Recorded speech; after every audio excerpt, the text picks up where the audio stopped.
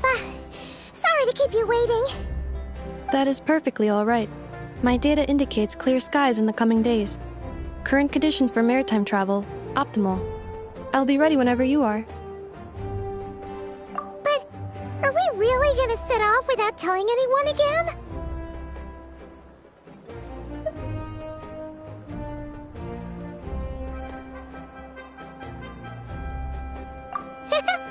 Funny you mention it. You'll never guess who Paimon saw on the way over.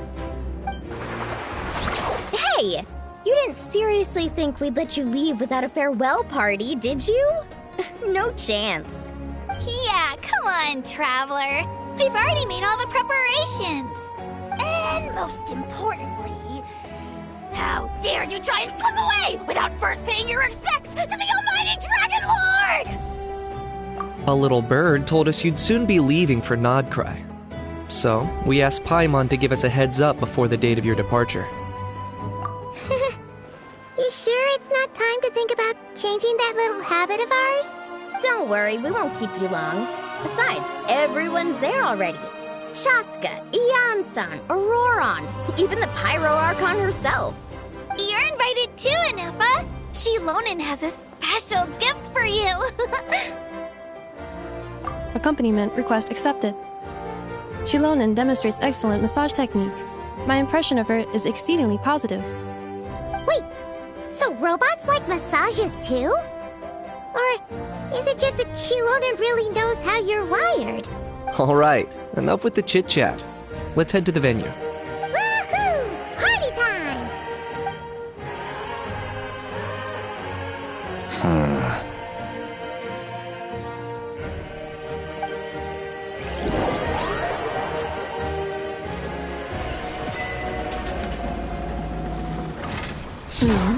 Spit it out, then. They've set off. Just as my calculations projected. About time I met this variable in person.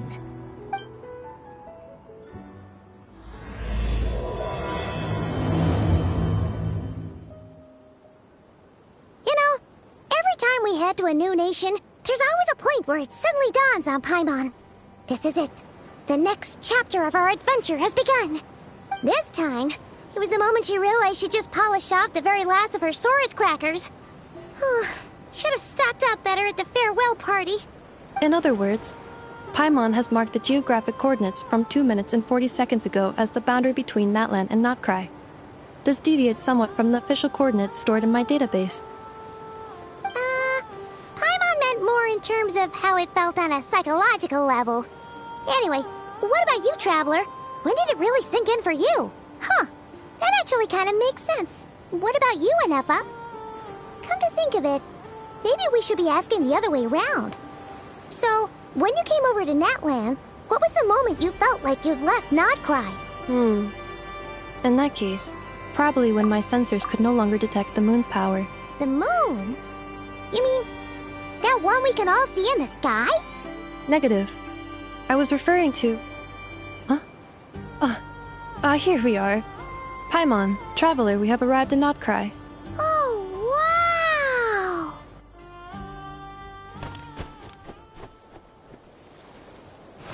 Paimon, Traveler, welcome to Notcry.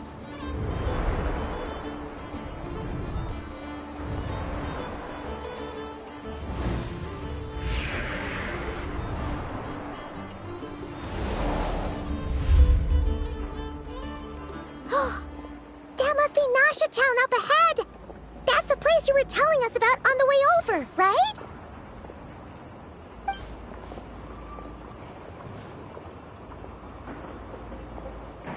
That is correct, Paimon. It is also the most bustling commercial hub in all of Notcry.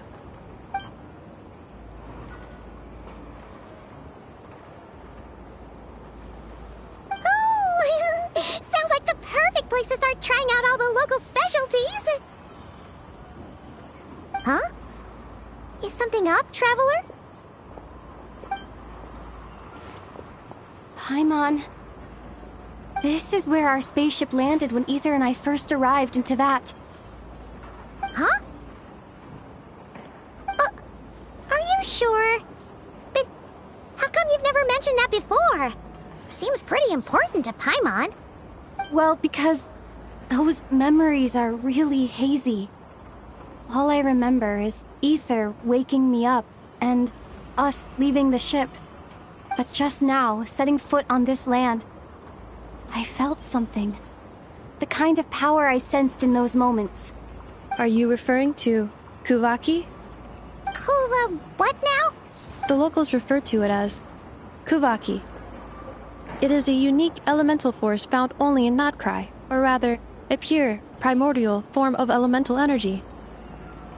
That is correct.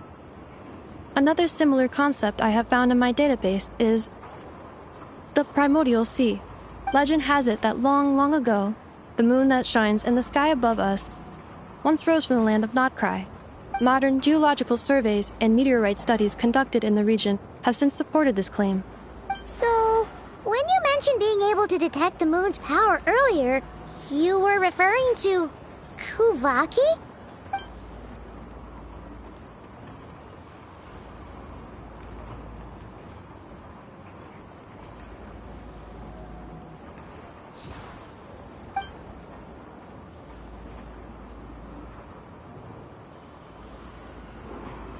Wait, Traveler, you're saying we might actually find your spaceship here? Do you still remember where it landed? Notcry is surrounded by the ocean. In other words, it could have been anywhere along its coastline. Negative. Description still lacks sufficient detail to pinpoint target location. Hey, it's okay if you can't remember everything right away. After all, it's been a really long time. Let's just do what we've always done and keep searching as we explore. Besides, what have you got to fear with your sidekick Paimon still here? I'd be more than happy to help you out as well. Our pleasure. Anyway, just knowing that your spaceship's here in Notcry surely counts as a big step forward, huh? Like we've crossed another boundary? Paimon couldn't have put it better herself. You sure are a quick learner, Inefa.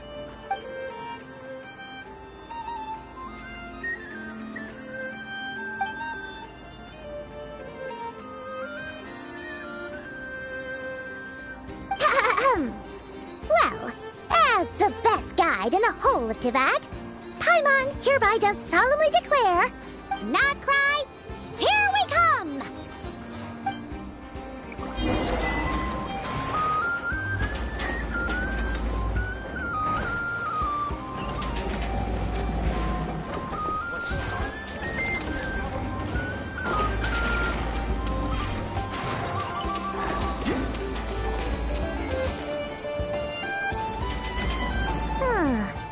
It just occurred to Paimon, if we were looking to put out a missing spaceship commission, or to learn more about Notcry, wouldn't it make sense to drop by the Adventurers Guild? The guild is located in Nasha Town. Simply follow this road and you'll reach it.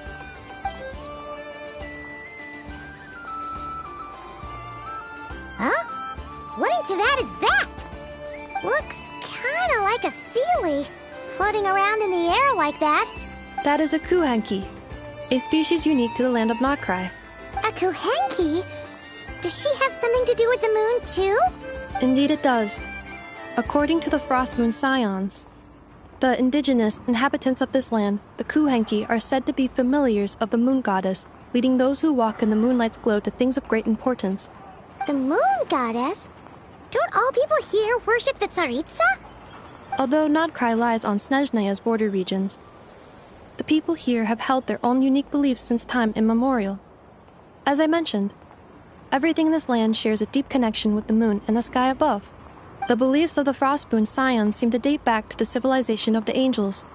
According to the documents in my database, even the 7 Archons did not exist at that time. Wow! So the origin of their beliefs goes back even further than the Archon War? Correct.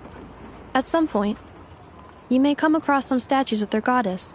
The Frostmoon Scions carved these as well. Hey! Looks like she's floating away! I suggest you follow her. The probability of an ordinary person encountering a Kuhenki lies in the single digits. Many here consider them heralds of good fortune.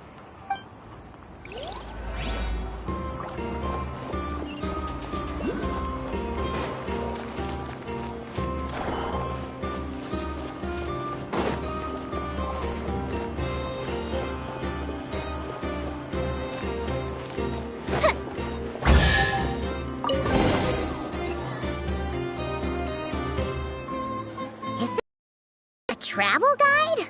Huh. It actually led us to something useful.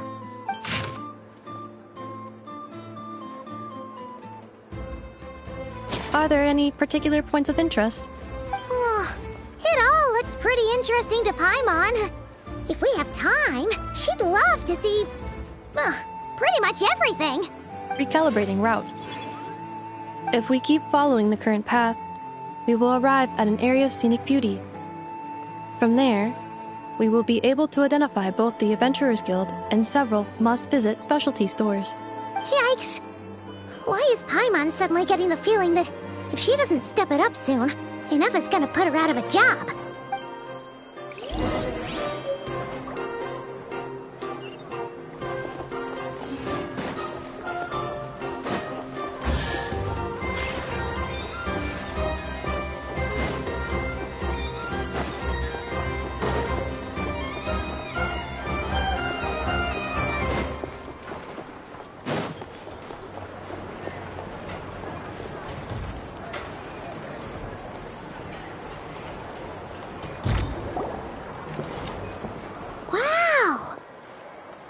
Town actually looks pretty big from here. Feels a bit different than Paimon imagined, though. Which aspects in particular deviated from your expectations? Well, Paimon keeps hearing people describe Nodcry as an adventurer's paradise. So she kind of thought it'd be a bit more... picture perfect somehow? According to legend, there was indeed an era of peace in Nodcry's past, the age of the Fae. Tales of those ancient heroes are still told today. One of the most well-known is that of the Lantern Fae. This individual performed many good deeds for Nodcry. The present-day Lightkeeper's nightly lantern patrols are, in part, a tribute to their memory. But then, one day... What happened? There came a devastating abyssal calamity that swept across Nodcry, and for a time it was left desolate. Heartbroken by what had become of the land they had so cherished, that Fae extinguished their light, just as the Abyss had extinguished all hope. Nowadays, the paradise people speak of is more of an aspiration, or an irony, perhaps. An irony? Today, no official authority governs Nodcry. In theory, at least, it is somewhere a person can do whatever they wish, and become whoever they want to be. The Adventurers Guild is just over there, in Nasha Town's Central Plaza, and the flagship tavern is over that way. Hey, what's that building over there? You know, the biggest, tallest one. That is Aino's Boom and Blast Kuvaki energy cannon. It gets activated when the wild hunt threat level outside Nasha Town reaches a certain threshold. But according to the scan I just ran, the energy cannon appears to be malfunctioning, likely due to a recent discharge. The Wild Hunt? Isn't that the abyssal calamity you mentioned that's specific to Nodcry? It is a phenomenon that has been occurring for several centuries now. Yet the time and location of wild hunt attacks are seemingly random. At first, it was more of an old wives' tale that adults used to scare children. If you don't start behaving, kid, some night, the wild hunt's gonna come for you. That weeping in the fog? Those are the cries of a young woman being dragged away. You're saying people actually hear things like that? I have not witnessed enough wild hunt attacks to give a statistically sound answer. But the oldest legends say that all people saw was the ghostly shadow of a woman in the mist. It wasn't until later that it became a full-blown calamity. Abyssal monsters and all. Oh, when you put it like that, Paimon's really gotta hand it to Aino. Not only did she repair you, but she's even built a giant cannon to keep the wild hunt at bay. Absolutely. Aino is very impressive indeed. Anyway, According to my schedule, it is time I took you over to the flagship. Oh, sure. After all, we shouldn't keep Varka waiting. Well, please show up at the bar this early. You're right about that.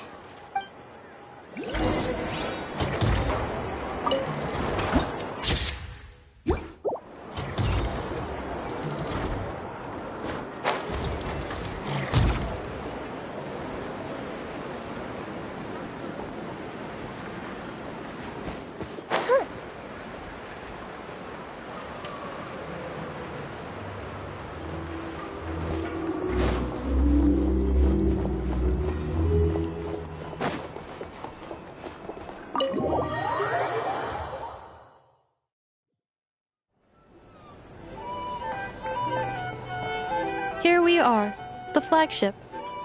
Varka told us to meet him here in his letter, right? Let's see. Varka? Varka! No matches, I identified. Huh. So he isn't here after all. Oh, guess we never did actually say we'd be arriving today. Hey, why don't we go ask the owner? If what they say is true, Varka's drinking prowess must have left quite the impression.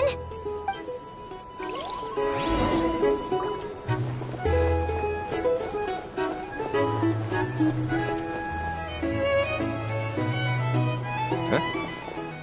Well, well. If it isn't the ineffable Ineffa. Hello there, Demyon. You know each other? Of course! Ineffa's a regular here at the flagship. So, robots are into booze too? Not at all. The energy conversion efficiency of alcoholic drinks is very low, and most of them are full of impurities.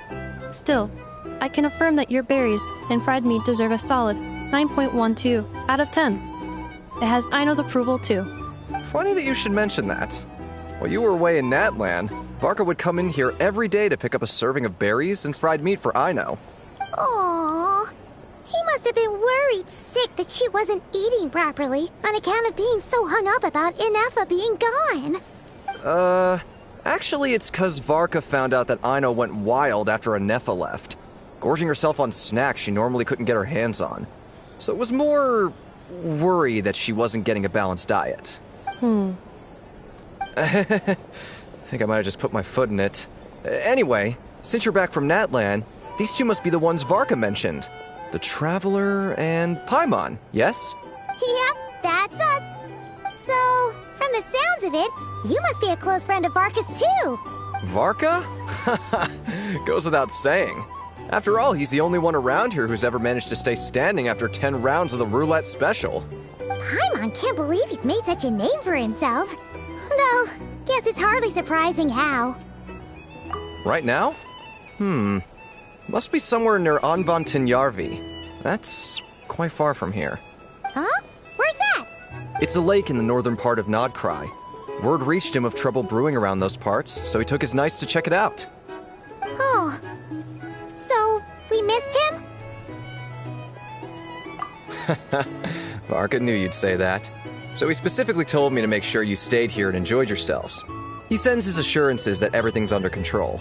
Well, if he's that confident, guess our only option is to accept. Anyway, it's not like there's any special cause for concern. He is the Grand Master, after all. Exactly.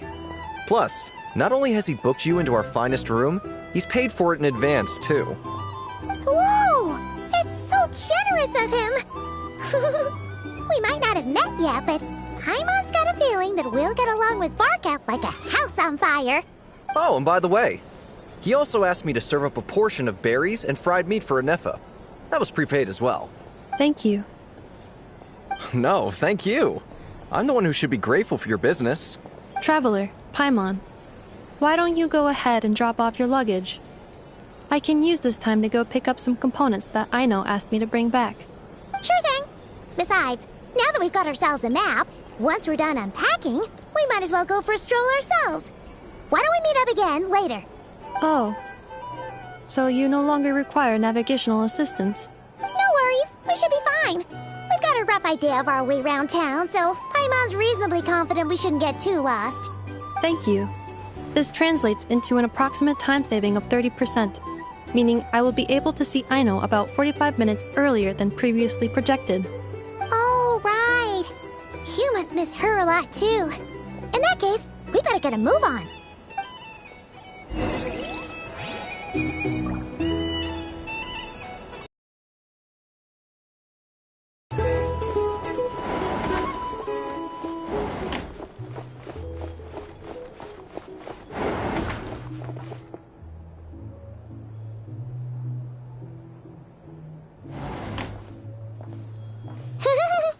Feels pretty nice having someone sort out our food and lodging for us, huh?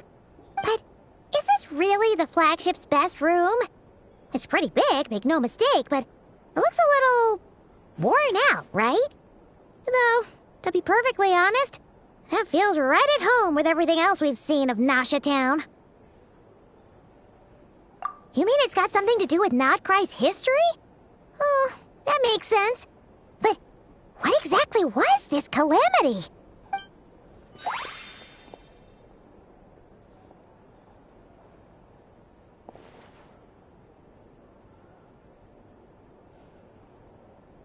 Oh, should we try the berries and fried meat too? Paimon's getting hungrier and hungrier every time someone mentions it. Oh, sorry about that. Paimon wasn't watching where she was going. Please, there's no need to apologize. If anything, I'm the one who should be sorry. Clearly, I shouldn't have gotten lost in my thoughts in the middle of a hallway. Wait a sec. Are you staying in the room next to ours? Ah, quite the perceptive one, I see. First things first, allow me to introduce myself. My name is Kirill Chudamirovich Flintz, but please, just call me Flintz. Whoa, that's an impressively long name for sure. Ah, is that so? Names like mine ought to have been fairly common in Snezhnaya, at least in the past. Would I be correct then to assume that the two of you are travelers in this land? Yep, you sure would be. Paimon is Paimon, and this is the Traveler. We've been to a bunch of nations already, but we only just arrived in Nodcry today. What a rare honor it is to meet such worldly travelers. Are you here for travel too? If only I had the time to spare. No, I'm just staying the night. Oh, so you're here for business? That's certainly one way to put it. I'm a Ratnik of Nodcry, normally stationed near the burial grounds to the north. My sole cause for being here today was to repair this lantern of mine.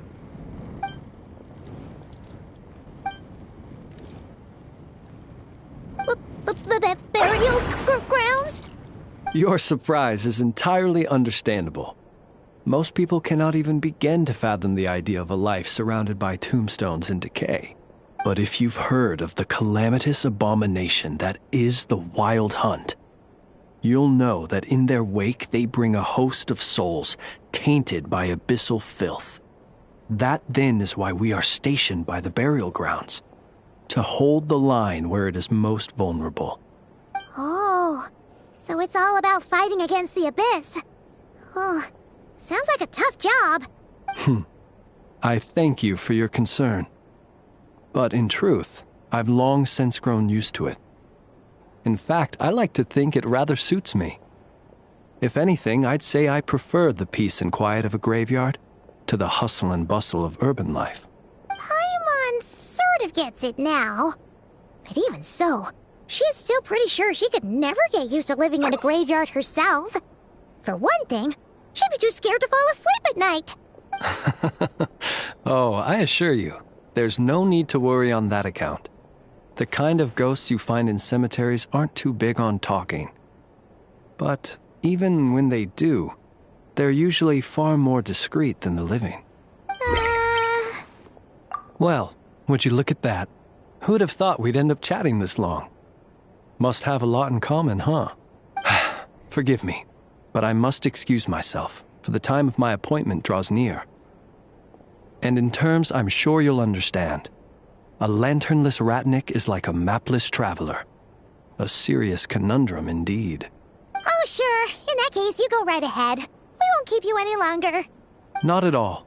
Should the opportunity present itself, I'd gladly continue our conversation another time. You're always welcome to come visit my grave. The grave I stand watch over. Your visit would bring much-needed light to that place of final rest. Right. Well, if we get the chance. Then allow me to wish you a traditional Ratnik's farewell. See you by the graveside. Ugh. Jeez. What a weirdo. Not to badmouth him at all. In fact, he seemed pretty cultured, but at the same time, kinda spooky? Must be all that time he spent around graveyards. His lantern? No, not really. You mean, 'cause it was broken? Huh. Guess you've always had a nose for stuff like this. If you're worried, you can always ask him the next time we cross paths. Hey, don't you start spouting all that weird stuff too.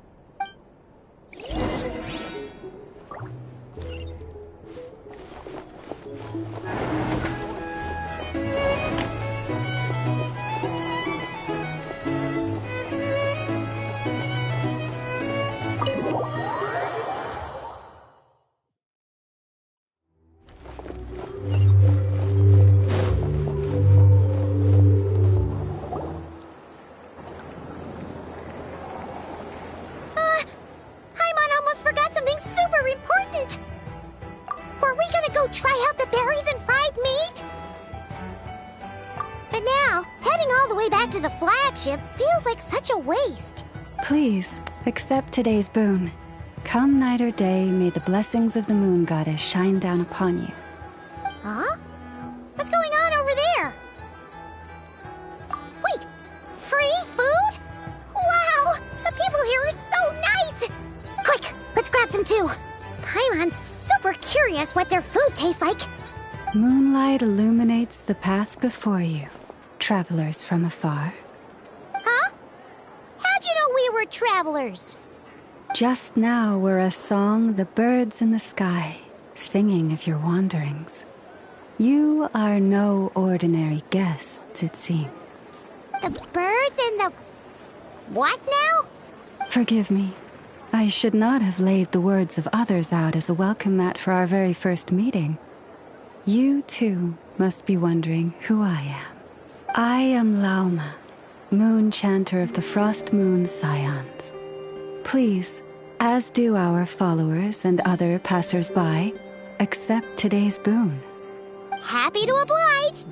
Paimon's name is Paimon, and this here is the traveler. Thanks so much for sharing your yummy food with us. We'll take one each. Think nothing of it. These fruits were the finest we found, delicacies gathered in the wake of the morning dew. It is my hope that partaking of them may lift your spirits to heights anew. The finest you found? Wow! That sure is kind of you, but wouldn't you want to keep those for yourselves? The first fruit of the harvest must be placed upon the moonlight altar, not as an offering to the gods, but as a spark for lost hunters. For it is the blade of the starving that darkness most easily corrupts. As perhaps you have already heard, we Frost Moon Scions revere and worship the moon goddess. We believe that together, virtue and compassion are the shining light that will lead us all out of the long, dark night.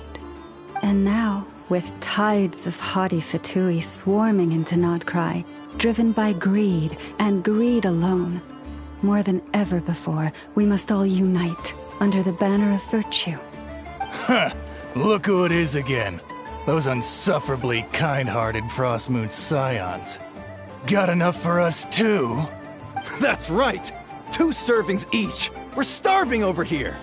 Fatui! After what you've been doing to our sacred statues, how dare you even show your faces? Wilhelmina, bestow today's boon upon our guests. You hear that?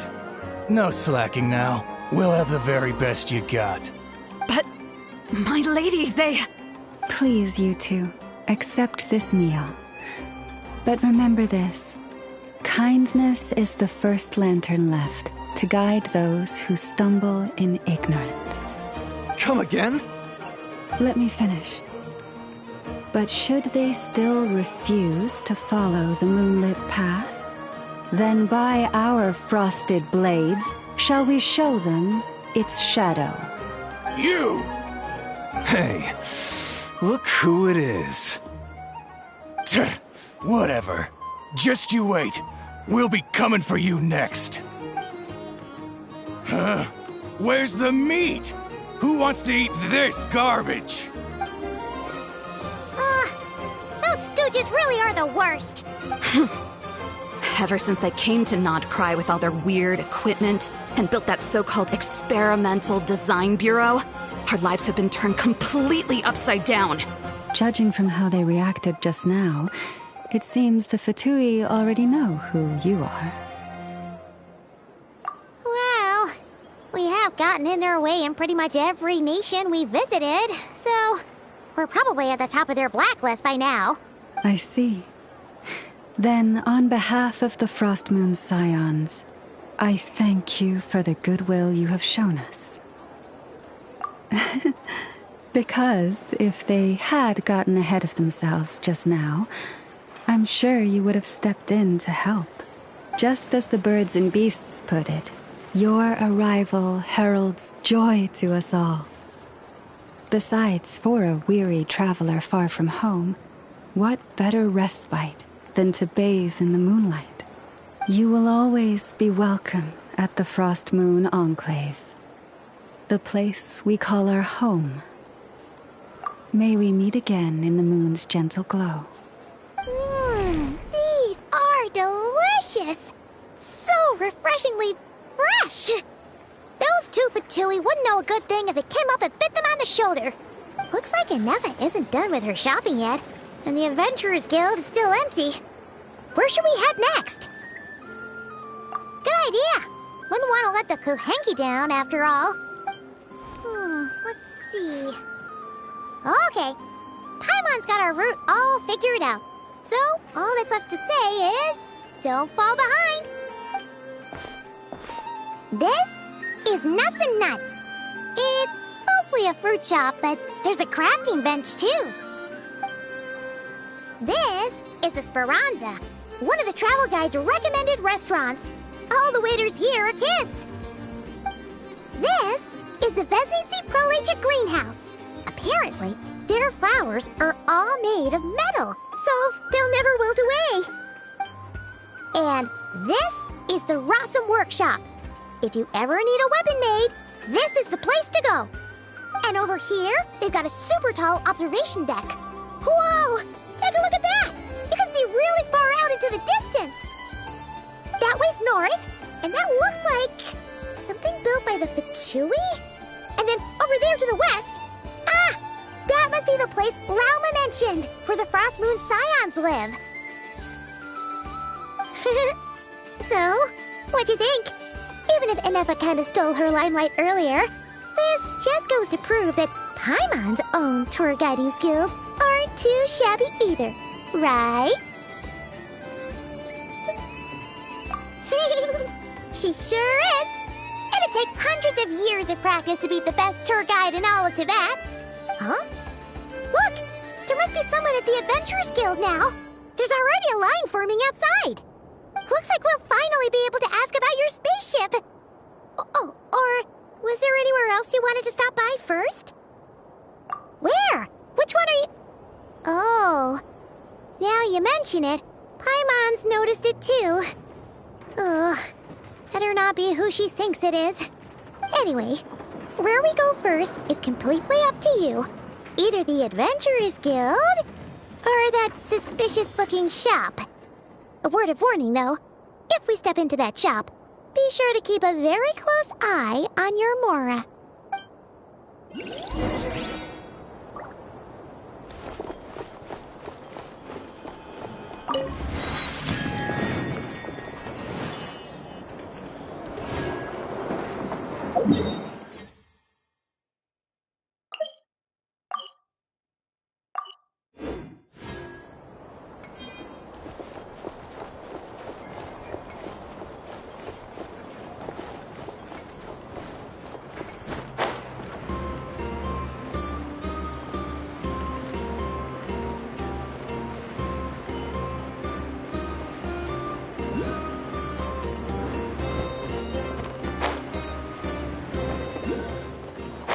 away!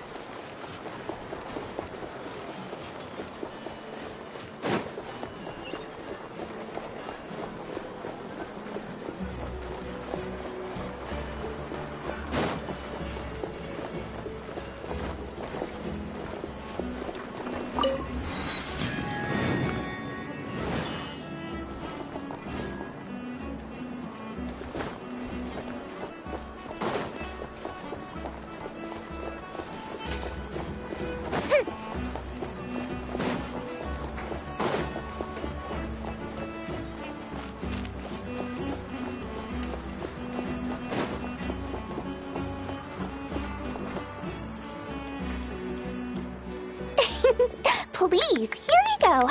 And if you ever need anything else, don't forget to make the great Lord Sangama Bay your first port of call. Oh dear. So it is the real deal. Of course it's the real deal. Everything you'll find here is 110% real, meaning every one of my deals is as real as a deal can... Wait a minute. Well, if it isn't my two most valued clients! And with no small thanks to your munificent patronage. Come. How could you just sneak into Not Cry like this without telling your dear Lord Sangama Bay?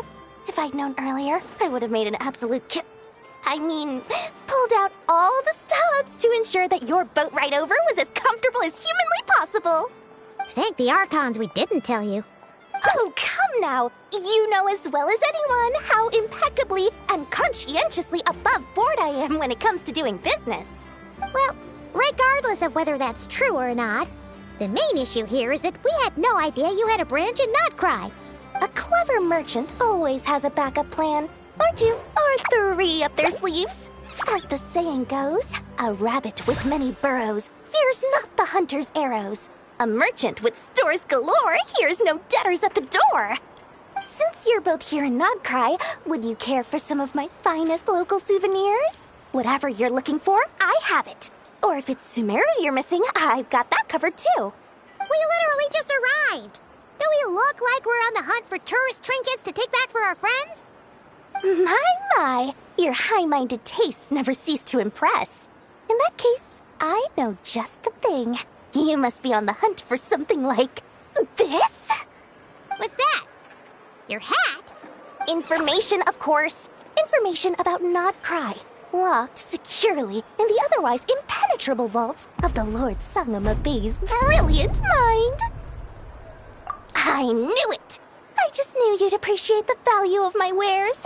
On the back of all our pleasant dealings in the past, I'll even take a hit by throwing in some insider info for free. Wow. You sure are feeling uncharacteristically generous today. What do you mean by uncharacteristically? I am the most generous person forget it. Anyway, the long and the short of it is this. The moment I set up shop in Not Cry, it struck me how many different factions there were, all competing against each other for power and influence. Well, as they say, there's no time for business like a crisis. Things got even more turbulent after the Fatui pulled down 2 ancient moon's remnants. People began to catch a whiff of the coming chaos. And the more troubled the waters, the greater the potential profit. Not at all sorry to interrupt, but we're not here for Mora. Oh, really? But surely it was the tales of an adventurer's paradise that brought you here. The chance to take your very own slice of all the latest and greatest business opportunities? In that case, what would you like to know about? The Frost Moon Scions? You mean the people who believe in the Moon Goddess? They're not a bad bunch. It's just, well, they have such simple tastes. No luxuries, no indulgences, no nothing. Trying to earn a little more from that lot is like trying to squeeze blood from a stone. Still, things between them and the Fatui have gotten pretty tense. It's only a matter of time before the powder keg goes boom. And when that happens, that's when business will start to boom too. Oh, they're an organization set up to keep the locals safe. Apparently, they have a long and glorious history, and they're made up entirely of volunteers. But seriously, a volunteer organization in Nodcry? This place is hardly a magnet for noble hearts. No pay, all work? That's not a business model, and it's certainly not for me. Everyone knows they're here for the Ancient Moon's remnants, but no one's sure why they pulled them down in Nodcry of all places. Anyway, they've been acting mysterious enough, but if you ask me, that Kuvaki Experimental Design Bureau of theirs up north hides secrets wilder still. That bunch of booze-loving monstators? Ugh, don't even get me started. As fellow Outlanders, I thought they'd be easy pickings, but somehow, every single one of our business negotiations wound up at the flagship. I've done plenty of deals with heavy drinkers before, but those guys? I never once made it to the contract signing before blacking out. I'm getting flashbacks of the hangovers just thinking about it.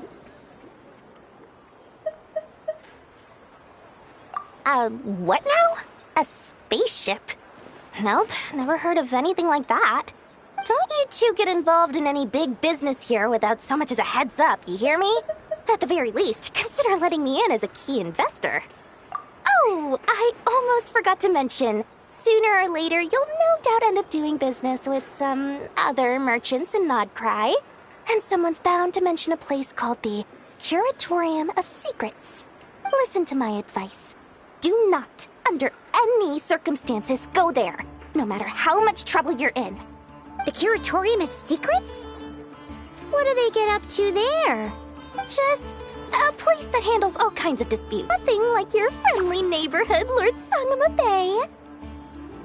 You're not just saying that to stop your competition from undercutting you, right? When did that little pipsqueak get so sharp? And after I gave them all that info for free just to win them over. What do you mean? Of course not. I'm only thinking about your wallets. I mean, on behalf of your wallets. You're really not convincing anyone, you know. All right. Business is a cutthroat business. I won't argue with that. But I'm not lying about that boss lady. Not only did she make it into my top 3 people not to mess with in Nodcry, she's also in my top 3 people most eager to trade in favors. Seriously? It feels like you're just bad-mouthing your rival now. Fine. If you don't believe me, go see for yourselves. We might both be from Sumeru, but compared to hers, my conscience is so large, why, you could fill 3 whole palaces of Alcazar's array. But when you realize what I'm saying is true, don't say that good old Lord Sangama Bay didn't warn you.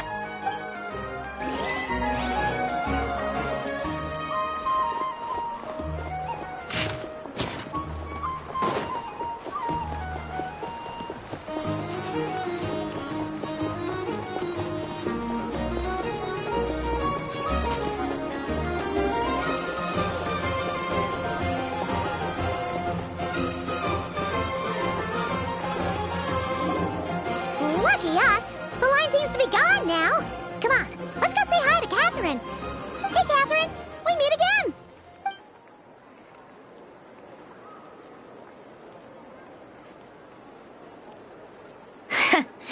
How ridiculous.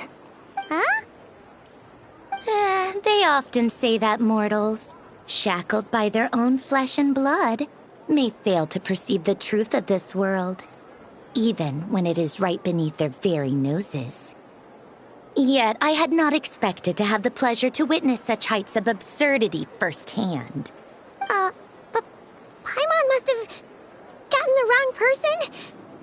At second glance, you do seem a bit younger than Catherine, and you certainly sound a lot less friendly. A creator might forgive ignorance, but being mistaken for one of my own creations is beyond all pardon. Look very closely, for standing before you is none other than Marionette, 7th of the Fatui Harbingers. A Harbinger? Harbinger?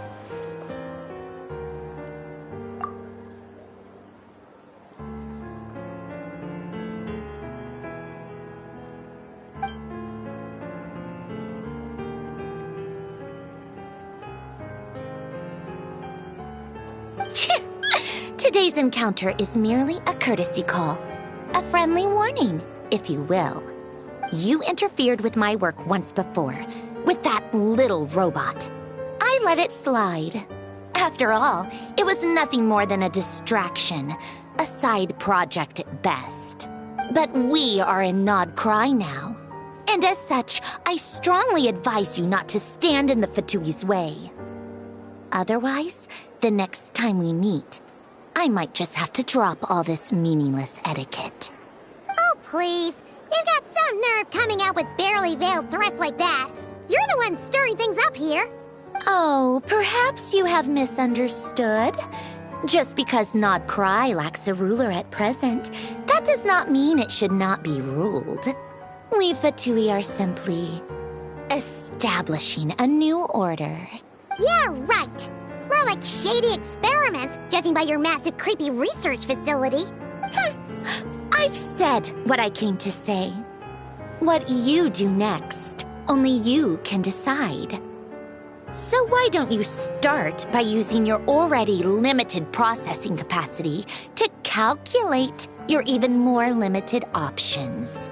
And, being the refined young lady that I am, I shall indulge you just this once. Ad Astra Abasask. Welcome to Nod Cry, Dominion of the Fatui.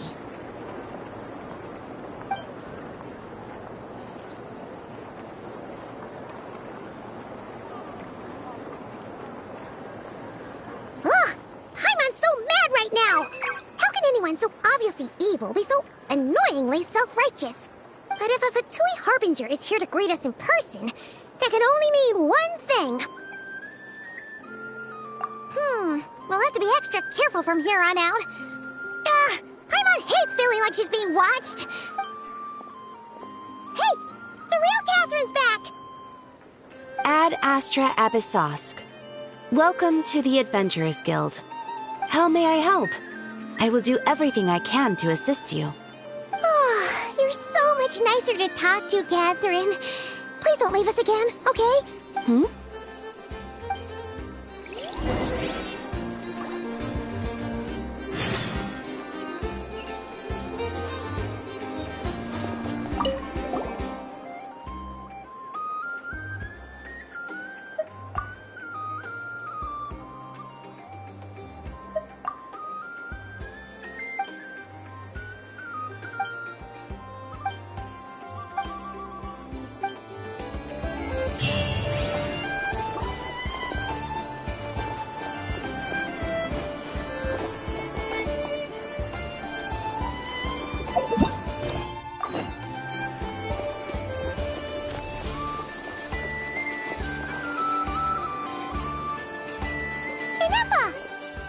Hello.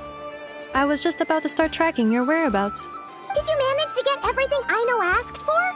I did. What about you?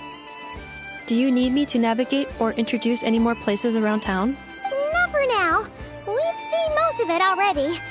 We probably need some time to process everything we've learned, though. Any progress with the spaceship? No. Catherine came back just now, so we asked her, but even she hasn't heard a thing. One possible explanation is the vast stretch of time that has elapsed. Additionally, given the limited resources available in Nod Cry, it is entirely plausible that the wreck was scrapped for parts, or even mistaken for a pile of broken machinery. Aww. Understood. In that case, why don't we go ask Aino together? After all, she was the one who salvaged me. Ancient dragon technology and all. If there really are any unusual parts floating around Nod Cry, there's a high chance they've passed through her hands at some point or another. Good point! And since you keep mentioning her, we're curious to meet this whiz-kid mechanic too! Understood. Then I'll handle navigation as before. ETA at the Clink Clank Krumkake craft shop. 34 minutes ahead of schedule.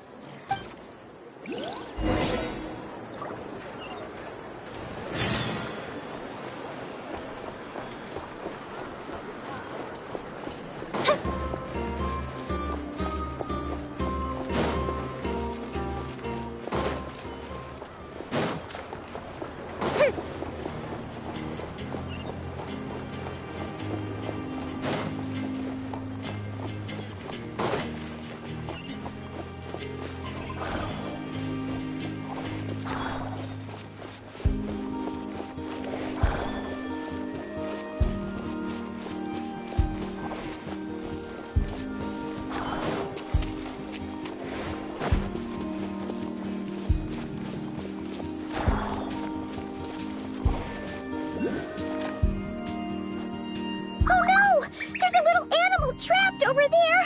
Let's go help it out. Huh? That's weird. Why isn't it responding? The tides of Kuvaki affect everything in Nodcry. So much so that many creatures have evolved a kind of dependency upon it, growing stronger or weaker as it waxes and wanes. This little animal must have been caught here unprepared. So you're saying we need to use Kuvaki? I'm gonna leave it to you guys then. Don't be scared. We'll get you out of there soon.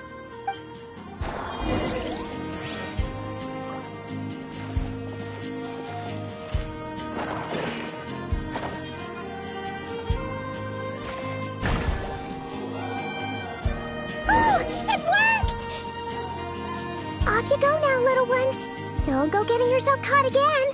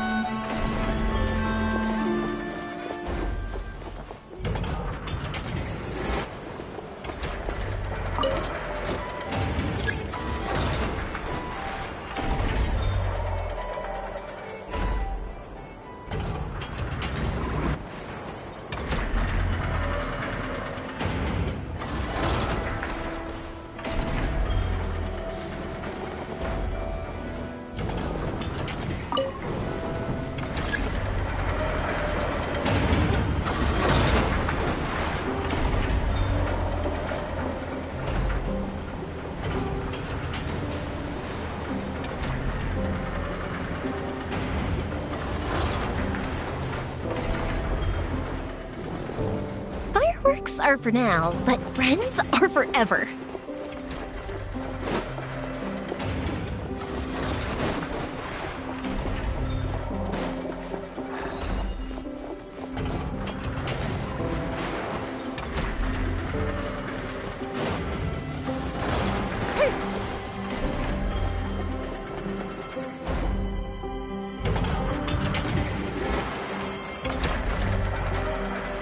Here we are. The place Aino and I call home. Whoa!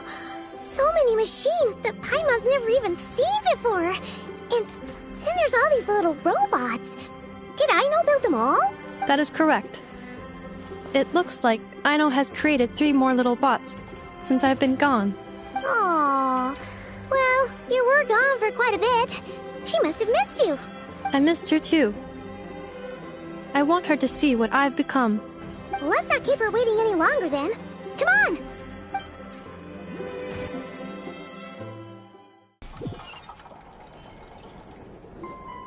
Aino, I'm back.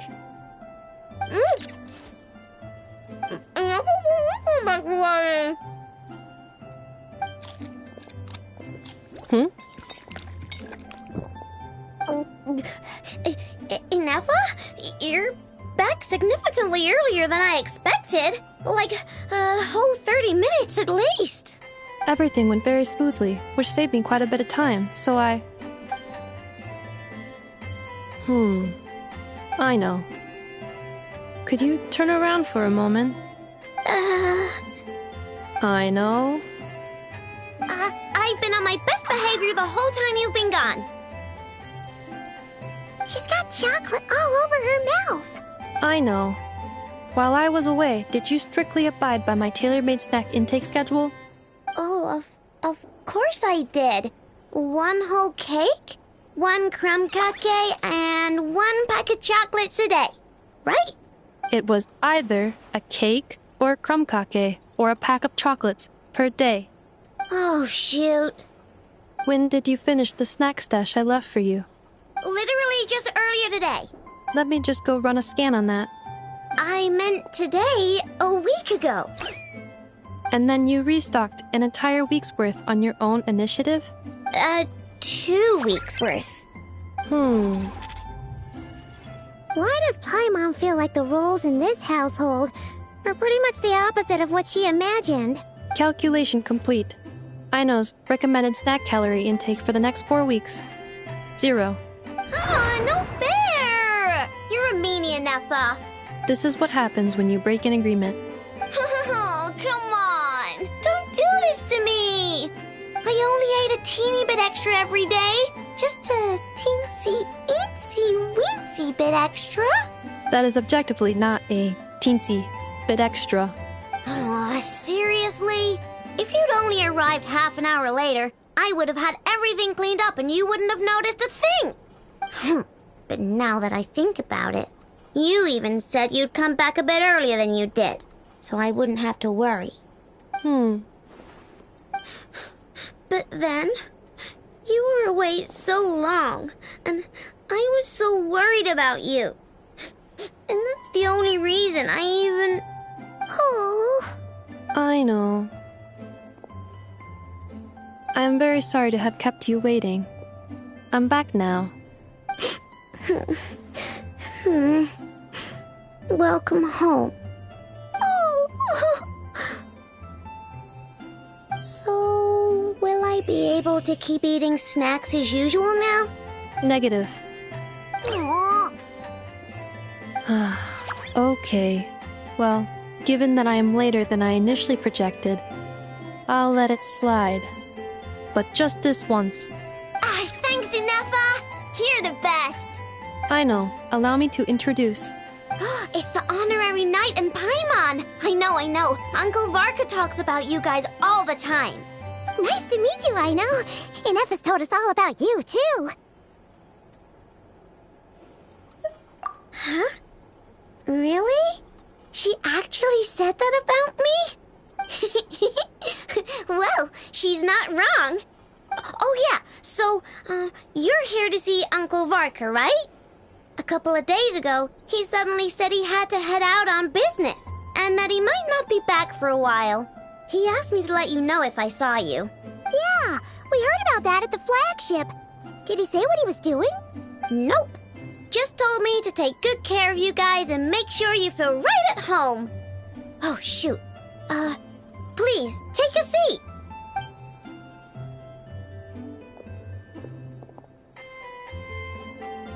Do either of you need my help with anything? Anything at all?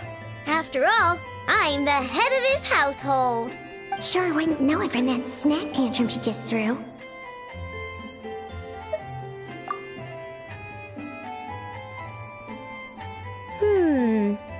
A spaceship, huh? From outside to that? Exactly. So, ring any bells? No. Oh. You sure? Nope means nope. Never seen the slightest trace of it. More specifically, by nope, I mean, I've never seen a single piece of tech in all of Notcry that might have come from out of this world. Not in any new machines or in any old ones either. Huh. What Aino means is that your spaceship almost certainly has not been disassembled nor repurposed as parts for other machines. Oh, so that's what she was getting at. Yep. I've taken apart pretty much all the fun stuff in this city at one point or another, but I don't recall ever seeing any components that were anywhere near that special. So, either your spaceship crashed somewhere it's never been found, or someone did find it and then hid it really, really well. But who would even do something like that? Beats me. Maybe someone who thought they could stash it away for a rainy day. Just like how I sometimes hide snacks in the...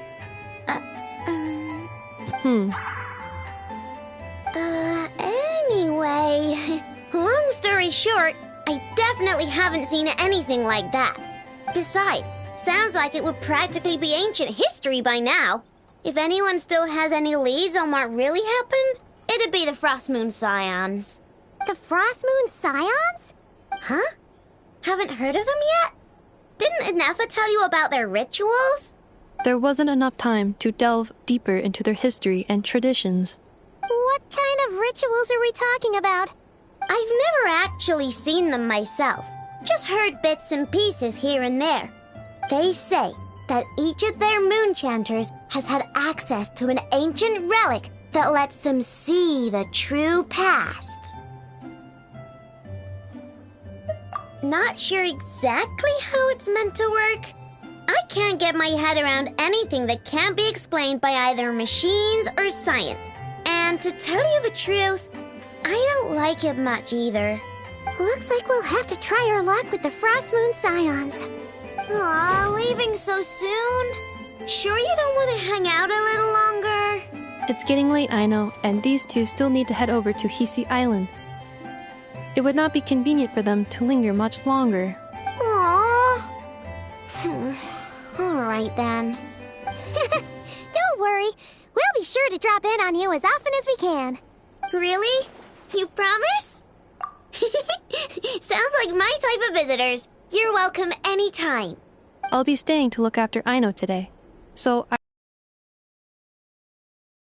We'll find our way just fine. I'm glad to hear that. Also, I must admit, I have very much missed the charging bed that Aino made for me. Oh, are you here to play with me? My name's Aino, and I'm an inventor. Me and Inefa live together. I could probably eat all the cakes and cookies in the world because I love them so much.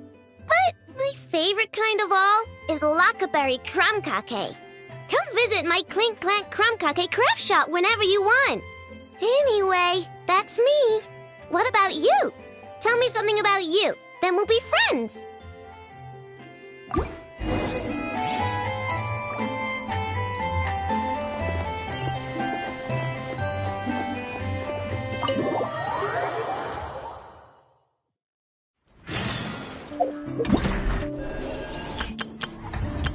Aino? Present!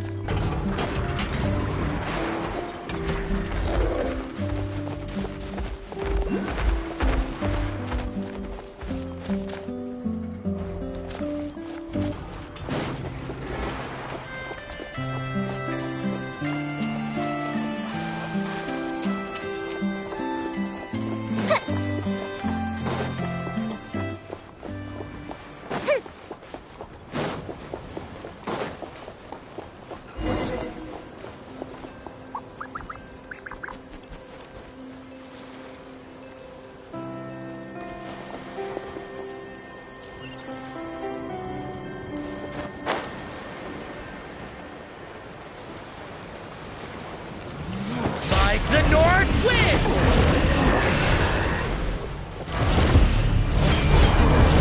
The fuse is lit!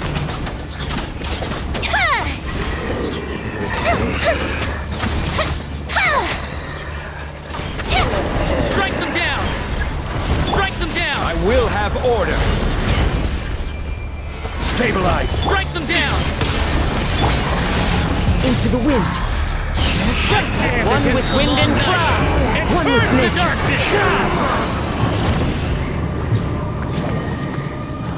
Time for a light show!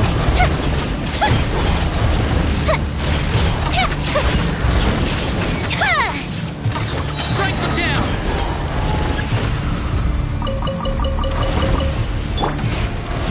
Shine down! Into the wind! I stand against the long night and burn the darkness! There is no escape! Inazuma shines eternal! Strike them down!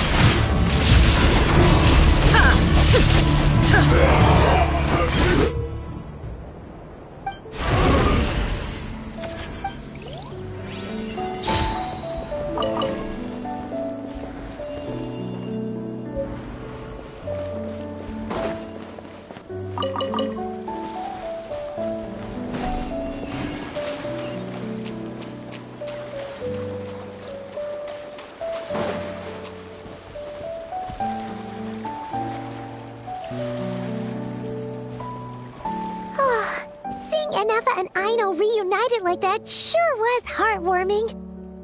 Mm-hmm. We should definitely hang out with them more in the future.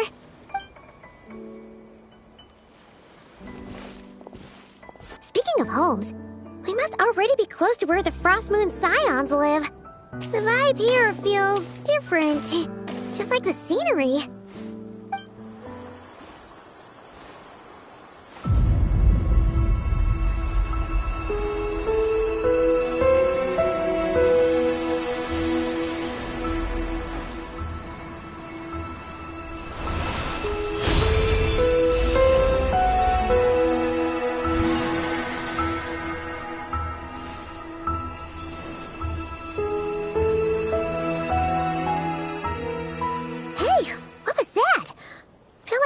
Sort of breeze blew by, and then the petals suddenly turned into...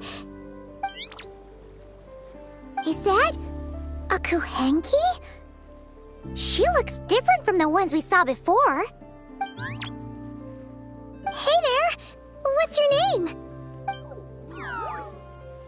Huh. Doesn't seem able to speak. No idea what she wants. Unless you want to stop, maybe we should just keep moving?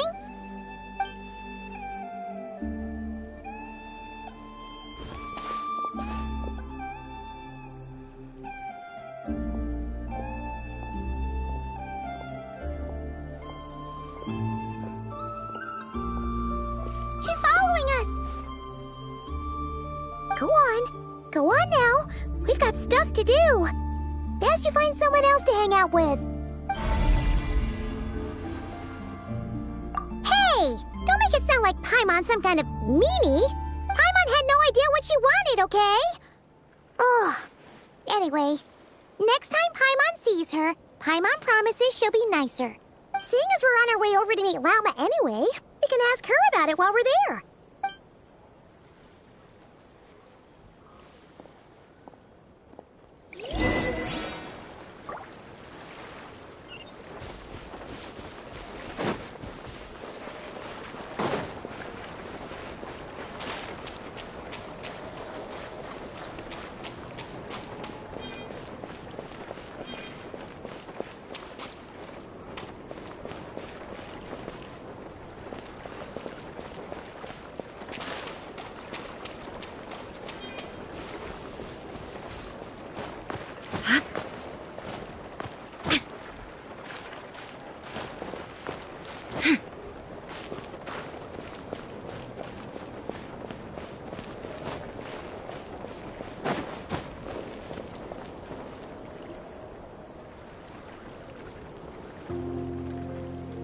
Huh?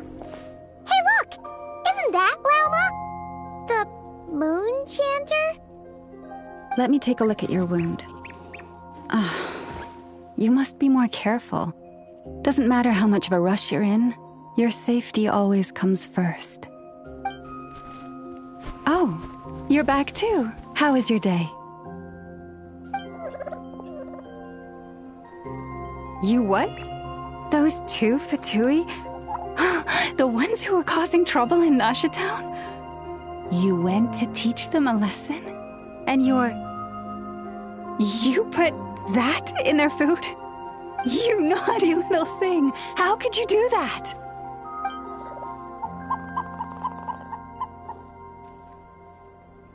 They didn't notice. That's not the point. You mustn't do that again, okay? Next time, at the very least, bring a few of your friends along too. You'll be an easy target if it's just you on your own. Hey, Lauma! Still remember us? Oh, it's It's the Traveler and Paimon, isn't it? Welcome to Hisi Island. Not at all.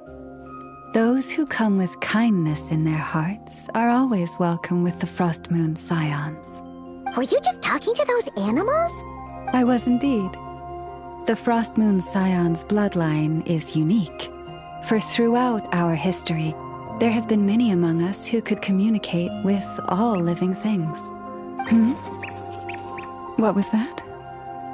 Oh, is that so? She says she was trapped in a plant earlier, and that you were the ones who rescued her. She wants me to thank you on her behalf. Oh, it was nothing. Barely lifted a finger. If you both are free, why don't you join us at the Frost Moon Enclave for dinner? Consider it a small token of thanks for your kindness. We'd love to! And actually, we had something we wanted to ask you anyway.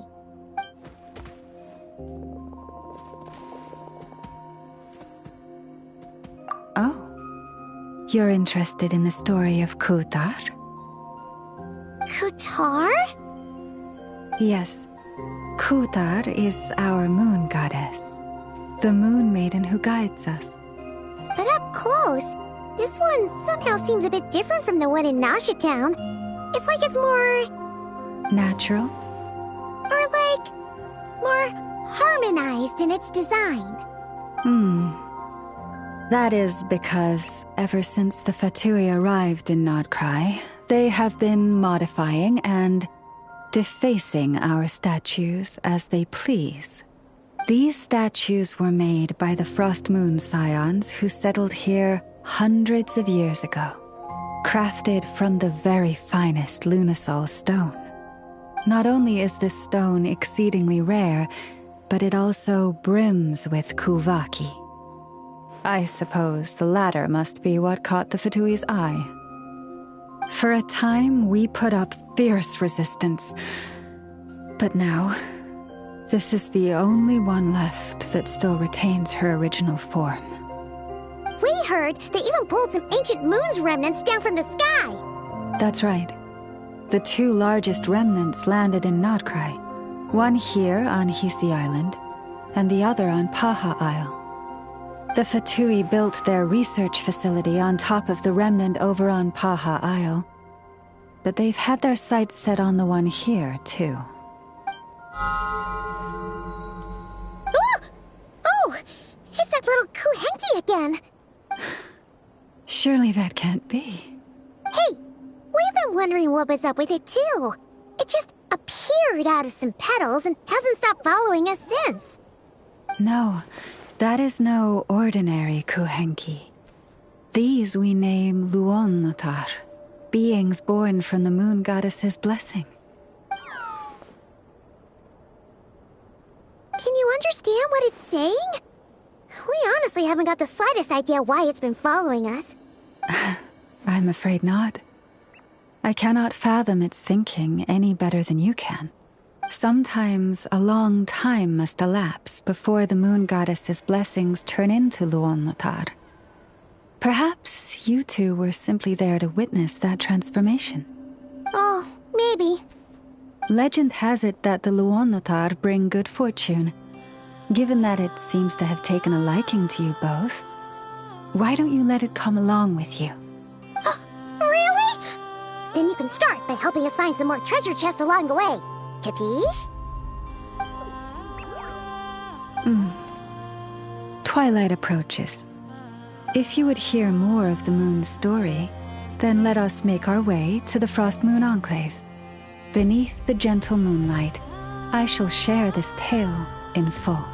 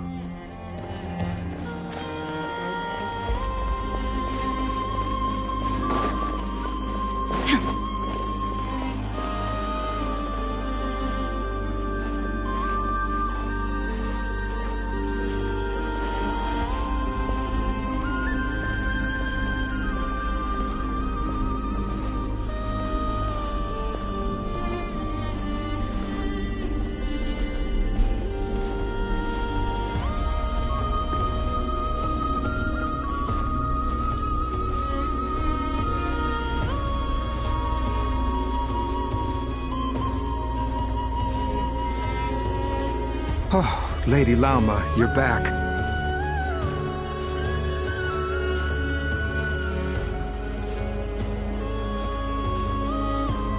Come day or night, may the blessings of the moon goddess shine down upon you.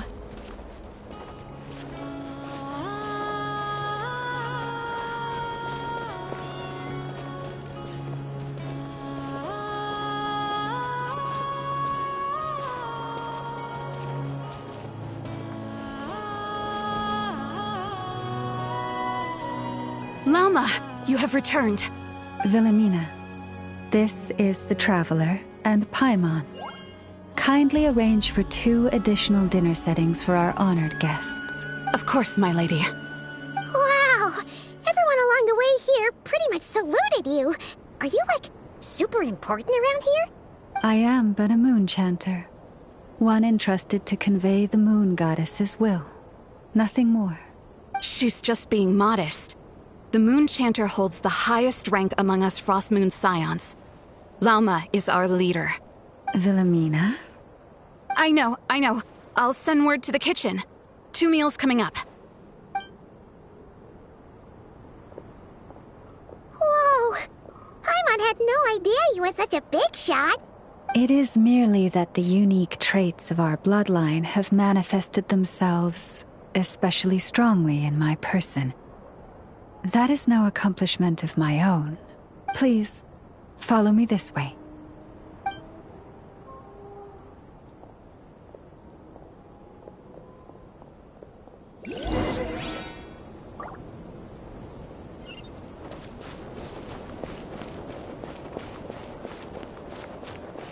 Prices like these are just outrageous.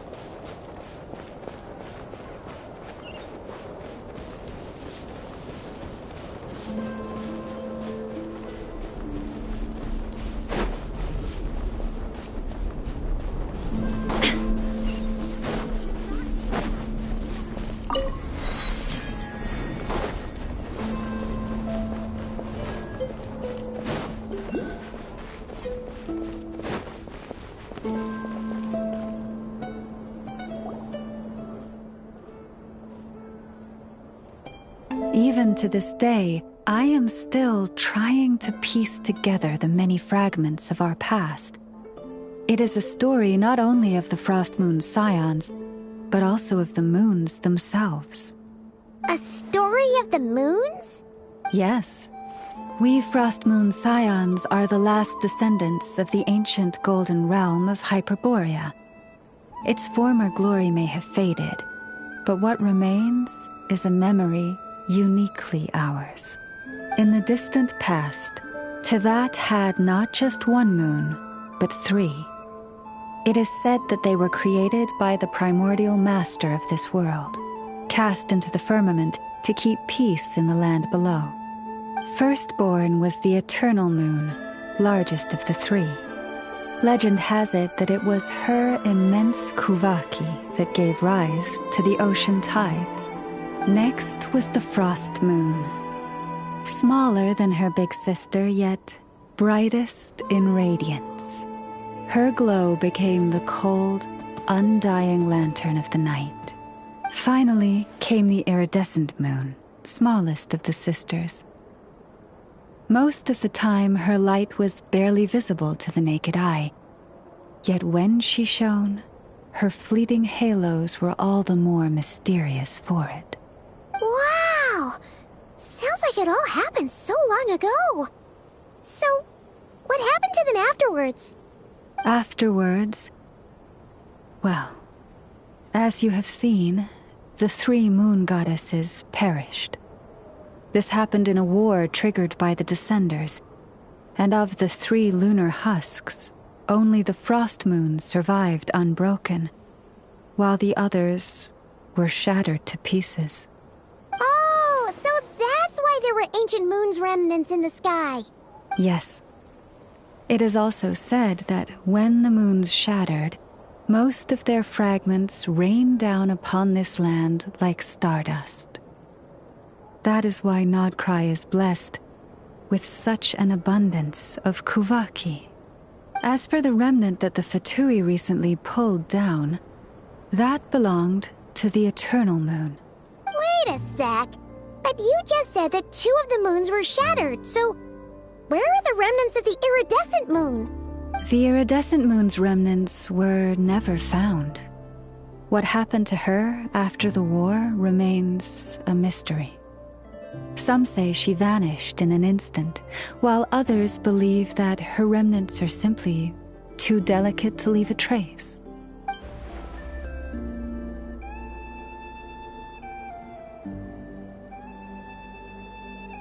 Yet, though the era of the 3 moons has long since faded into legend, successive generations of Frost Moon Scions have always passed down a prophecy that one day the moon goddess would return.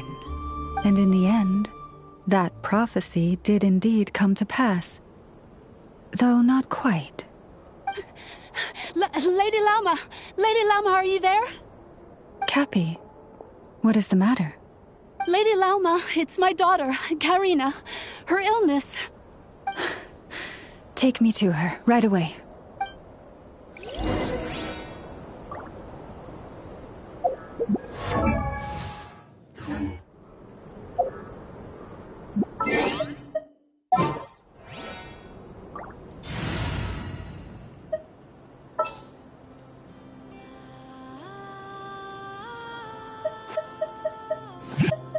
This world is full of...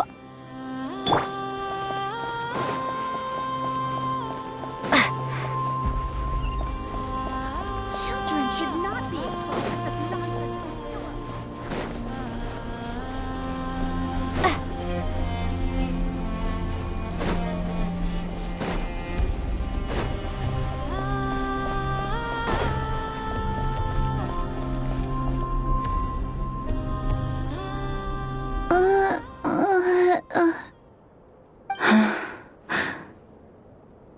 Her sensitivity to Kuvaki is flaring up again.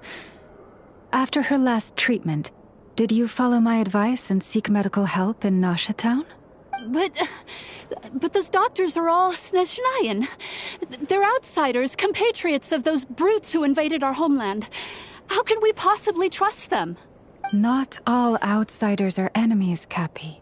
They've been treating this condition for generations. They have the experience we lack.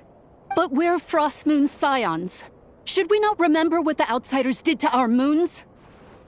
Surely the Lady Kutar will reward our devotion. But Cappy, Kutar is long... This isn't the time for a debate. O lost child, snow-swept and buffeted by the howling winds of the frigid night, let not the silver flame within you fade. By the frost moon's grace, I shall warm you, curled up as a fledgling in frozen soil.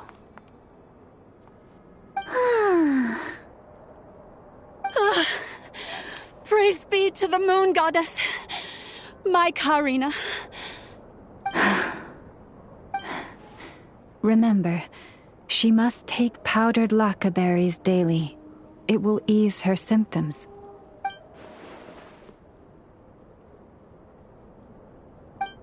Lama? Philomena, what is it? Dinner is ready. I see. Cappy, let her rest here for the night. I'll have someone bring her a blanket. All right. Thank you so much, Lady Lauma.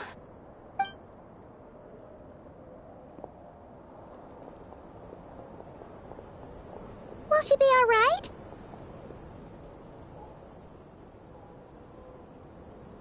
Yeah. If there's anything at all we can do, please don't hesitate to ask.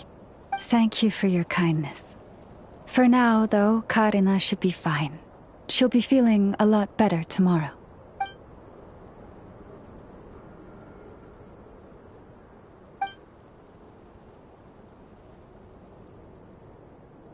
Please, do not be worried. Come, let us head to dinner. I believe you still have some questions for me.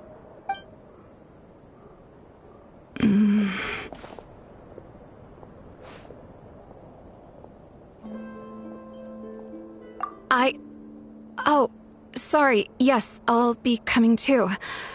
I was just thinking about something. Oh? Lauma makes such an unshakable moon chanter. Calm, capable, someone we can count on. Deep down, though, I know she's been quietly carrying the burden for the rest of us. Traveler, Paimon, believe me when I say that as a fellow Frostmoon Scion, I do worry about Lauma. It's just that sometimes it's hard to say it to her face. Could I ask you to look out for her? I can tell she really trusts you.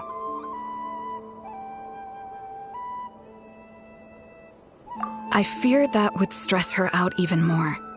Sometimes I really admire her strength, but at the same time, I can't help feeling powerless myself. Prices like these are just outrageous.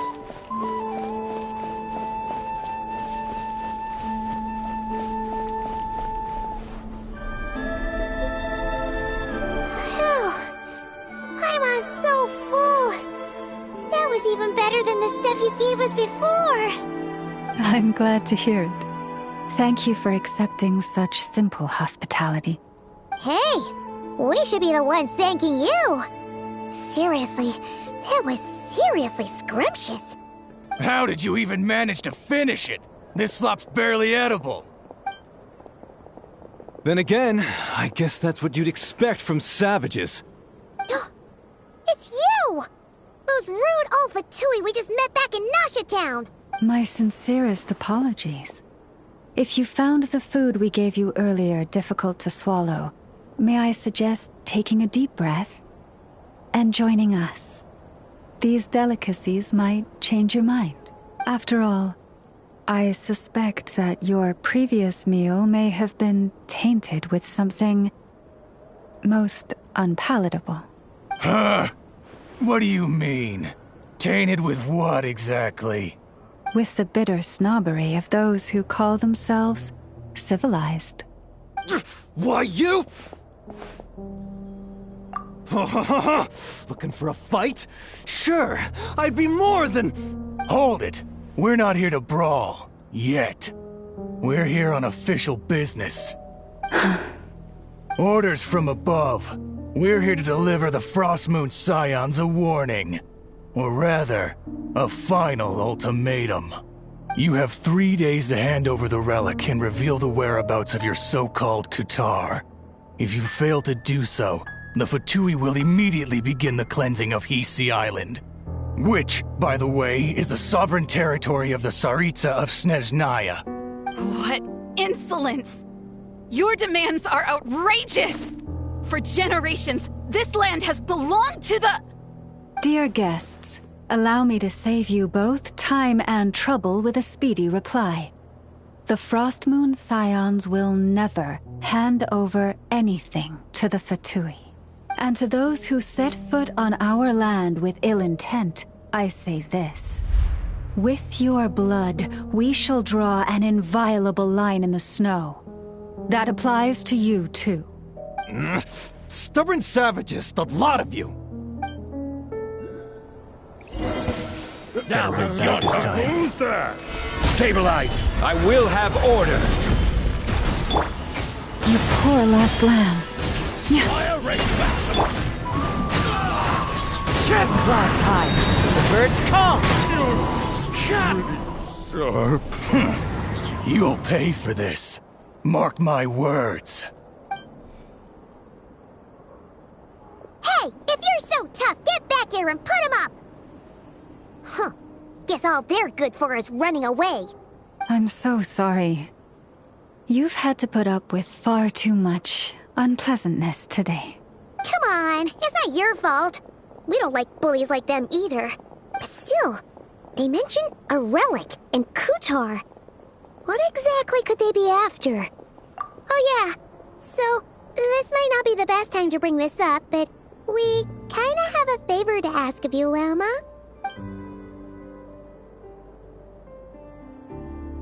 I see. So your questions concern the sacred relic too? Please, do not hesitate to speak your mind. Unlike those insolent intruders, you walk in the moonlight with open hearts.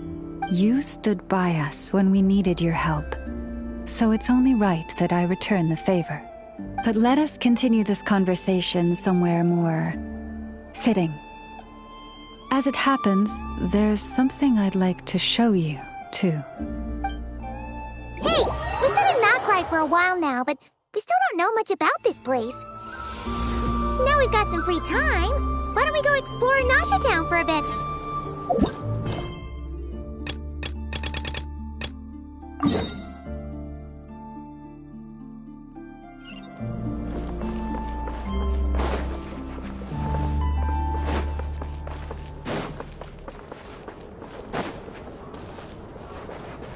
Whoa! Now that's one huge statue. This is the statue of our goddess, the Moon Maiden Kutar.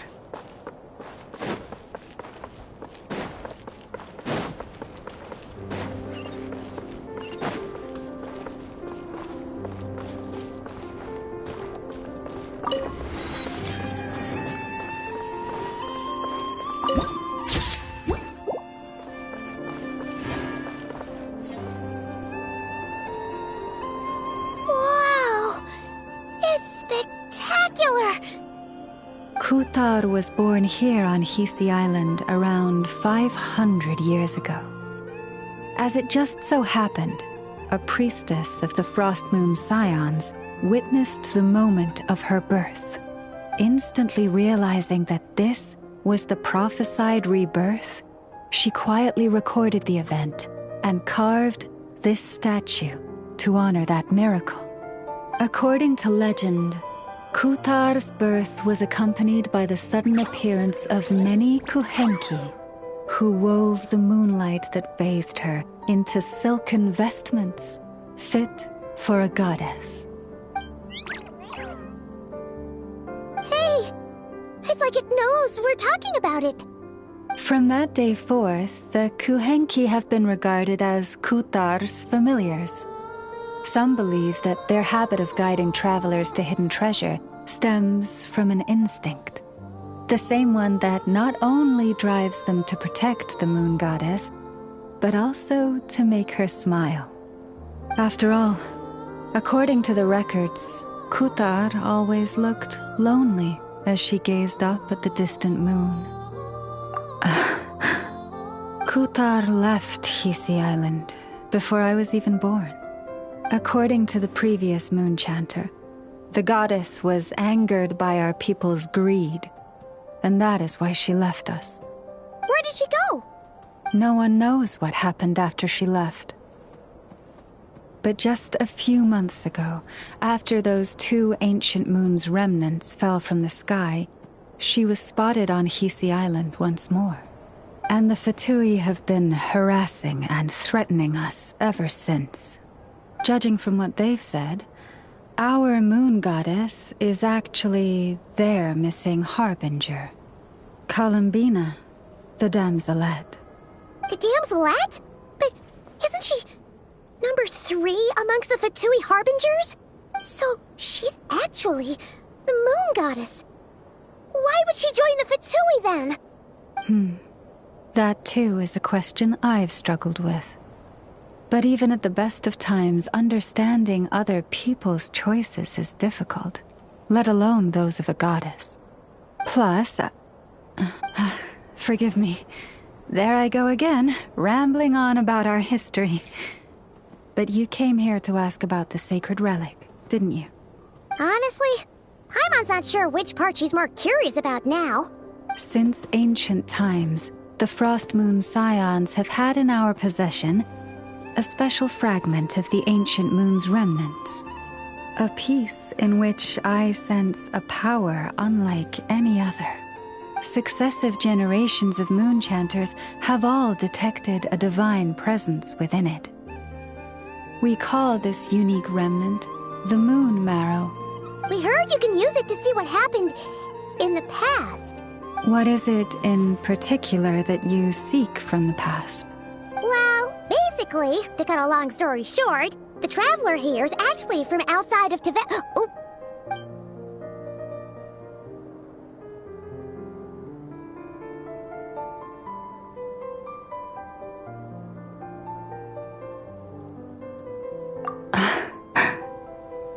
Thank you. Your honesty is a sign of your trust, both in me and the Frost Moon Scions. Unfortunately, though, I won't be able to use the moon marrow to shed light on your past just yet. Our people revere the moon marrow as a sacred relic. I'm only permitted to retrieve it from the secret chamber in which it is hidden once a year, on Moon Prayer Night. Oh, really? So, when's the next Moon Prayer Night? Judging from the tides this evening, a little less than 2 months. Huh? Does that mean the date changes every year? The ceremony is held on the night when the moon is closest to Tevat. This is also when Nodcry's Kuvaki reaches its peak. Only then can the seal on the secret chamber be lifted. Oh, guess we've got no choice but to wait. I am truly sorry that I cannot help you sooner. But, as the Moon Chanter, I swear that I will do everything I can to help you find the answers you seek. Think nothing of it. After all you've done for us, you deserve nothing less. Who'd have thought today was only our first day in Nodcry? Feels like so much has happened already. If I may be so bold, what does family mean to you?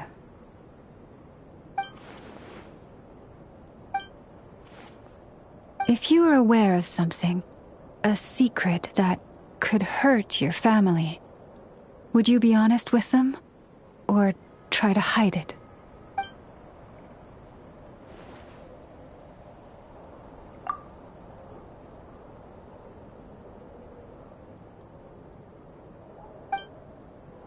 Oh, I'm so sorry.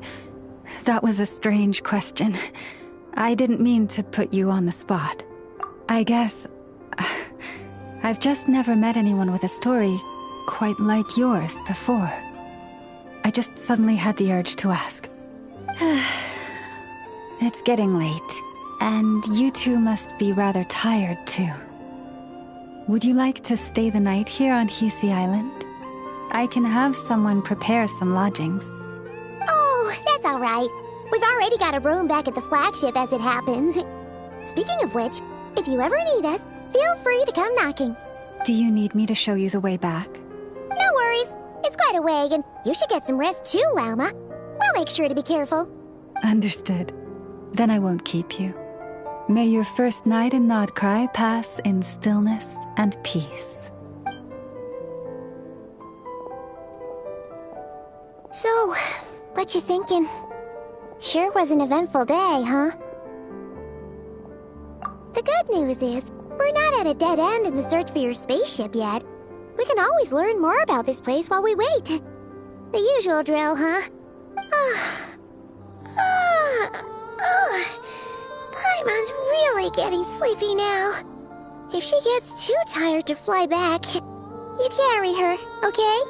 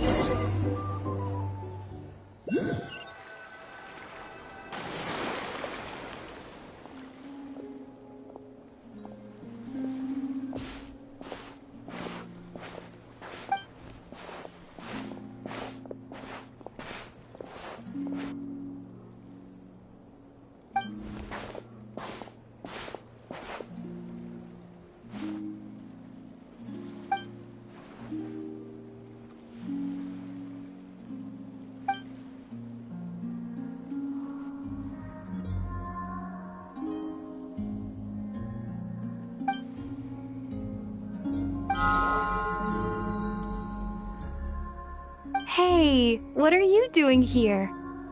Oh, these flowers. I remember. When you first appeared, there were flowers like this all around you.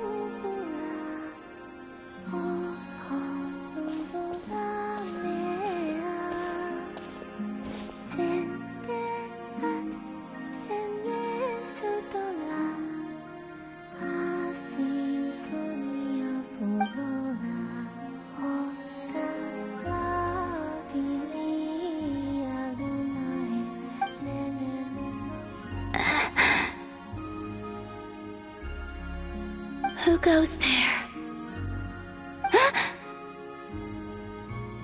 How did you get in here? I am but a passing traveler. I followed your song here. I'm very sorry if I've intruded. Akuhenki. She brought you here.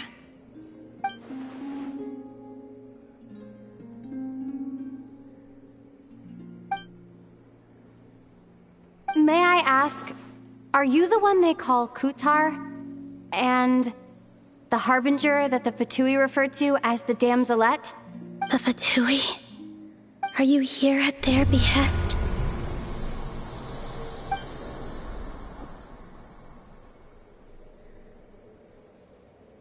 Please don't get me wrong.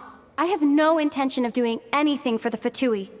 I just wanted to ask you about Nodcry. And the moons.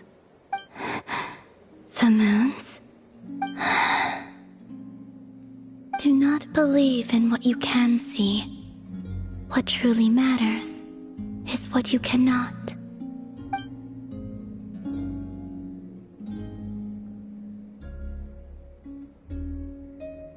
What do you mean?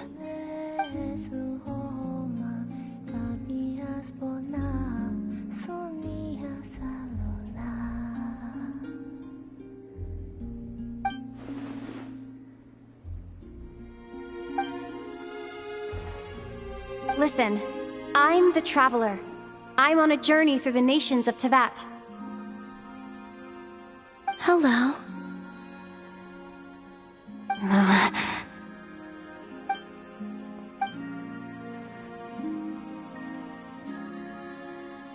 Could you tell me your name? Columbina.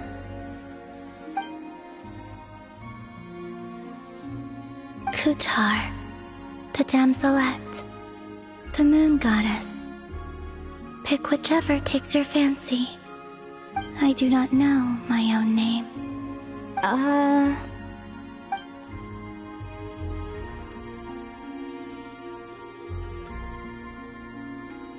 Then... Columbina.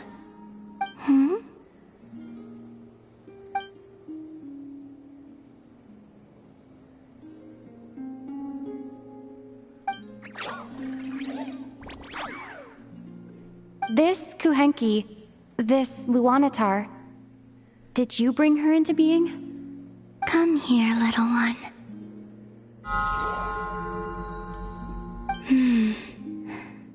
The trace of a blessing, but not one of mine.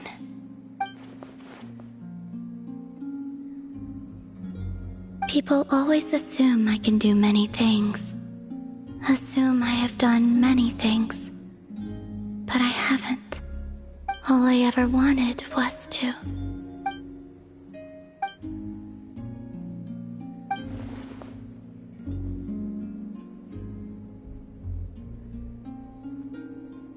It's about time I got going.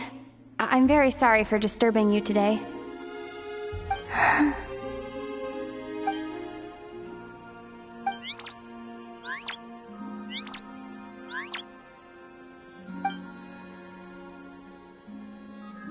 Columbina, that Kuhenki... Oh, you're leaving?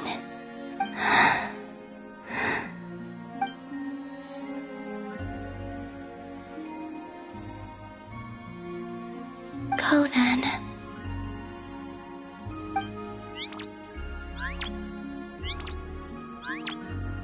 Goodbye. Take care. The moon can be treacherous.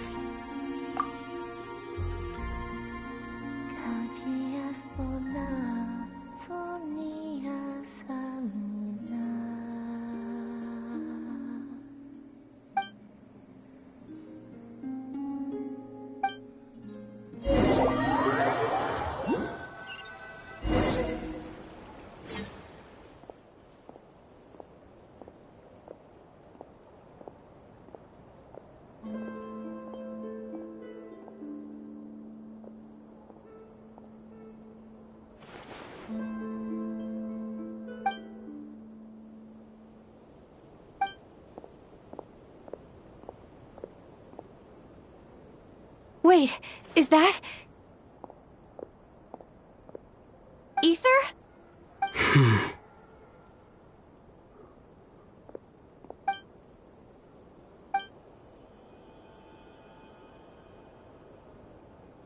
Ether!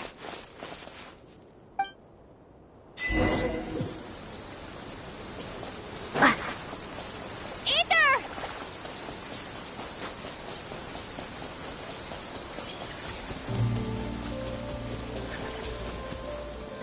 Ether! Lumine, it's you.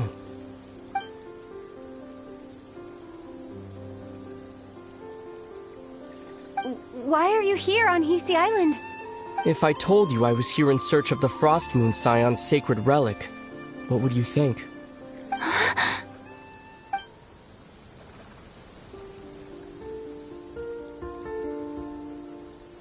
Are you also here to uncover the truth about our past? That's right. What happened to us in the past? How we came to Tevat? Why our spaceship crashed here? There are things I want to know too. But I'm not about to sit around waiting for another 2 months to find out. Wait! Wait? But I still have unfinished business.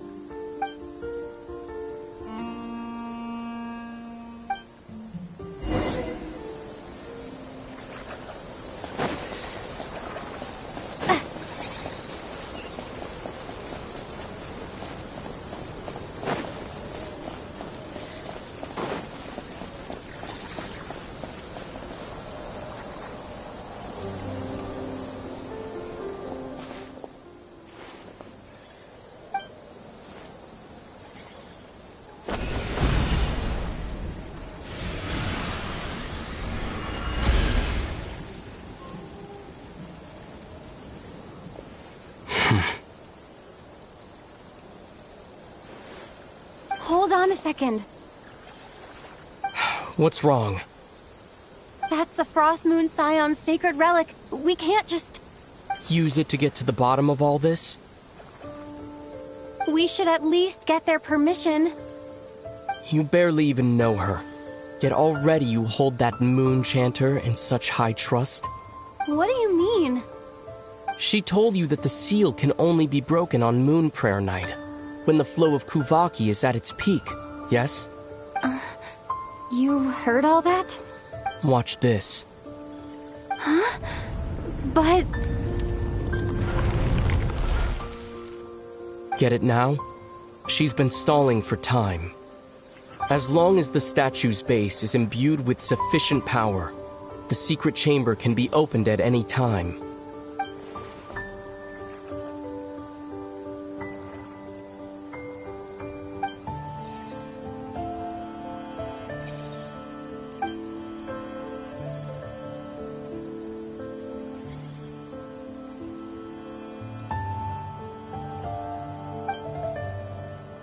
Is it such a sin when I don't put all my cards on the table for you, but not when someone else is doing it?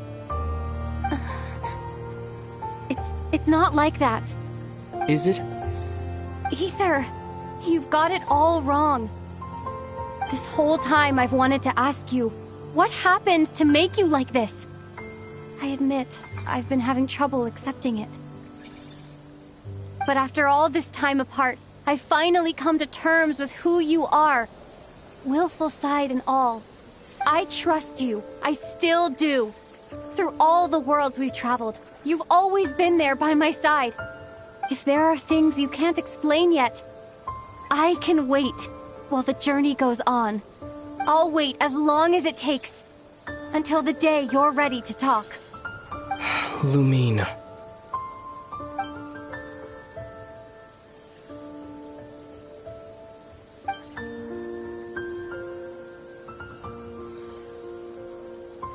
I'm not looking to borrow the Moon Marrow simply because of our past. It holds answers about the very origins of Teyvat. I've always believed that if you want the truth, you have to see the whole story for yourself. I'm not asking you to trust me, Lumine. Just don't try and stop me. If this choice weighs on your heart, then let me go in alone. Forget this meeting ever took place. A bit late for that now. But maybe this is the chance I've been waiting for all along. Even if it fades with the morning light. I want to go with you. You sure?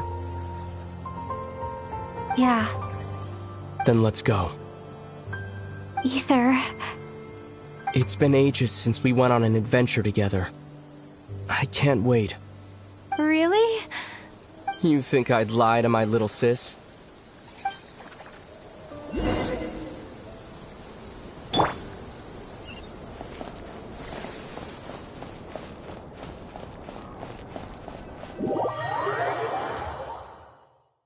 From what I understand, the path ahead is likely to be full of trials and challenges. A deterrence against intruders, and a test for those who truly seek entrance. Nah, I doubt the two of us will have any problems. I agree. Still, if we get separated, things could get tricky. Best we move together and watch each other's backs. Even the sound of your footsteps takes me right back. As a warrior, as a traveler, As my... Looks like this is the first trial.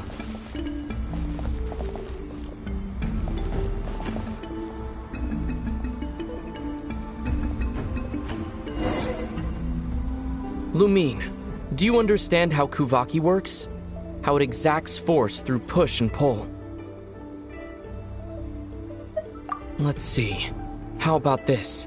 I'll temporarily neutralize the Kuvaki on the cliff face and move the platform into the center. Once it's in place, you'll need to utilize the repelling force of Kuvaki to reach the other side. Okay, I'll leave it to you then.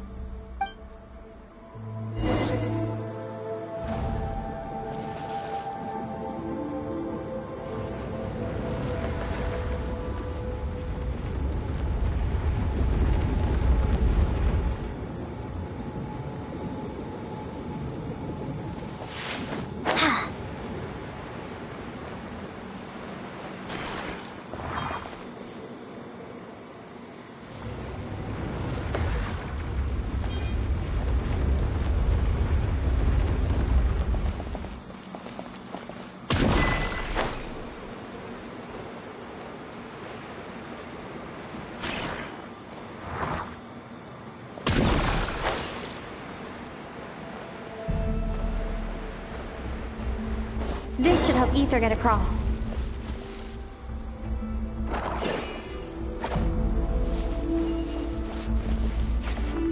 Ether!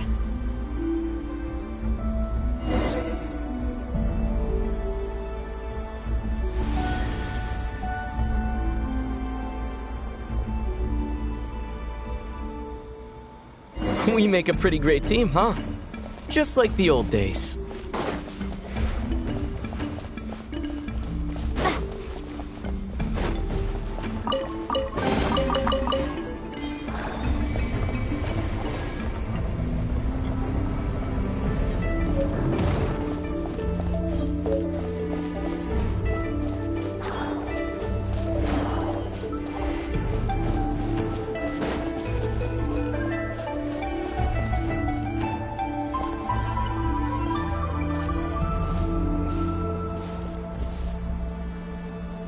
A wide open space. Must be in for a fight.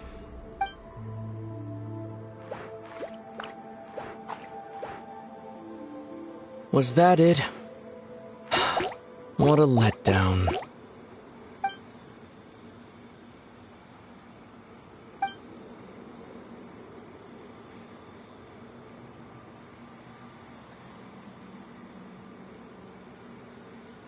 Lumine.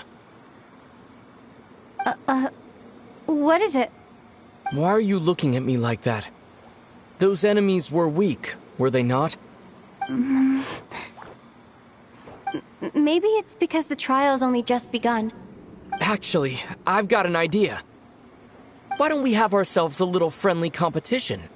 Let's see if your journey has made you rusty.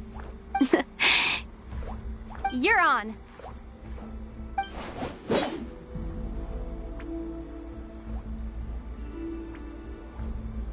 I won't lose to you, Ether.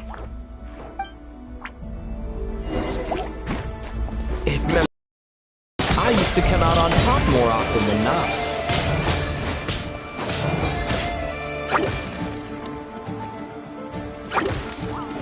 You sure you're alright? Seems your memory's slipping, Ether. Save it. We'll know who's stronger soon enough. Let's see what you've got.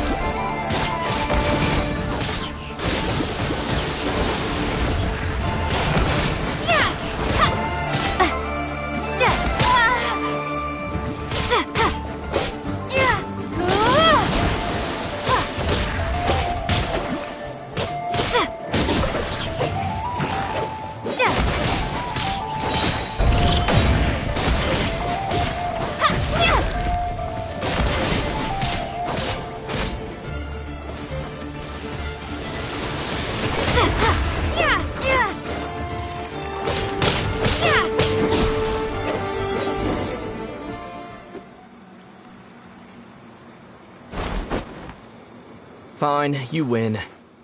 Didn't feel like you really wanted it anyway. Going all out in a place like this? Sounds like overkill to me.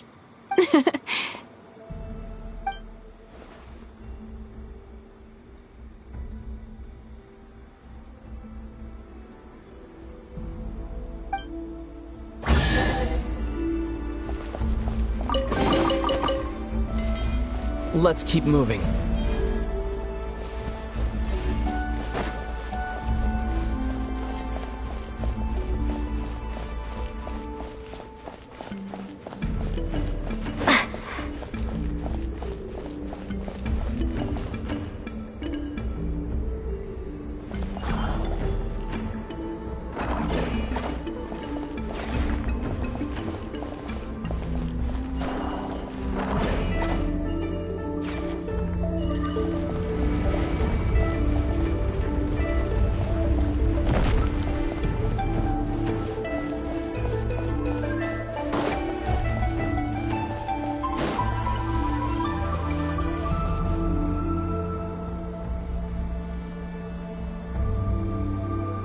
What is this place? No sign of any monsters. Feels like a ritual site. But something's missing. It's a head, inside that thing that looks like a mirror. I can feel it, but maybe it's sealed within? Can you open it using Kuvaki? Apparently not. Do you think it might have something to do with the Frost Moon Scion's bloodline? Ether? If this is about strength of blood, what could possibly stop us? Let me give it a try. Why don't you check around for other clues? Sure.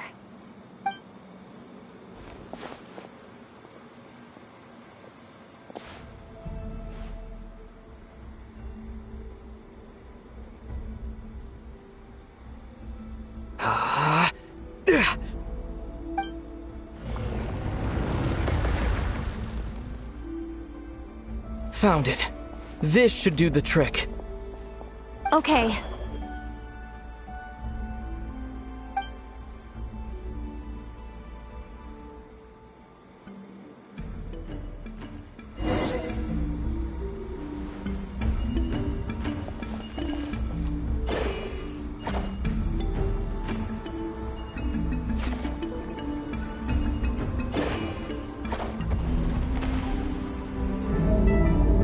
Yep, that got a reaction. That's one down.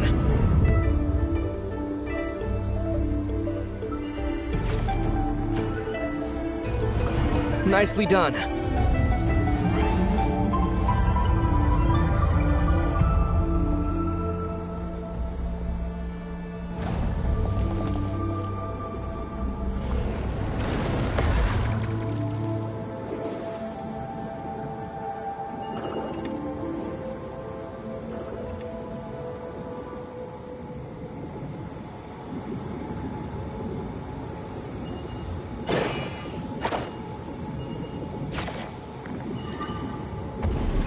You've got this. One more to go.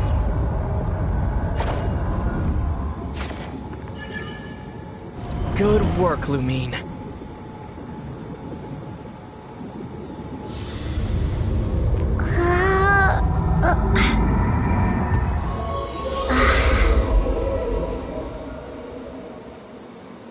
The door's open. Come, we must be close.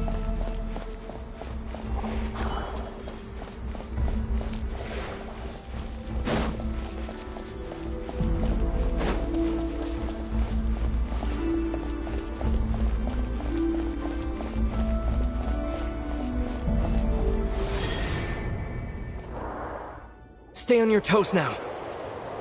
Have you considered that I might be the more experienced between us? Is that so?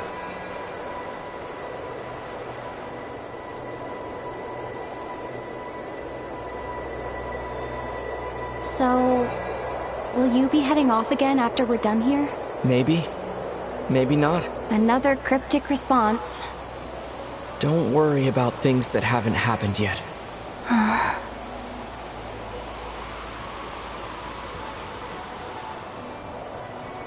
At the end of all this, what do you think we'll find? Whatever it is, we can handle it. What about the end of our journey? That's not something we need to worry about right now.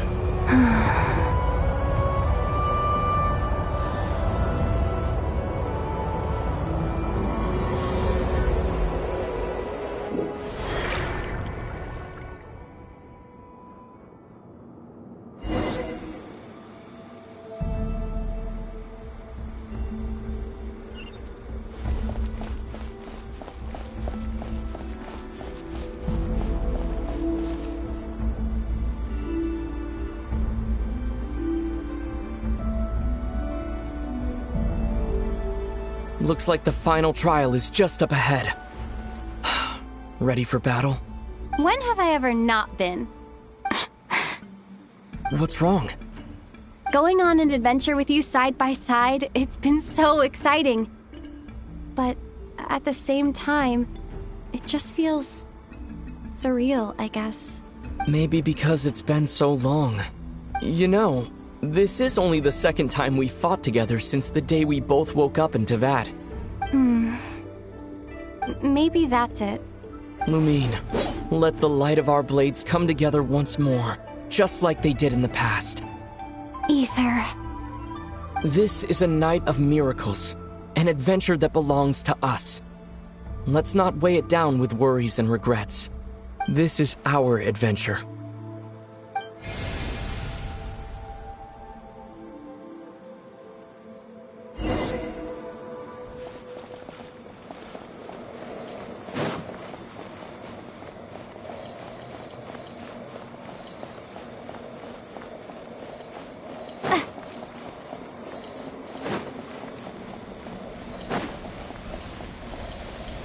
Here goes nothing.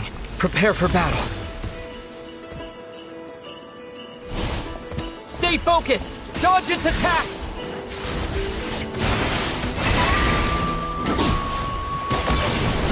Don't forget to heal yourself!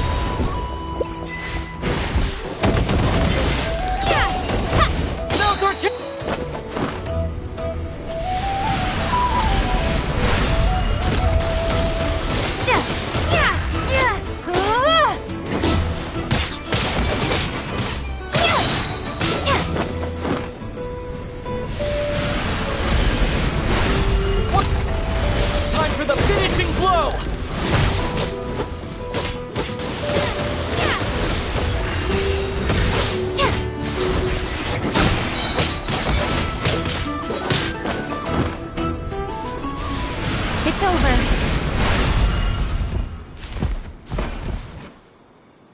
Nicely done. Flawless execution. Couldn't have pulled it off without your backup. Not too shabby at all.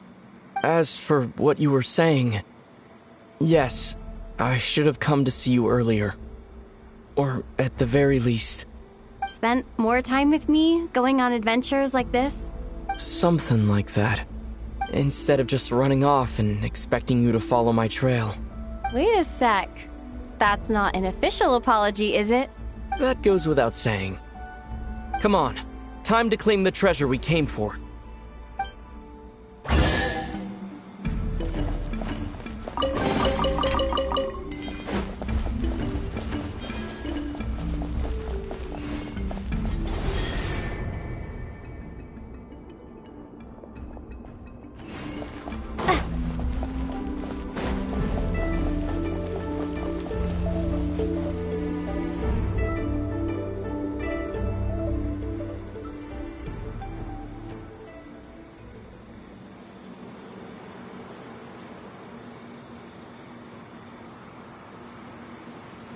So this is the Moon Marrow, the treasure we've been after. All right, go get it for me, Lumine. It belongs to me.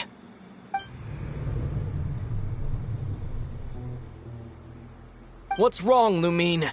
After everything we've just been through, you still don't trust me? Don't you want to know the truth too? Just like I do? Rest assured, I'll share the truth with you afterwards. Now go, bring it to me.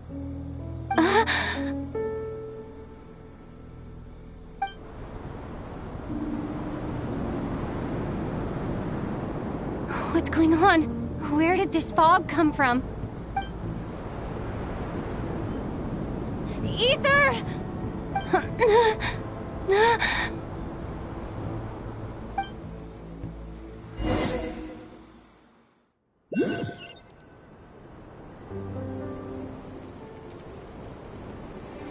Ether!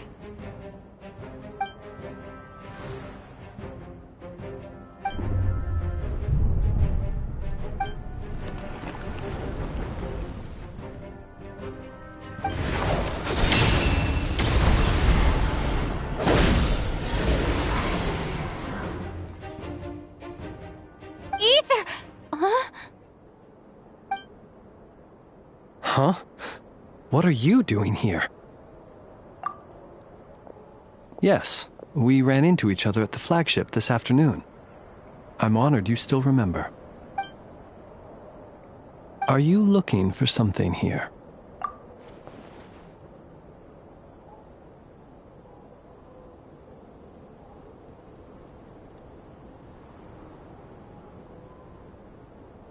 And you just happened to end up surrounded by the Wild Hunt. Sorry, I did not intend to come off as pointing fingers. Indeed, perhaps our courses of action do not differ so greatly.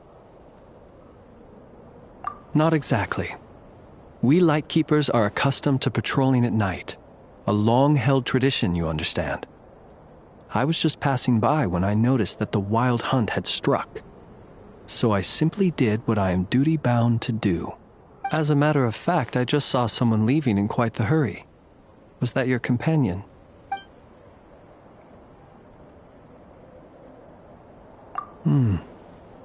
Perhaps I should take my leave now. After all, my patrol isn't over yet. Nodcry is a dangerous place to be at night. I'd advise that you head back soon as well.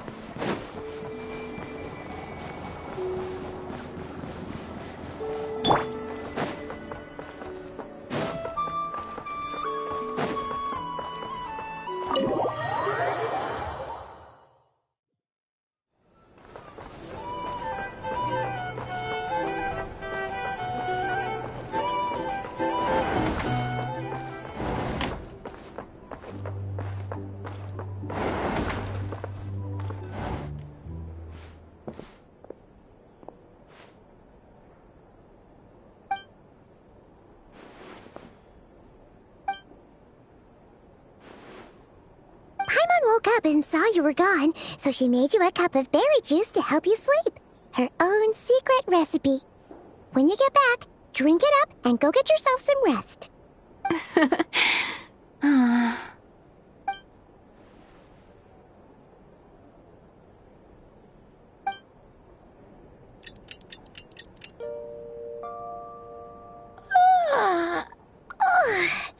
Good morning?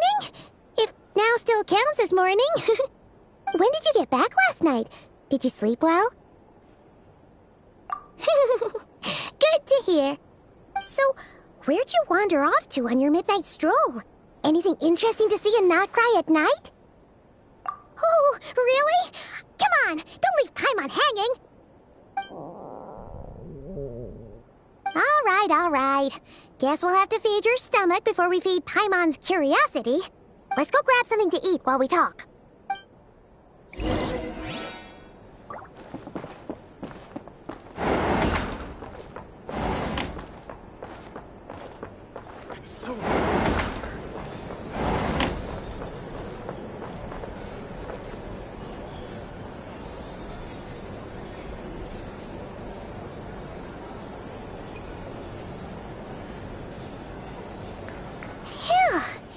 This is just the best, huh?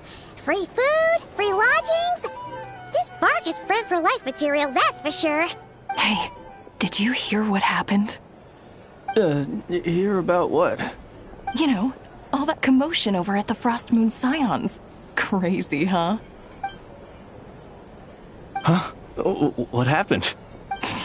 See what I mean? Completely oblivious to what's going on around you. The sacred relic of theirs. It's been stolen. Hey, slow down.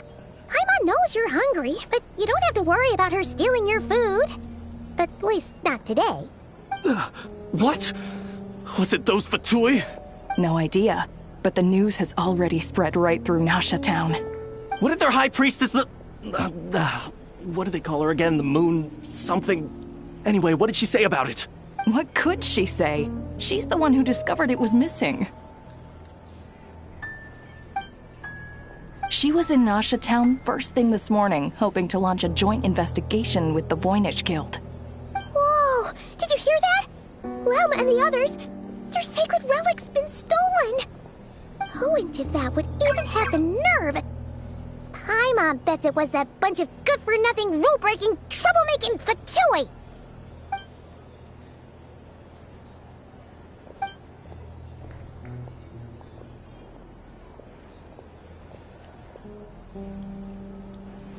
Huh? What's wrong? You feeling okay? A joint investigation? Good luck getting any takers. Unless there's some reward or business opportunity to sweeten the deal. Same thoughts here. So just a few minutes back, she switched gears and headed over to the one place that might actually be able to solve this. The Curatorium of Secrets.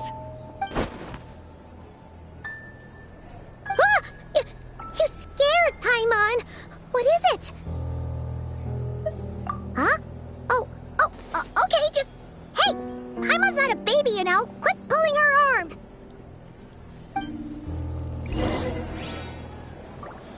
Our drink recommendations? Well, for starters...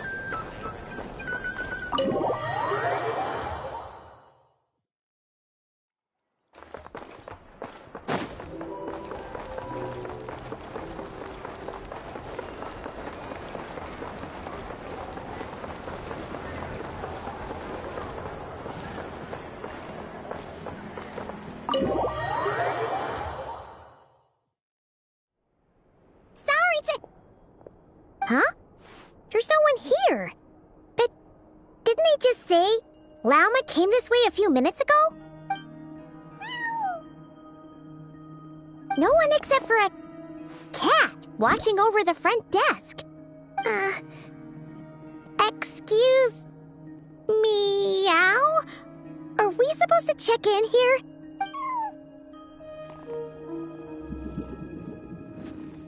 No idea what that means. Is this Lauma's personal receptionist or something? Pretty sure she'd be the only person who could actually understand it.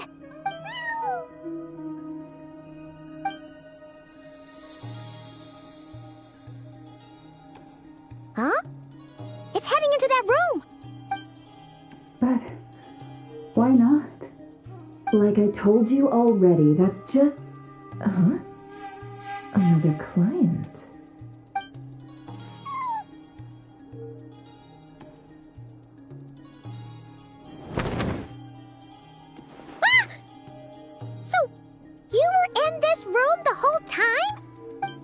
Something I can do for you? Traveler. Paimon. Oh, you're acquainted then? Yes. They visited Hisi Island yesterday. We had dinner together. Allow me to introduce you. Traveler, Paimon. This is Nefer, boss of the Curatorium of Secrets. Pleasure to meet you. They are travelers who arrived in Nodcry just yesterday. Greeted by the birds and beasts of this land, they are kind-hearted souls who walk in the moonlight's glow.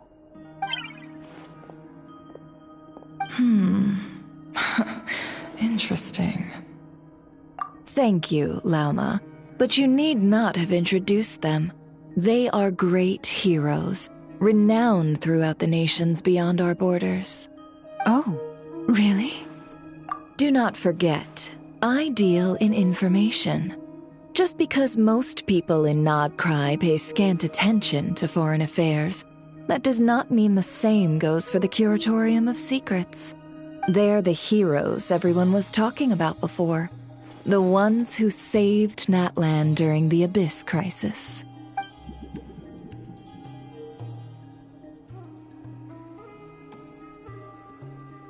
I see. We Frostmoon Scions seldom leave our domain, so I had not heard of your heroic deeds. Please, forgive my ignorance. It's no big deal. We were hoping to keep a low profile anyway. If we had to list all of our titles and good deeds, we'd be talking till sundown, and then some. Huh? What's wrong? Still not feeling great? So, What brings you both to the curatorium today? Oh, so basically, we were just eating when we overheard people talking about how the Frost Moon Scion's relic had been stolen, and then she dragged Paimon over here. I see. Ah, I see. So you came over here because you were worried about Lauma. A combination truly befitting of great heroes. Strong at arms and pure of heart. In that case, Lauma, I've got a suggestion. Why not ask these battle-hardened heroes to take the commission for you? Honestly, it's a little beyond the means of such a modest establishment as ours. Your modest establishment? Unable to handle a commission? You just don't want to take it, do you? You're right. I do not. What kind of commission is this? Surely it's not to recover your stolen relic? Yes, that is it. Recovering the relic is both my duty as a moon chanter and a step toward fulfilling the promise I made the traveler, to help uncover the truth of the past. But Nefer has already declined our commission multiple times. And yet, just as it always has, the moon will continue to illuminate the sky above the curatorium. Come night or day, may the moon goddess keep you. Enough of that.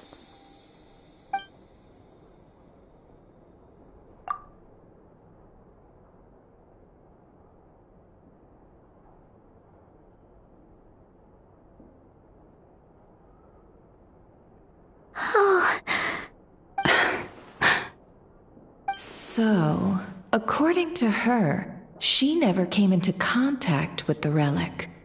So she suspects her brother may have taken it. I understand. The Frost Moon Scion's secret chamber has remained hidden from the world for generations. But the reason outsiders are forbidden entry is not only to prevent theft. Within the chamber lie ancient trials, challenges designed to test the worthiness of those who enter. To intrude without rightful cause is a most perilous act indeed.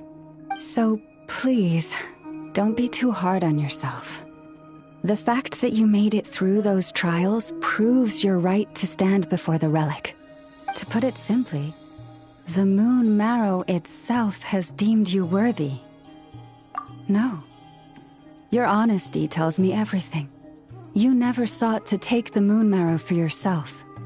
As for what happened at the end, I suspect the chamber's protection mechanism may have been activated.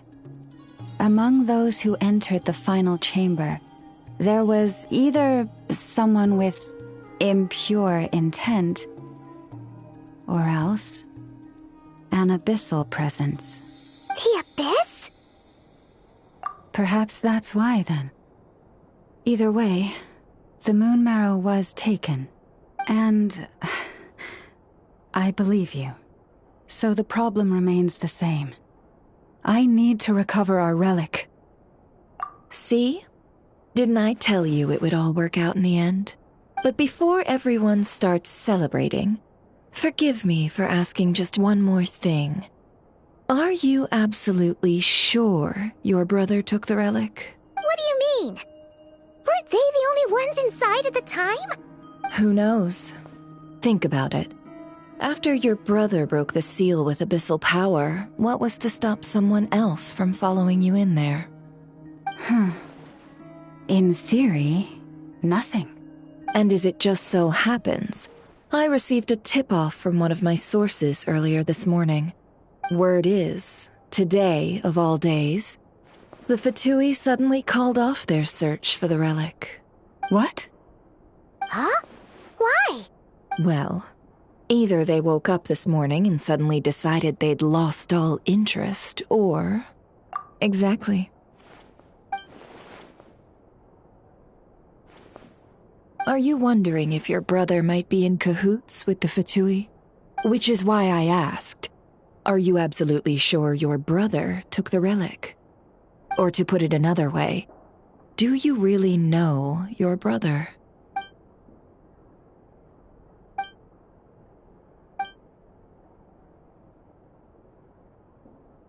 In other words, it's highly likely that the Fatui already have the moon marrow.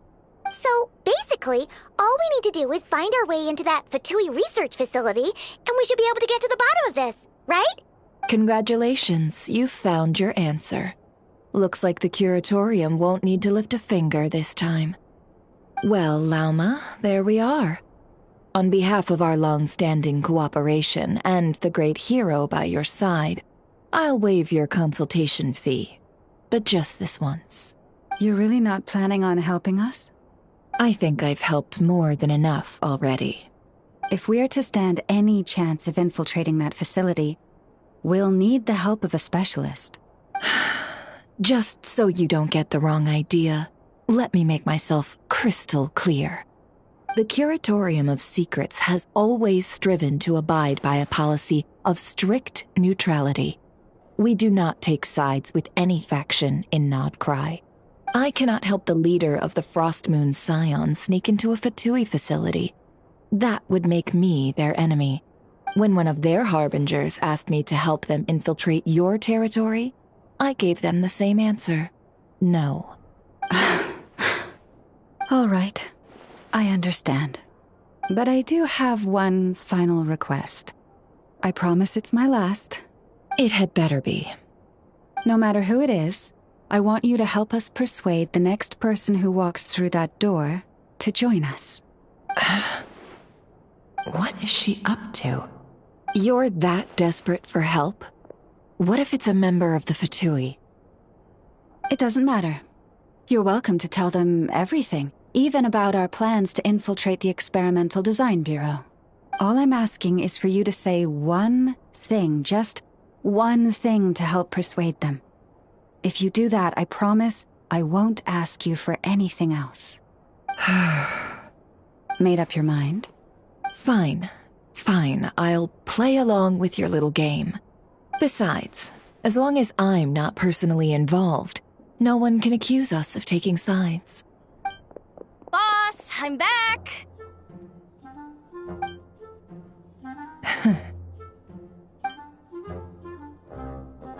You won't believe the luck I've been having today. Remember you sent me to find that runaway cat, yeah? And you said I'd only be back after dark? Well, guess what? Right after I left the house, this big ibis flew over and the missing cat was right in its claws. And once it got close, it loosened its grip and...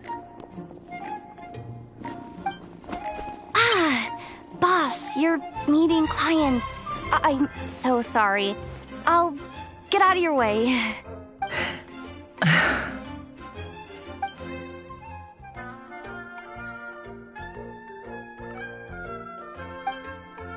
Yehoda, dear, come here. Huh? Me? Is something the matter? Oh, hi there. My dear Yehoda, I have a request. Yikes!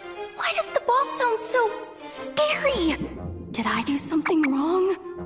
Would you be so kind as to accompany these 3 delightful clients of ours and help them infiltrate the Fatui's Kuvaki Experimental Design Bureau? What is going on here? Boss usually just says things like, hey, go do this, or you, go take care of that. Why is she being so scarily polite? And wait a sec, the Fatui's research facility? That's basically a death sentence. Made your mind up yet, my dear? What is up with Boss today? Am I supposed to say yes to this? Or maybe it's because the mission's too risky, so she's actually looking out for me? Why is everyone looking at me like that? Is this some kind of test? I can't let the boss down. Can I? Have you made up your mind? That's Sure, why not? Really? You really don't mind helping us? Huh? Oh, yes. I mean, no. Of course, I guess I do. Oh, thanks so much! We owe you big time! On behalf of the Frost Moon Scions, too, thank you, Yehoda, for your help. What the? Seriously, what just happened? Why does the boss look so fed up? Oh no, was I supposed to turn them down? All that mentoring, time spent teaching her how to deal with different factions. In one ear and out the other. Never. You got what you wanted. You promised that was it. I know this goes against your principles. I won't forget the favor. Trying to get me to change my mind now? Of course not. I just wanted to say thank you. So, thank you. Oh. Yehoda, we'll leave the planning to you. Let's discuss the details elsewhere. Huh? Oh, okay. Oh, what have I gotten myself into? Oh, by the way, Yehoda, before you go... What is it, boss? You're fired. Huh? Effective immediately. As in, this exact moment. The Curatorium will take you back, of course, but only once you've completed this commission for our 3 clients. What? Is there some issue? Well, here's the upside. Without me taking a cut from your commission, you'll earn more. Seriously? Can someone explain what's going on here?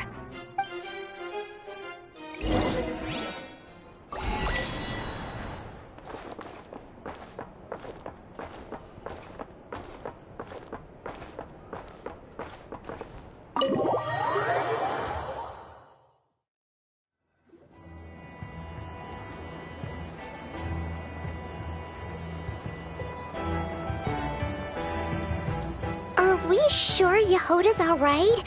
She looked totally crushed just now. She'll be fine. She's just in shock. But one thing's for sure. The Curatorium's professional standards are beyond question. The fact that she only requested 1 day to prepare says it all. As an apology, I'll ask my animal friends to help her out more often in the future. Also, thank you for being honest with me. It means a lot. Was it really, though?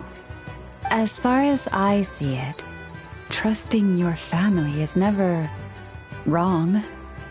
In this case, let's call it a misjudgment. But the truth is, we all make mistakes every now and then. What matters is how we deal with the consequences. So, in return for your sincerity, there's something I'd like to share with the 2 of you as well. Oh? What is it? Perhaps it is something best said under the moon's gentle light. Would the 2 of you meet me on Hisi Island tonight? Oh, it does sound important. You're right, there's too many people here. Somewhere quieter makes a lot more sense. Thank you both for understanding. Then let us meet beneath the moonlight.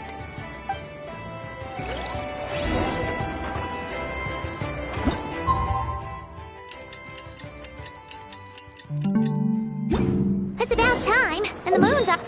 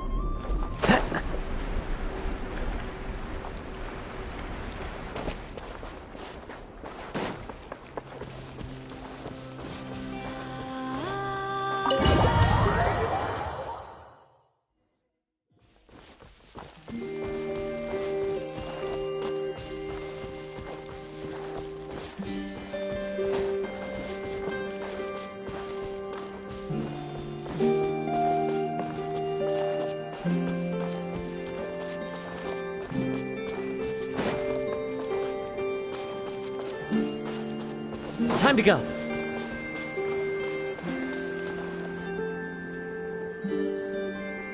Lelma, we're here! Huh? Lelma, are you praying? I am indeed. For the moment I was born, my people exclaimed, "Behold, eyes like the moonlit tide, antlers like the crescent moon, and blood that glimmers silver as the moon's reflection." From as far back as I can remember, I was revered as the Frost Moon's emissary and the Moontide Maiden. The first words I ever learned were prayers to the Frost Moon. The first gestures, those of our sacred rites. Wow, that must have been tough. Back then, I didn't know any better. It all just seemed so natural. The Frost Moon Scion's bloodline has long since begun to run thin. Nowadays, even those of us with antlers are few and far between, let alone those attuned to the power of Kuvaki. But I...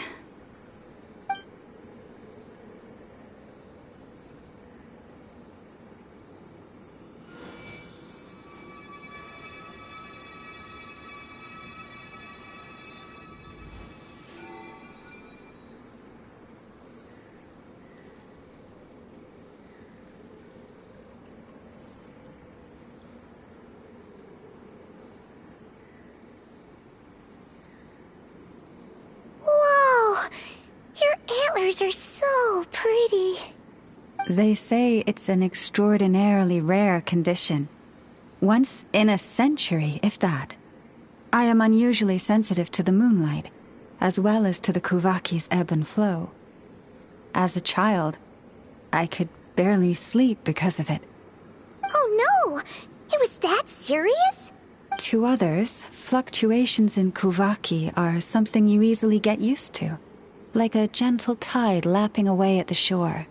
But to me, that same tide is a towering tsunami, a surging swell crashing against me. Of course, as the years went by, I learned how to suppress my senses and my power, enough to keep it all from overwhelming me. But because of that, I also had to walk the path of concealment. Concealment? From the moment I was first taught to pray, my kin would point up to the night sky telling me, "That, Lauma, is the Frost Moon, the last of the moons, the sole surviving truth." But I would ask them in response, why? Why can't I feel anything from it at all? Later, I came to understand that they simply could not tell where the real tide was coming from. They couldn't sense it. The true moon beyond the sky's veil.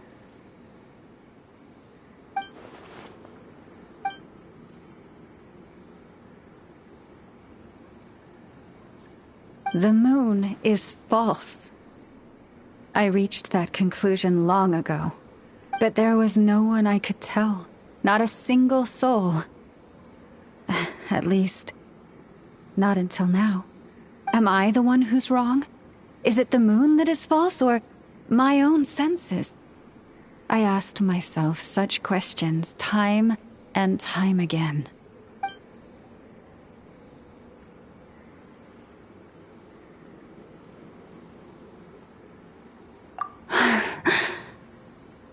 Thank you. When you called yourself a descender, I had a feeling you might be able to confirm what I had always suspected. And now that you have, it's exactly as I imagined. I feel relieved. Oh, Paimon kinda gets why you couldn't tell anyone now.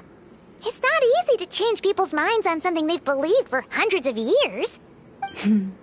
That's what I meant by concealment. I knew too much. so I had no choice but to keep my people in the dark. Every prayer I offer feels like a lie to keep myself going.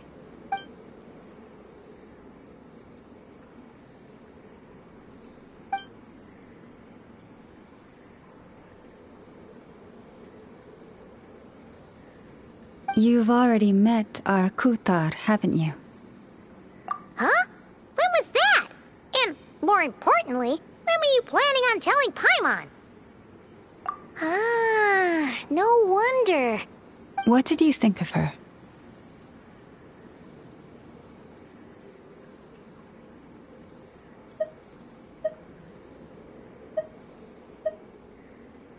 What exactly do you mean by up in the clouds?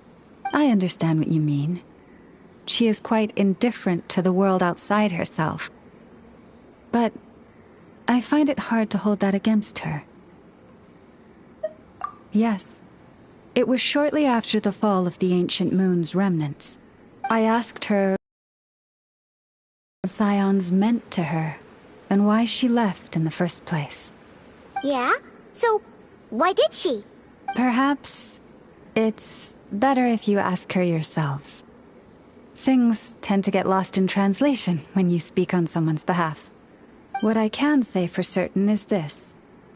Even when I had no one to confide in, I still had a family. I still had the Frost Moon Scions. But that girl, born beneath the moonlight, perhaps she's never felt she had either.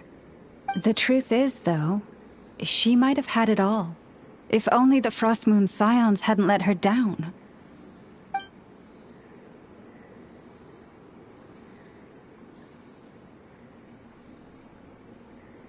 The Frost Moon Scions now walk a path of error. They offer their prayers to a false moon, and to a goddess who can no longer answer them. I want to change all that. But with the Fatui closing in on us day by day, the Frost Moon Scions must stand united, now more than ever. I just need to wait for the right moment. Lady Lauma! Lady Lauma! Cappy? Has Karina's condition deteriorated again?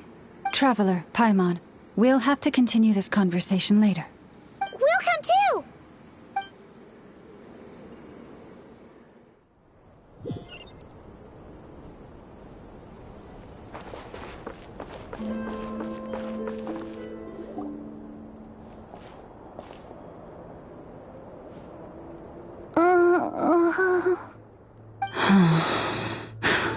Why? Did I do something wrong? I've been praying to the moon goddess every day. Why isn't she getting any better?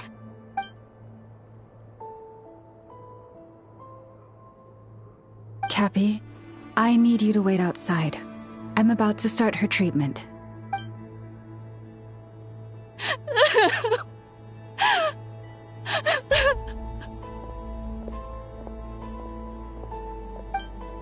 Is there anything we can do to help? Just don't be alarmed by what you're about to see. And please, don't let her mother see it.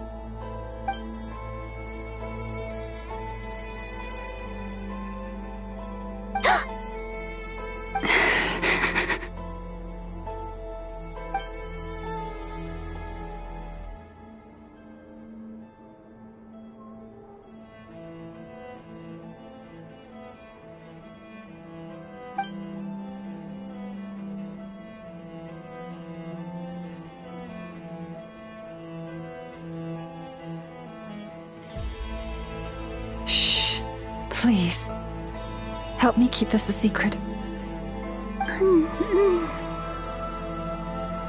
She looks much better now. But, Lauma, was that? A medicine prescribed by a local doctor. For ordinary people, my blood has the power to counteract any adverse reactions to Kuvaki.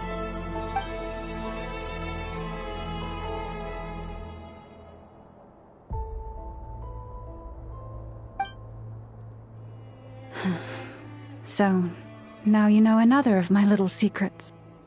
I I had hoped to guide the Scions out of error before Karina's illness reached this stage, but clearly, I was too late.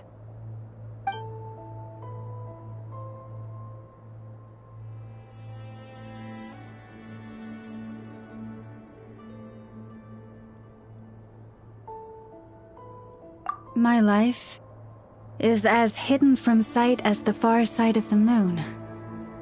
Yet people only look to the bright side for guidance. If the day ever came when the two sides were reversed, could they truly accept it?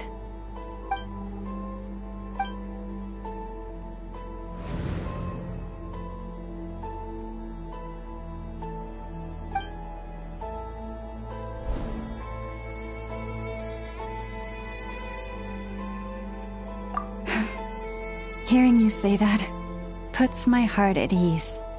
Mm-hmm. And if there's anything we can do to help the Frost Moon Scions, just let us know. Our priority, right now, is reclaiming our relic from the Fatui. But I now understand that the day I will tell everyone the truth is no longer far off.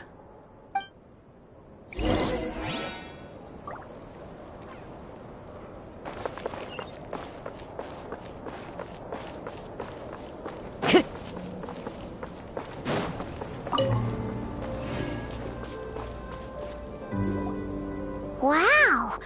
Paimon would never have guessed Lauma had all that bottled up inside. Hey! Watch your step! Ah! What's wrong? Oh, you scared Paimon. You scared me there too. Almost stepped right into one of my traps. A trap? Why would you leave a trap somewhere like this?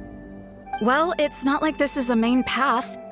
And besides, we Frost Moon Scions would recognize it instantly.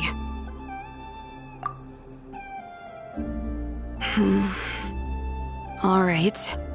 You don't seem like you're with the Fatui, so I guess there's no harm telling you. Lauma asked me to set up these traps to keep the Fatui at bay. Oh! Come to think of it, their 3-day ultimatum is almost up now. Yes. Hopefully they'll back off when they realize we won't go down without a fight. Oh, you've done a lot for the Frost Moon Scions too, just like Lauma.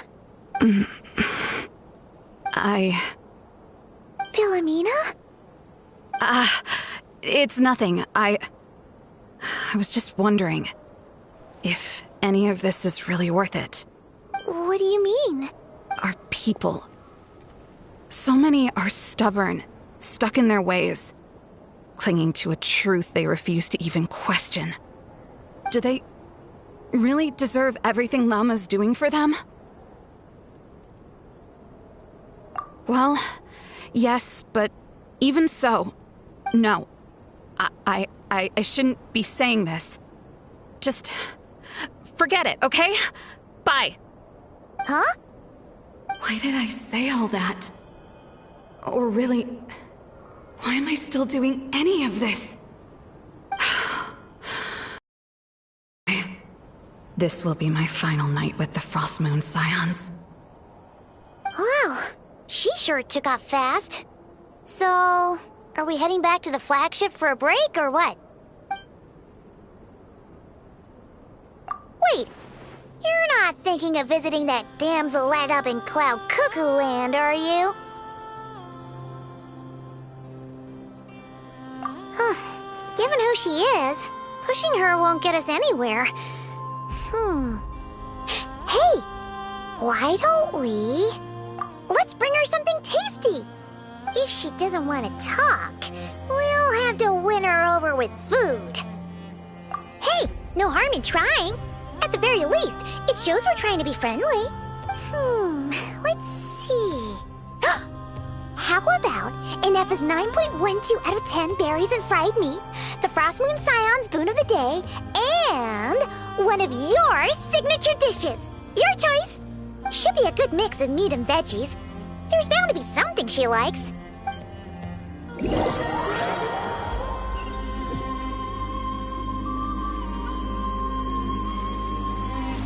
All right, food's packed and ready.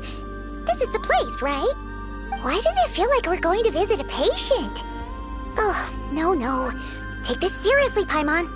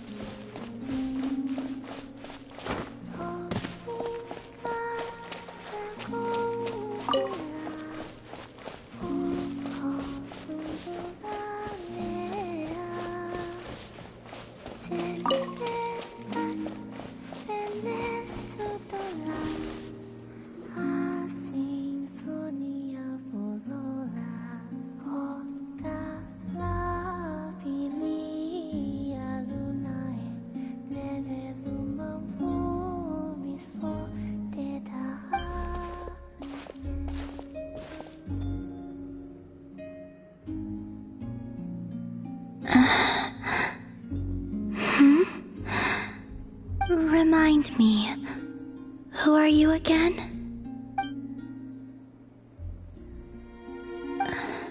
A different one floats by your side today.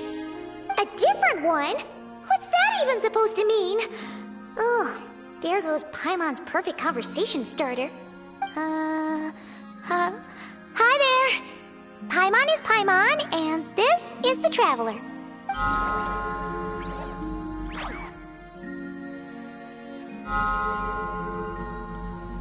Oh, there you are. Between the two, I suppose you're cuter. Wait, what do you mean Paimon's less cute than that floaty thing? Columbina. What is it?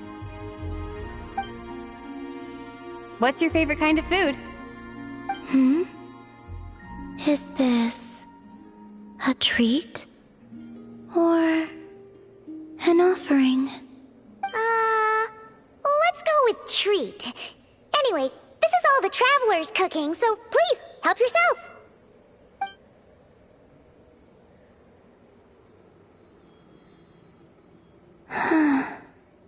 Oh, that wasn't exactly a yes, but she didn't turn it down either.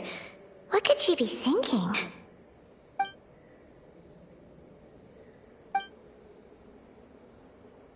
So, what do you want to ask? Hey, she's actually playing along! Quick, now's our shot. You know the moon in the sky isn't real, don't you? I know there is only one moon in the sky. It is simply that some can see it, and some cannot. What does it mean to you? The missing prologue. What?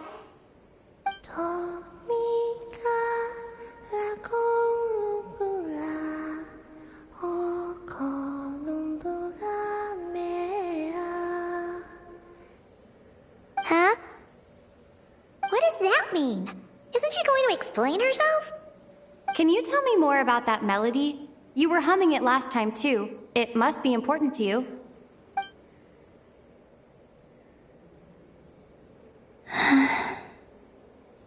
It is all I remember from the moment of my birth. A melody. A few lines of lyrics. Like a lullaby from a foggy dream. Oh, so who was singing it? I do not know. I have nothing else. Just that song. Huh? And the Frost Moon Scions who found me. They had nothing either, but hope.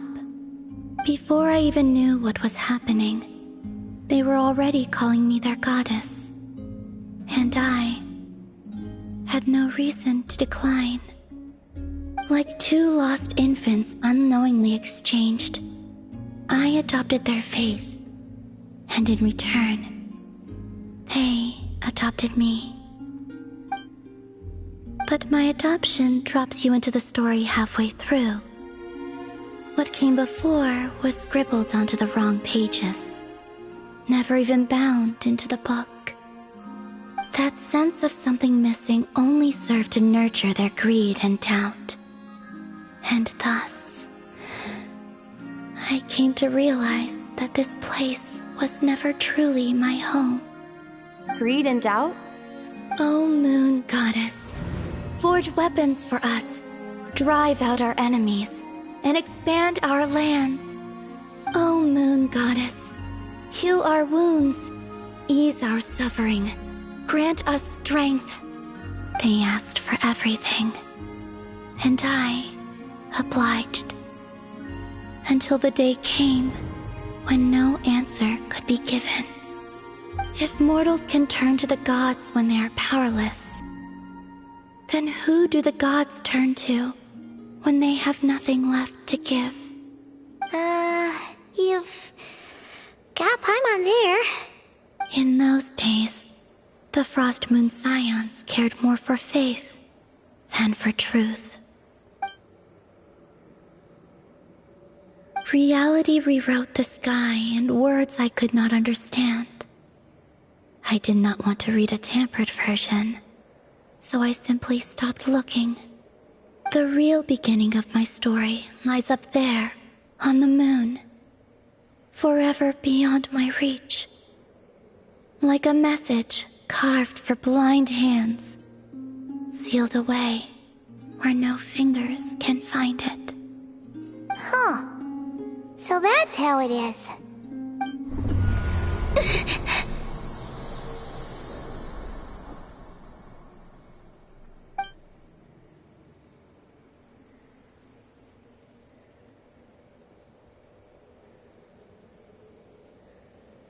What's wrong?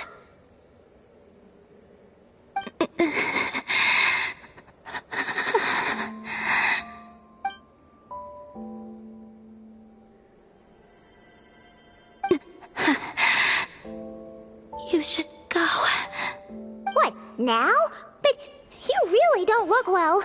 Did something just happen? Is there anything we can do to help? No. Aside from answers, I have nothing else to give you in return. This is the price of running away from home a second time. Running away from home?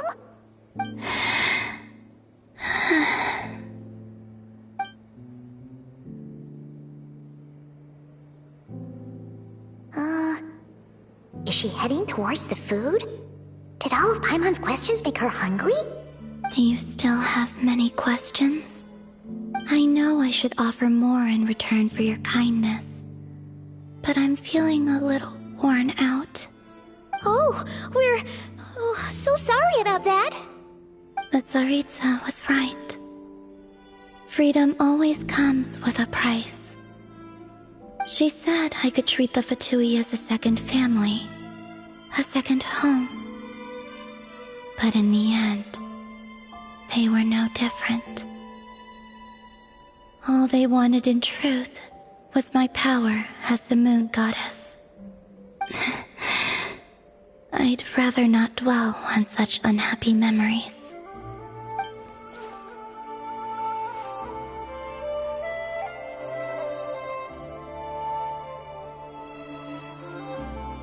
I have fulfilled my promise to the Tsaritsa, though it has used up much of my power. So you see, this has nothing to do with betrayal. So, you're just staying here for now, resting and recovering your strength? Yes. What about these flowers? They have grown in Nodcry for many generations. They're highly sensitive to the ebb and flow of Kuvaki.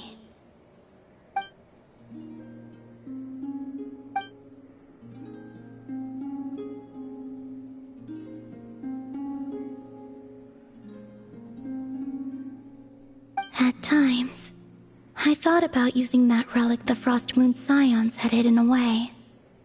I could sense the power within it. But going out is such a hassle. People might see me, and I promised Lauma I wouldn't show myself to anyone. Besides, I know it's gone now anyway. Really? Lauma asked you to stay in hiding? Uh-oh, she's looking back at the food again. But Paimon's still got some little crumb cookies here. You could have these for dessert if you wanted. Lauma said she wishes to change the Frost Moon Scions, which is why she asked me to stay out of sight. I don't really understand what she meant, and to be honest, it's not something that concerns me. But I wasn't planning to see anyone anyway. If they found their way here themselves, that's hardly my fault.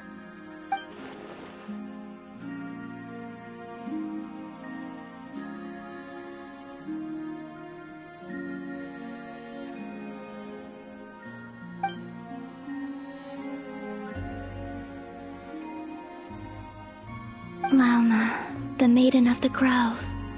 She is quite unlike any Frost Moon Scion I have ever met before.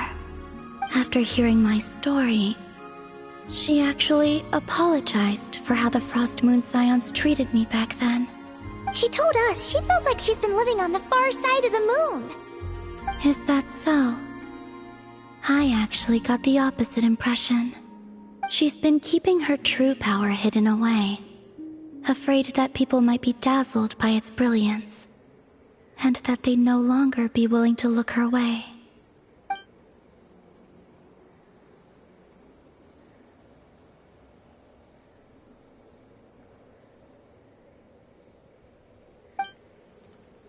So, what do you wish for now? I wish to return to the moon. To the home where my story is written. Right now. That is all I wish for.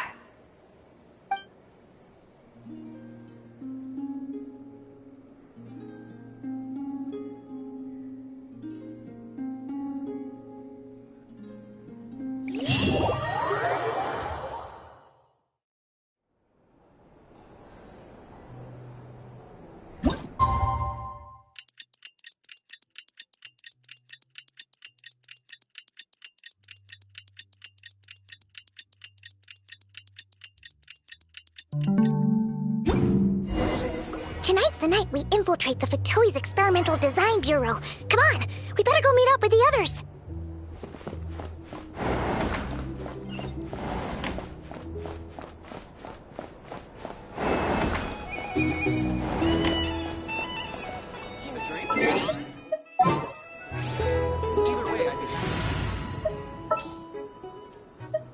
Are you going to hold a festival? Our drink recommendations? Well, for starters.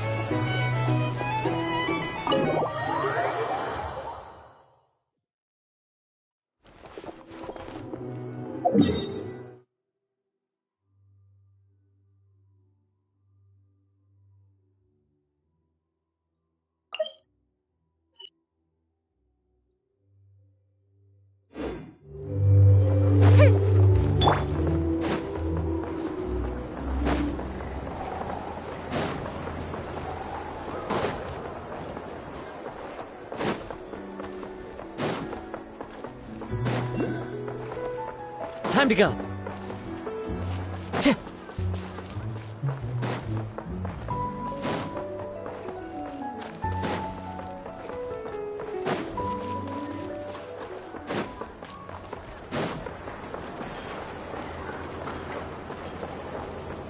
Time to go.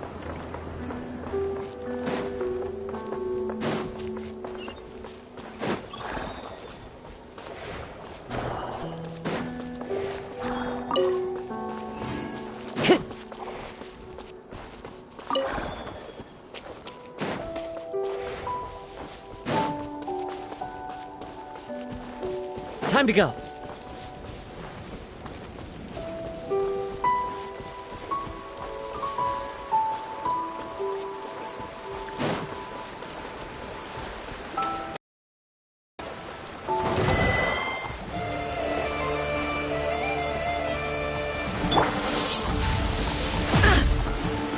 Illusion shatter! Gather! Fire hazard!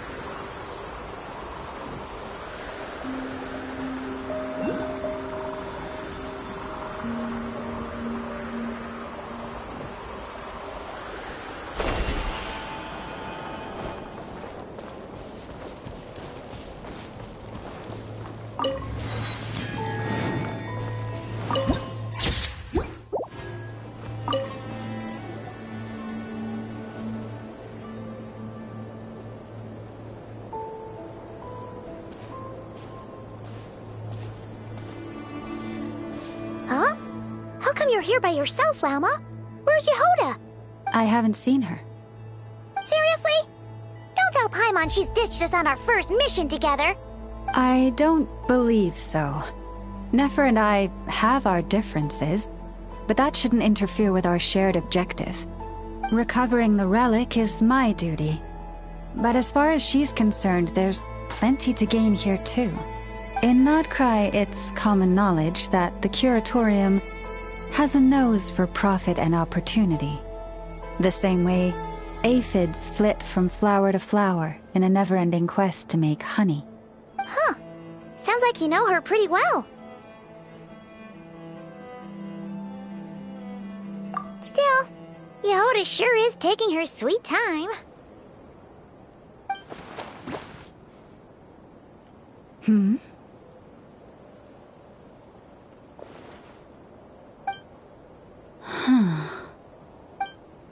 I believe we may have misjudged and underestimated Miss Yehoda.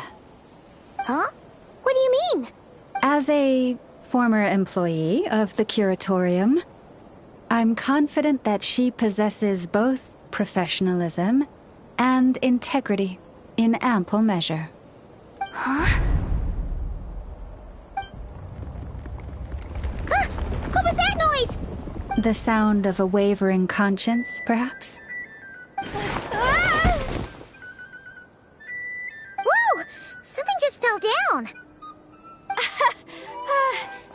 Hello, everybody! What kind of an entrance is that? Wait a second. Have you been hiding nearby this whole time? Yeah. I was just, scouting things out from up high. Darn it. How did Jane Doe even notice me up there? I can't believe I'd only realized I'd run out of smoke bombs this morning. What if something goes wrong inside? How am I supposed to make a quick getaway now? Thought I could just hang back and wait for the clients to get cold feet. But nope.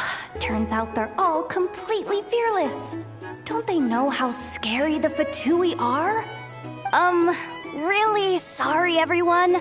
Truth is, just as I was heading out this morning, I discovered I'd run out of a super important, completely essential, absolutely indispensable piece of equipment. So, what are we gonna do? Well, as I see it, there are two options. Plan A is, we take a detour to Nasha Town to restock. Though, who knows if any shops will still be open this late. Plan B is, we call it quits right here. Disband the team and I'll go home. My place is only like a 10-minute walk from here, so... Personally, I vote Plan B. Bada bing, bada boom! Maximum efficiency, minimal effort. Don't try to solve your problems by running away. Not a fan of either? Then I guess our only option is to fall back on Plan J. That's J for Yehoda, by the way. Why didn't you just tell us that was an option in the first place? Come on, that would have totally ruined the surprise. Boss pulls this trick all the time, and it's always the clueless ones who end up praising her to the skies. Feels like you just threw shade at a whole lot of people. I have faith in your professionalism, Yehoda. You don't need those flashy tricks. Your abilities alone are more than enough to earn our respect. Huh. This Jane Doe sure has an eye for talent. Speaking of which, maybe it's time I started calling her something nicer? You really mean that, Jane? Laumado? I do. I'll tell you what, it's not every day you get to work alongside such considerate clients. I have a feeling we're gonna make a great team. Plan J is this. We find our way in through the freight access on the facility's east side. It's tucked away from view, and security's lighter at night. I've prepared some special gadgets too, so we should be ready for anything. If we want this to go without a hitch, we'll need to work together every step of the way. So everyone, stick close behind me. Now that finally sounds like a real pro talking. Hey, you saying I didn't before? Kinda, yeah. You... Ugh. Never mind. A top-tier treasure hunter like me never lets the naysayers get to her. Alright, let's go over what we agreed on yesterday. The goal of infiltrating the Kuvaki Experimental Design Bureau is to locate and, if possible, recover the relic that the Fatui stole. We also need to figure out why they built the facility in the first place. I'm worried that they've set their sights on the ancient moon's remnants on Hisi Island too. Well, now that we've got a plan, time to get this show on the road.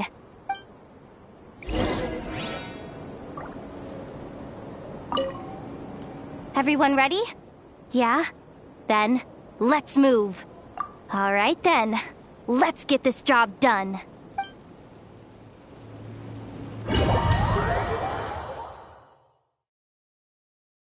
Go, go, go! But make sure you stick to the side.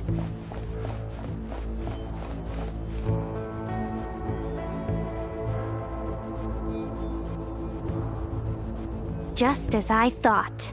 There's a gate controlling access from the outside. Good thing I brought this keycard, huh? Well, technically I stole it. But no need to tell them that, right? Blame that chump who thought it was a good idea to get wasted at the flagship during work hours. Ooh! Is it top-level clearance? Of course. That goes without saying. Let me read it out loud for you. Fatui Experimental Design Bureau number 183574, maximum clearance, maintenance intern. That doesn't sound very top-level to Paimon. Never underestimate interns. Even the most legendary of thieves started out as rookie pickpockets, you know?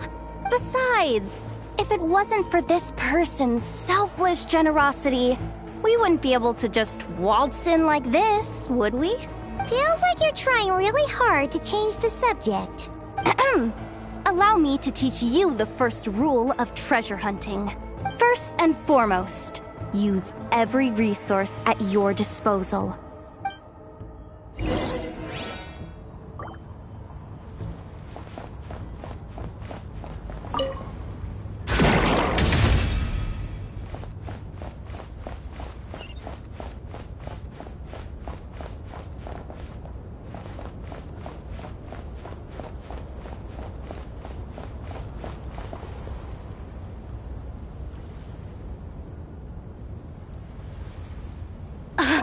I get it now.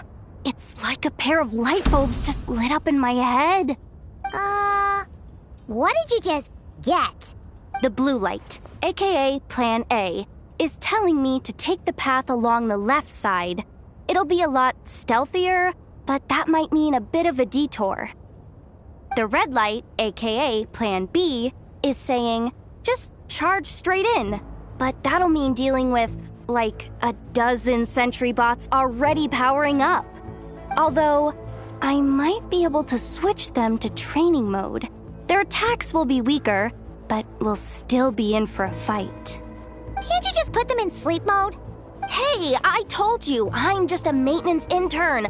Give the new recruits some time and space to blossom, will ya? We're still pretty close to the entrance. Surely they'll call the whole thing off once they see what these bots can do. Anyway, I say we go with Plan B. Either way, I won't be doing any of the fighting, so the shorter route sounds good to me. If we can avoid fighting at this stage, we should. Plan J is to call it a night so we can all make it back to bed before sunrise. After all, the deeper we go, the more dangerous this is gonna get. So we might as well give up while we still can. Okay, here are the bosses. Just don't forget, whatever you do, don't let those recon bots spot you. Let's see. No kidding. Anefa told me about something like this before. I can't believe that dumb robot actually helped me out for once. All you gotta do is this, and the recon bots will be reassigned to another position. That way, when it's time to move forward, the path will be clear. Which reminds me, it's about time I taught you the third rule of treasure hunting. Go with the flow. What about the second one? You skipped that one. Huh? Did I?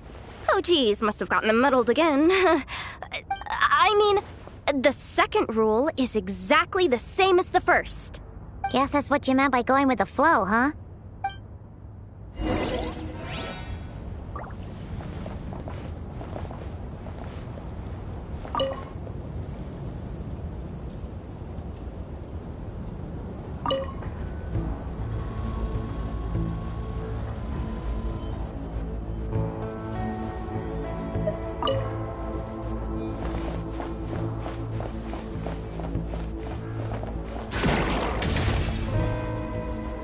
Wait, is this really the route we're going with? Oh well, too late to turn back now.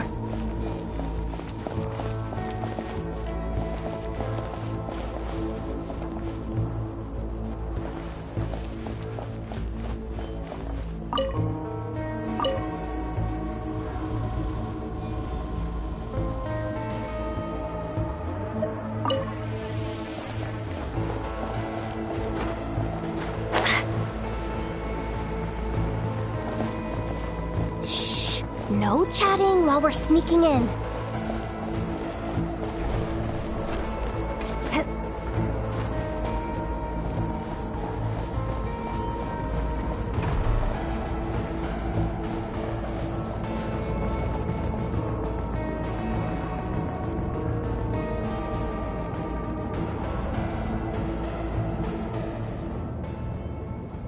Shh!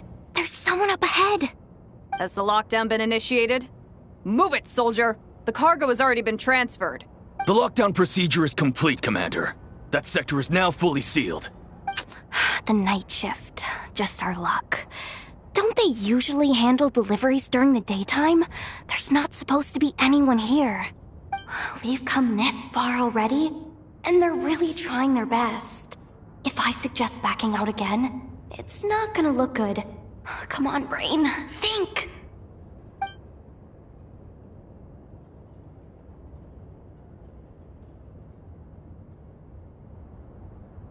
Got it! The freight shaft to the upper levels.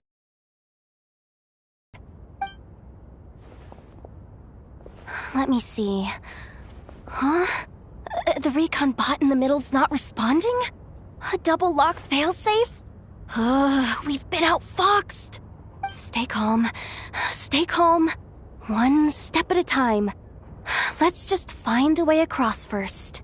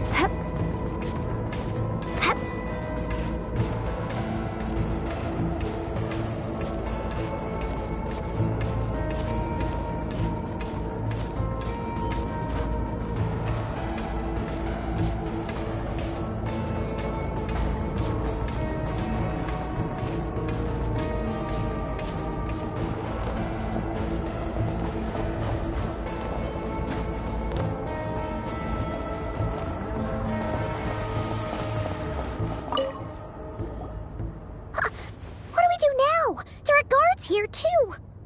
Don't worry. Bots are way easier to deal with than people.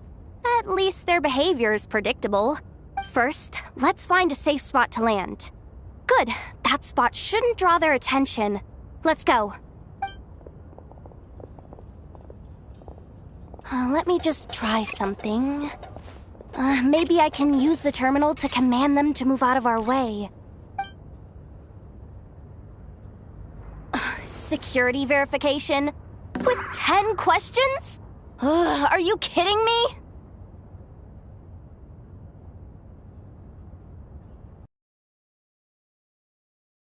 That much? Fine.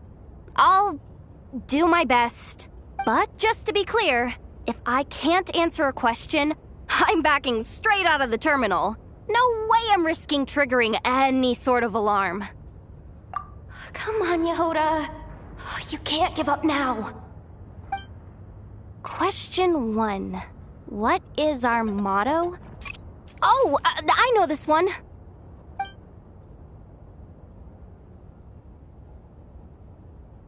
Question 5. The name of the harbinger in charge of this facility. Let's go with, Sandrone.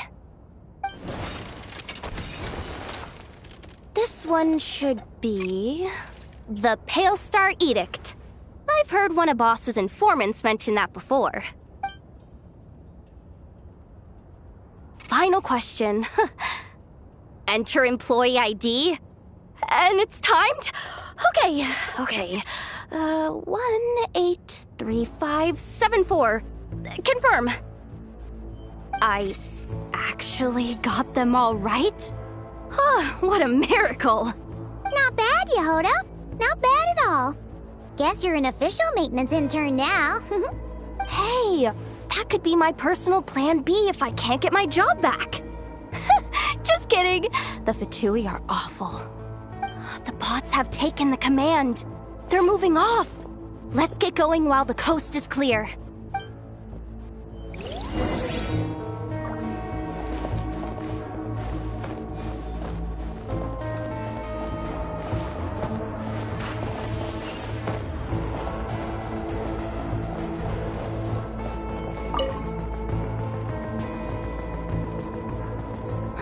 Didn't think they'd even cut off the supply of Kuvaki. They're being really cautious. If we can somehow divert some emergency power into the system, we might be able to force boot this thing. What do you mean by force boot? How do I explain this? It's like dumping a whole bucket of water into an empty pool, so that the little ducky gets to swim around again. You should probably just ask Aino instead. So, we just need to find that bucket of water, right? Paimon thought your explanation was great. Kinda adorable. In a childish sort of way. Hey, you could have just skipped that last part. Here, bucket, bucket, bucket. Where are you hiding?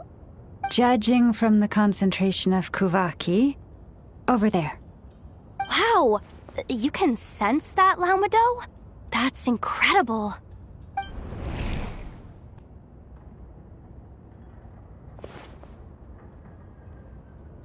Let's move the recon bots above them out of the way first.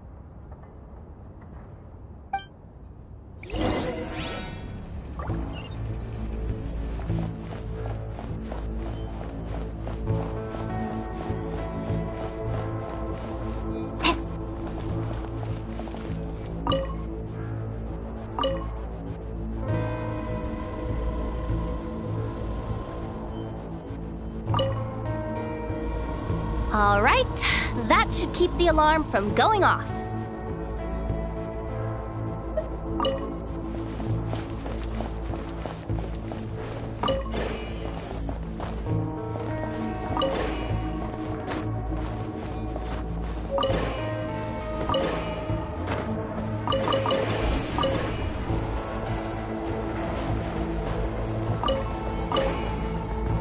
Time to plug in the charging component.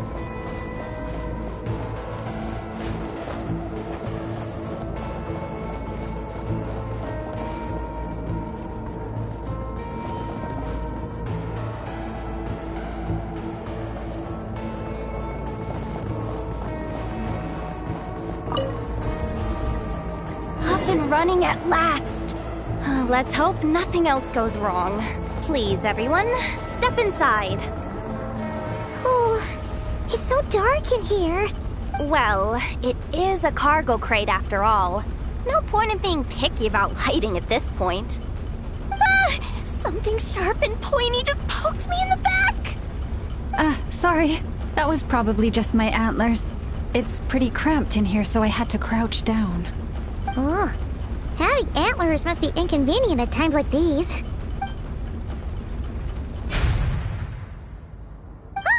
What's going on? Don't tell me something's gone wrong already. Looks like there was only enough juice in the emergency power supply to lift us this far up. Ugh. Awkward.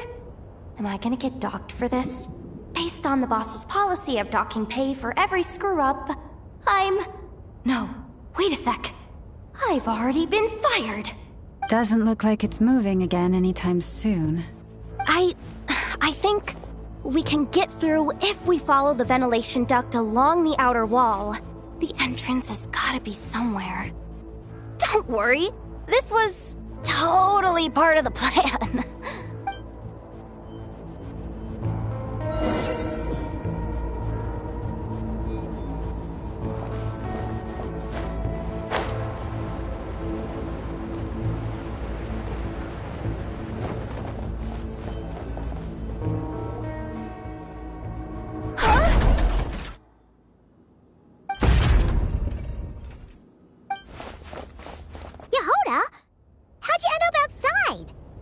Looks like she slipped out at the very last second, just before the gate shut.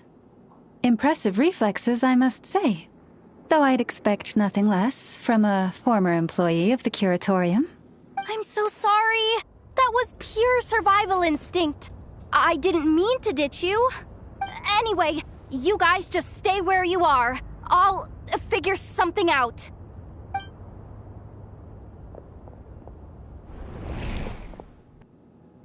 Hey, there's a terminal nearby. Hang tight! Can you hear me now? The duct security protocol has been triggered. The gate must have dropped when it detected a living presence. Wait, so we're trapped in here? I'm checking what I can do from this end. Watch out for the laser up ahead. What laser?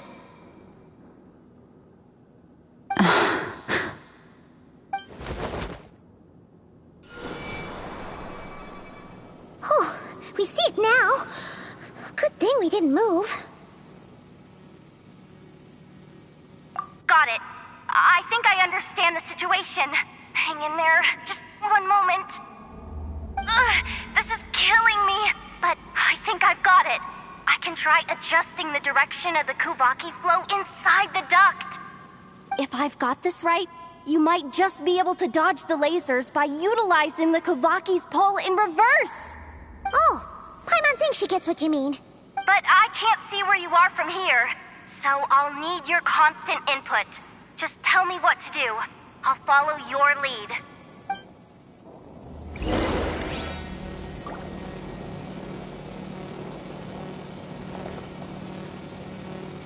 Like this, right? So, wanna grab dinner after our shift?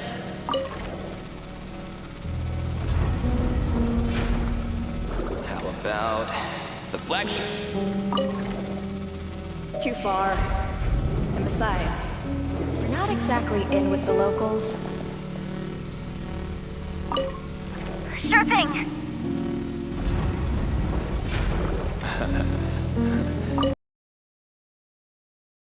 Cafeteria. Brimming with bright ideas, aren't we?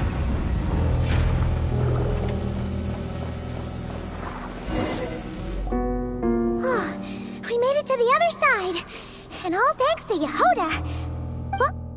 But the gate hasn't opened. How's she gonna meet up with us? Yehoda! No irregularities detected in the duct. Confirm. Confirm. Confirm. Just confirm the command already, you useless excuse for a terminal. You piece of robo-junk, you mindless pile of scrap! What the? Insufficient clearance? Of course, I don't have the clearance! You oversized... Ow! Go with the flow, Yehoda. Go with the flow. If the others make progress, that's great. But you can't bank on it. You've never been one to depend on others. So it's about time you stepped up to the challenge. Deep breaths. Stay calm. My priority right now is getting my hands on a high-level access card. That way, I can override the security protocol. Senior maintenance staff. Only they can access the core sector. But hey, There's always someone careless enough to hide a spare key under the flower pot by the door. Which means there's a good chance there's a duplicate lying around somewhere in the control room. Even if I can't get into the control room myself, doesn't mean I can't rely on some external help. If I can take control of one of those guard bots, maybe I can use it to search for the access card. This is crazy, Yehoda! You're all alone. You've got nothing. And yet, you're charging ahead like fear's a foreign concept.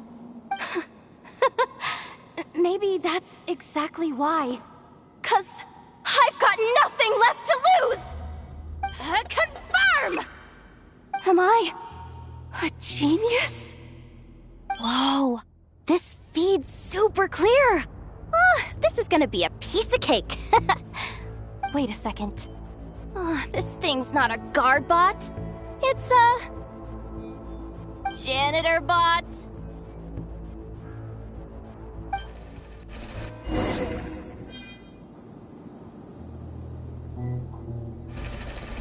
You think Marionette even knows what we do down here? She seems to spend all day either holed up in her lab or out doing the rounds. It's still a mess over there. Go clean it up. Why? Do I need to skim a little off the top? No, nothing like that. Just wondering if anyone would actually notice if we didn't show up from time to time.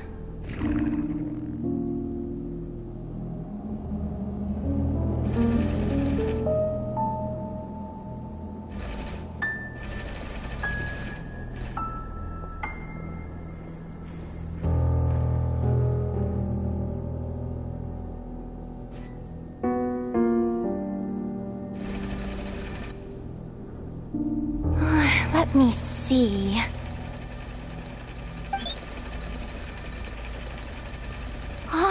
There it is! Hey! Why'd you stop? You haven't finished sweeping that corner. But, I can see the card from here. Guess I have no choice but to swallow my pride and stay in character for now. Sweep up the crumbs by my feet. Yeah, good luck with that. What are you gonna do when they ask for a progress report?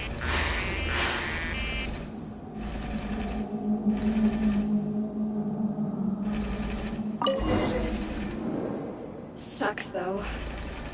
Finance sent somewhere warmer than Snezhnaya, yet we barely get to see the outside world. Gotten rid... Come on. Where's that bot passage when you need it? There! The terminal's just ahead. But will Yehoda be okay? Paimon? She said she'd use every resource at her disposal, so let's have some faith in her abilities. Besides, when it comes to surviving in Nodcry, she probably knows more than any of us. So, they really do believe in me. But how long are we gonna have to stay here? Paimon doesn't want to get caught by the Fatui either. Does Paimon mean the two Fatui in that room? Let me see if there's a way to distract them. Wait, did you hear that? Huh? The alarm? Let's go check it out. This looks like somewhere important, but there's nothing here. Hey guys! It's me! Yehoda, are you okay? I'm fine. I managed to swipe a high-level access card and triggered an alarm to draw the guards off. But we don't have much time.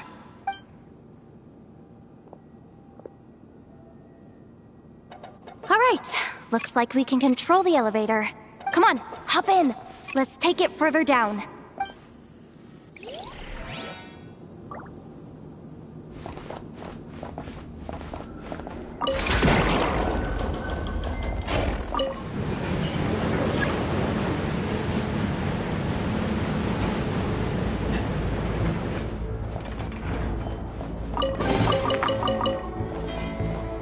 We should be able to use the terminal to move the drawbridge.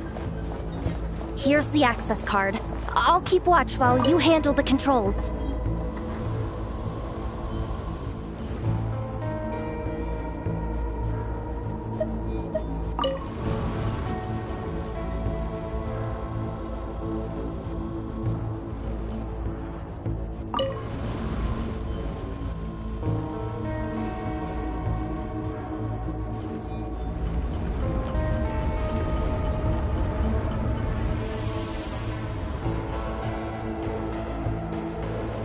Well done. Let's keep moving.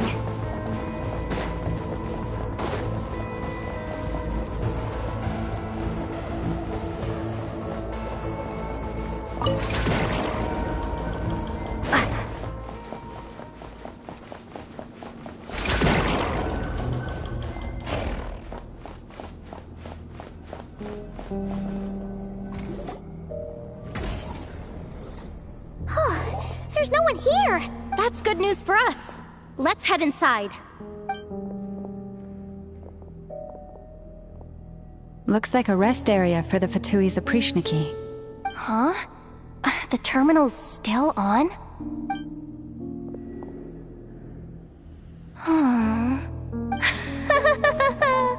Looks like that good news is now half good news, half bad news. What do you mean?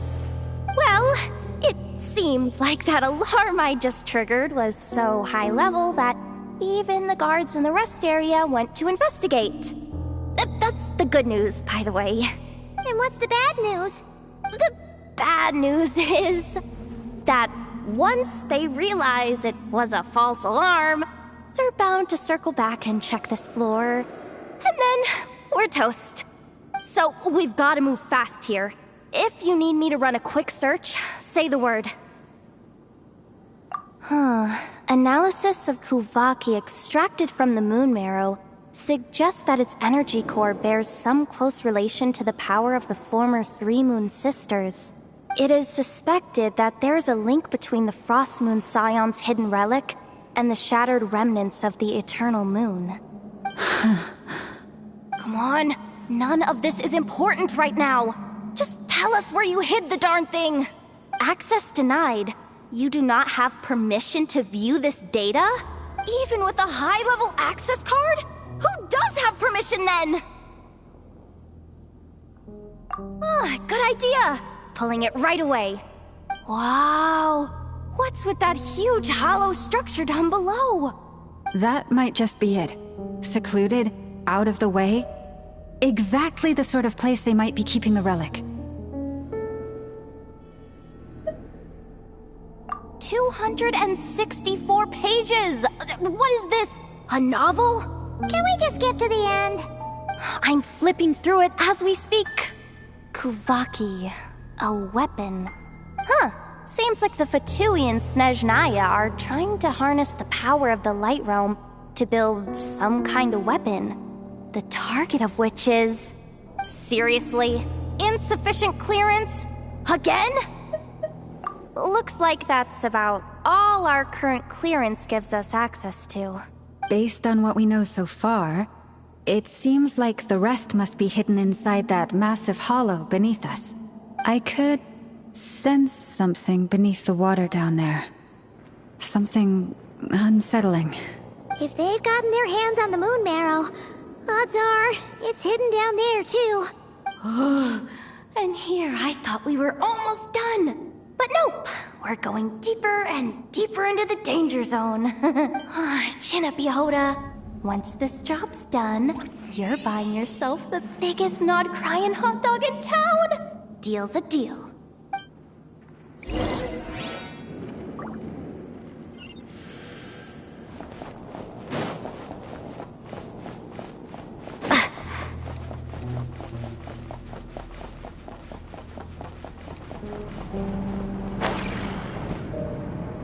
Watch out for that defense bot! It's aiming right at us!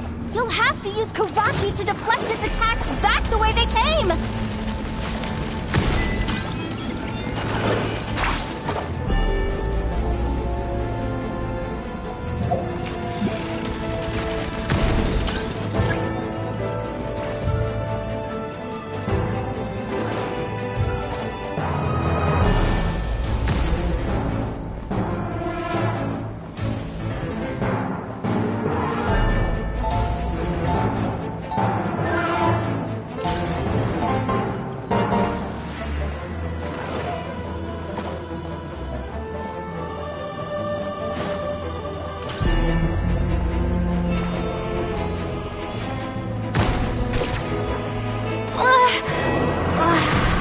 The ebb and flow is over.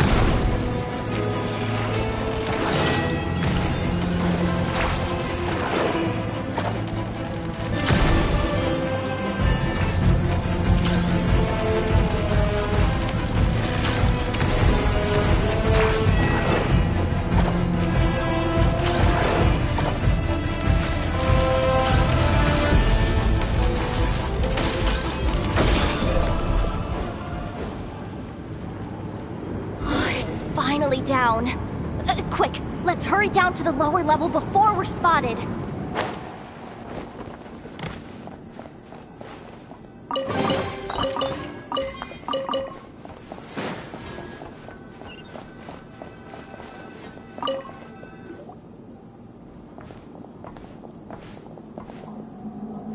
That switch looks suspiciously obvious.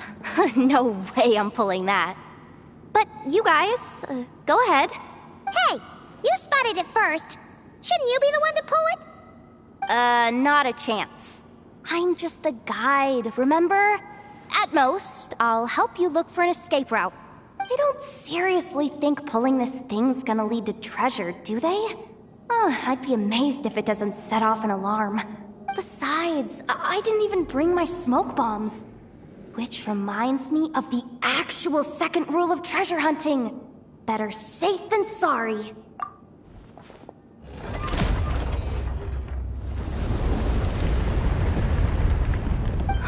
The ground, it's shaking.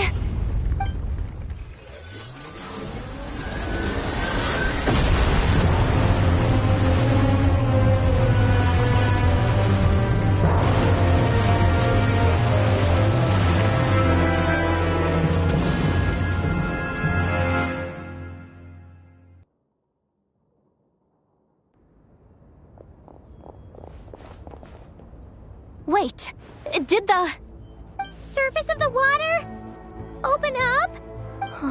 This is bad. This is really bad. I'm getting put on the Fatui's blacklist for sure. Don't worry, Yehoda.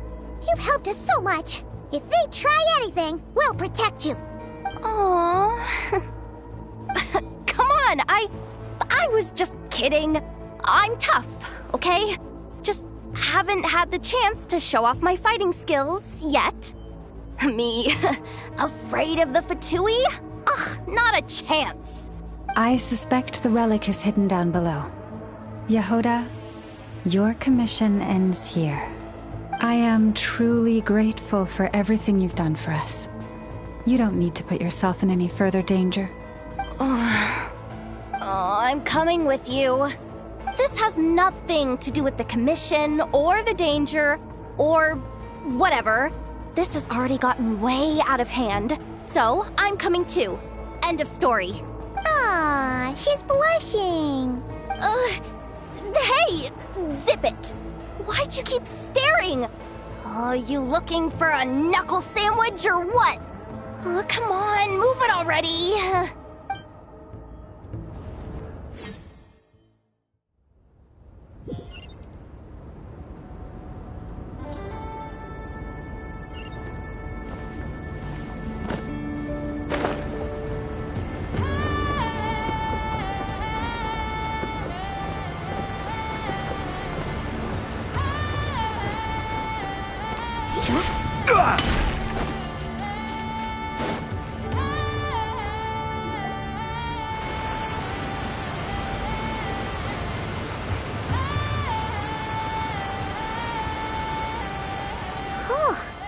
It's really deep down here.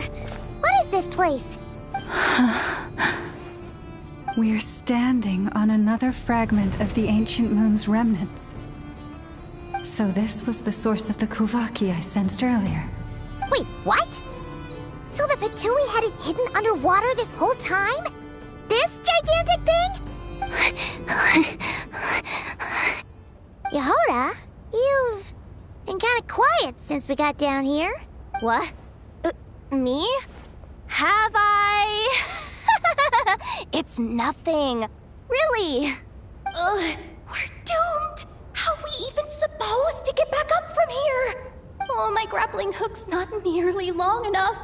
And if someone spots us here after all that commotion, we'll be sitting ducks.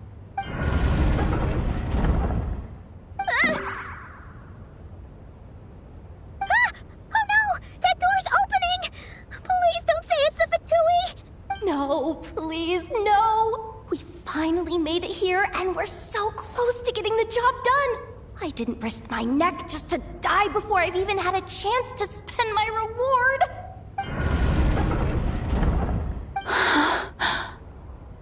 What happened? Why did the underwater barrier open? How could this be? Huh? Lauma? And... you guys... Wilhelmina? What's going on here? Looks like... there's no point trying to hide it anymore. Well, what are you talking about? I thought you might come, but I didn't expect to see you here so soon. Forget it. The Moon Marrow isn't here. You... joined the Fatui? Yes. When? The day I could no longer bear to live a lie. At first, the Fatui wouldn't accept me. But then, one of their harbingers noticed me and said she'd give me a chance.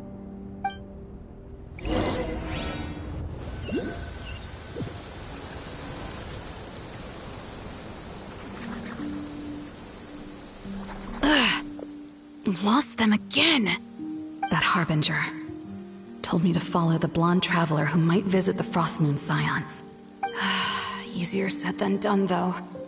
The animals are on alert at night. If they see me, Llama will catch wind of what I'm doing sooner or later. Am I really doing the right thing? No.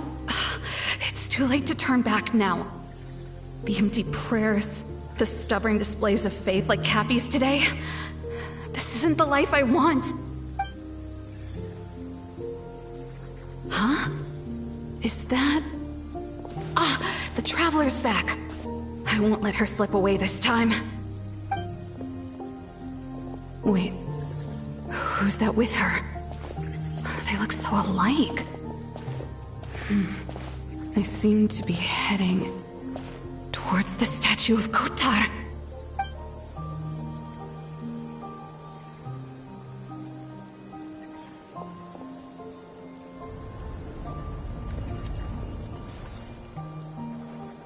They've opened the secret chamber? But wasn't it meant to be sealed? Wait a second. The Moon Marrow! Surely they're not after the Moon Marrow. I'd better go report this straight to... Hold on. If they do actually make it to the final room, then maybe I'll be able to get my hands on the relic. The one thing the Fatui have been after this whole time. If someone's going to take it, it might as well be me. This could be my ticket to joining them.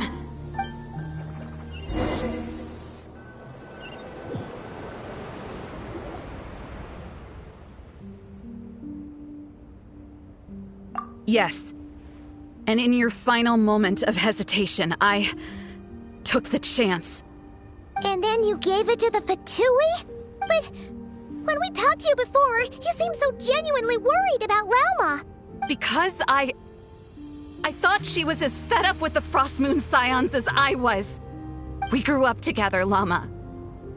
I know you were chosen to be the next Moon Chanter when you were just a child. They never gave you a choice in that. I saw the look in your eyes when you were treating that child. That sense of helplessness. Surely you too must see that this blind, inherited faith of ours is simply holding us back. If our prayers are never answered, then why keep praying? Do they really deserve all of your devotion? Or are you trapped by the responsibilities they imposed on you? So those are your reasons for wanting to leave the Frostmoon Scions? Isn't that reason enough? When we pray to the moon, we do so to show our gratitude for the life it granted us long ago. It reminds us to strive for something higher within ourselves. But I know that's not what you want to hear. You're right, Wilhelmina. I have indeed kept secrets from you. I knew it. You don't want to be the Moon Chanter, do you? No, that's not it.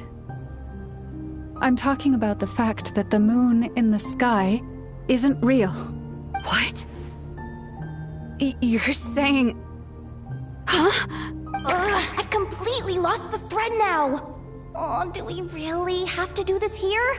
What if a Harbinger shows up? Oh, I'm not cut out for fighting big bosses! The pain you sensed in me was the pain of hiding this truth. If what you're saying is true, then you already knew that the Frostmoon Scions wouldn't believe any of this. Why didn't you just leave like I did? You don't understand, do you? That's the difference between us, Wilhelmina. I care about the Frostmoon Scions. They're family to me. It hurts because I care. And that's why I chose to hide the truth. But now I understand. That was a mistake. My family deserves to know the truth. I shouldn't have tried to hold it all together with empty prayers. Are you trying to say that I only ever cared about myself? There's nothing wrong with that in itself. No one would have tried to stop you from leaving. But you did not have to stab us in the back like this. We've been spotted! I knew it. I just knew it. Oh, what now? If a Harbinger shows up, I'm out of here. No darned relic is worth dying over. Looks like I misjudged you, Llama. I didn't think you had it in you to stand up to your fate. Turns out, you are a great moon chanter after all. But you were right about one thing. I haven't considered Hisi Island my home for a long, long time now. Bosses, time to go. I will change the Frostmoon Scions, Wilhelmina, as soon as the new moon rises. Then I guess I won't be around to see it. Say, Lauma, what happens to those who betray the Frostmoon Scions? May their antlers be shorn with silver blades, and let them be cast into the long night of unknowing.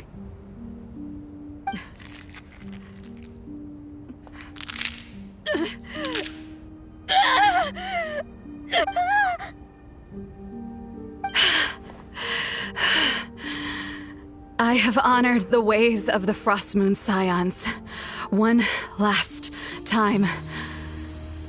Think of it as a gesture of respect, Llama. There they are! Grandma?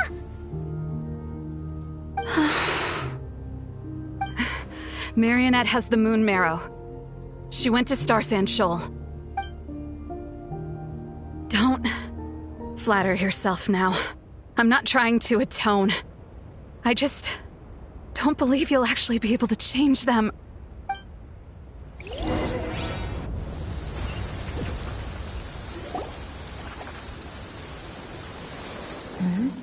An alarm coming from the Experimental Design Bureau. Interesting. Hey, wrap things up and get yourselves ready. Looks like we might be having some guests. Yes, milady. Perfect timing. This job's been boring me to death. Time to test some hypotheses.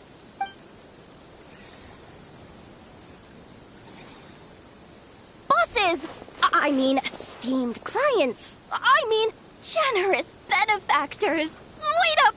Come on! Sure you don't want to consider heading home first and coming back another day? Nasha Town's that way. You are aware that this is the way to... A little ahead of schedule, aren't you? Oh no, it really is a Harbinger this time. Marionette. So you are here after all. Hand over that relic right now. It belongs to the Frostmoon Scions. You mean that thing your antlered turncoat brought us?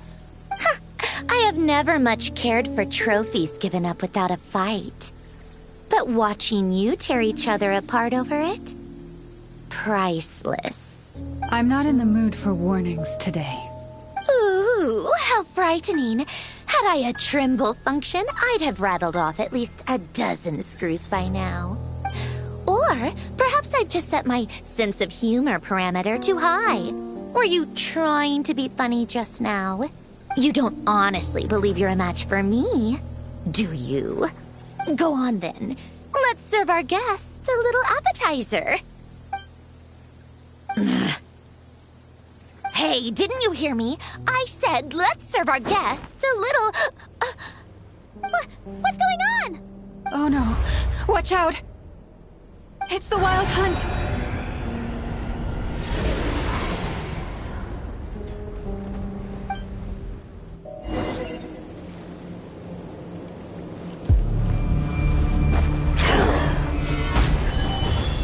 There is no escape. One with nature. Time for a light show.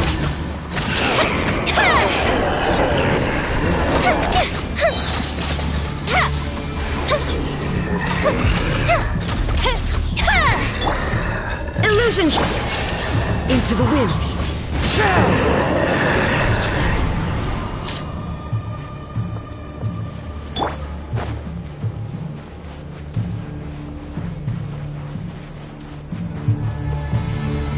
Solidify!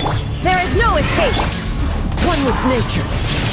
As one with wind and cloud! Into the wind. These things just keep coming! Is there anything we can do? Order guide you!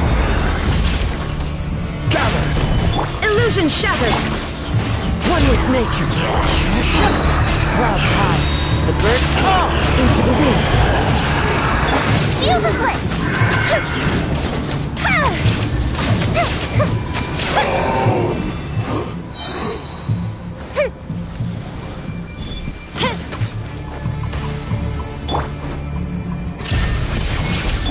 This is order!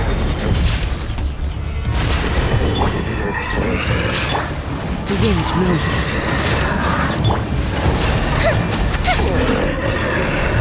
Use that device to steal them away!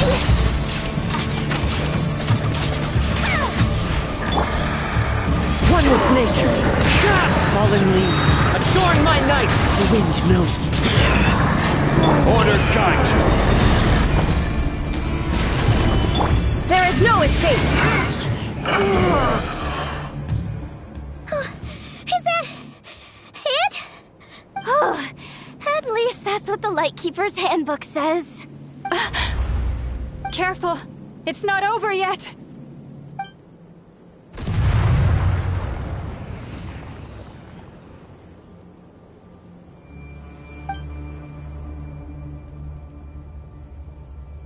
Paimon! Lauma! Yehuda!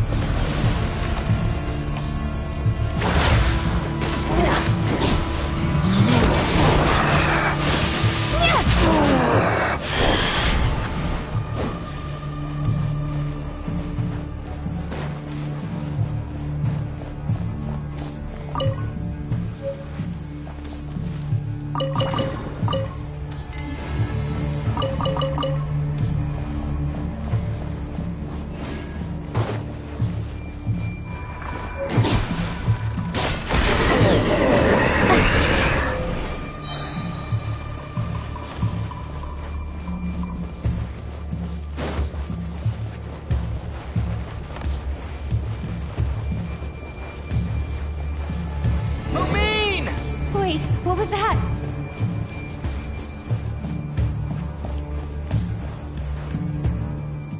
Lumine, over here! Ether! Quick, grab my hand!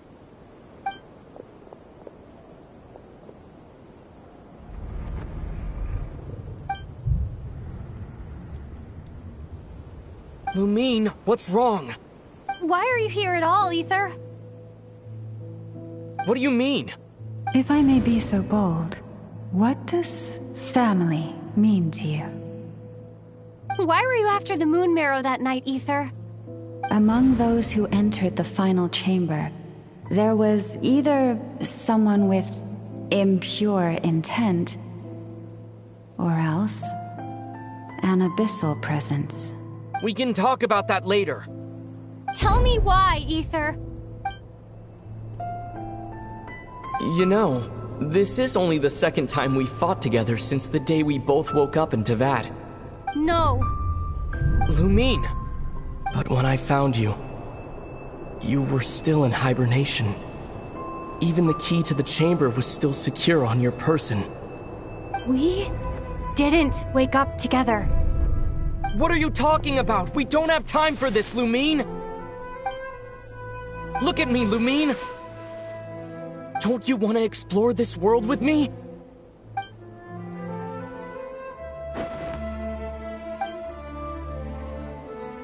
You think I'd lie to my little sis?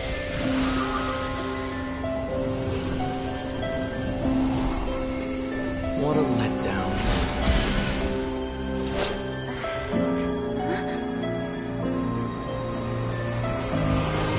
Go get it from me, Lumine. It belongs to me. I never believed it. I didn't want to believe it. That strange feeling that something was off. I wanted it to be real so badly. Even if it only lasted a moment. But you're not my brother.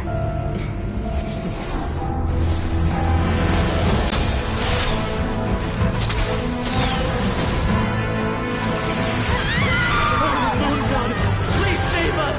Why is this happening to us?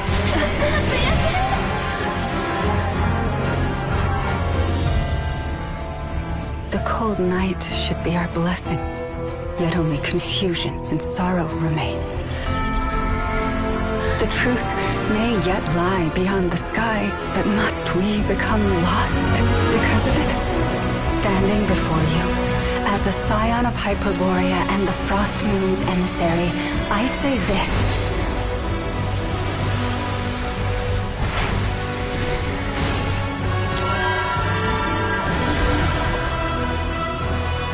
Should the false sky above dim the light of the moon, then from silver blood that flows as rivers, let us weave moonlight anew.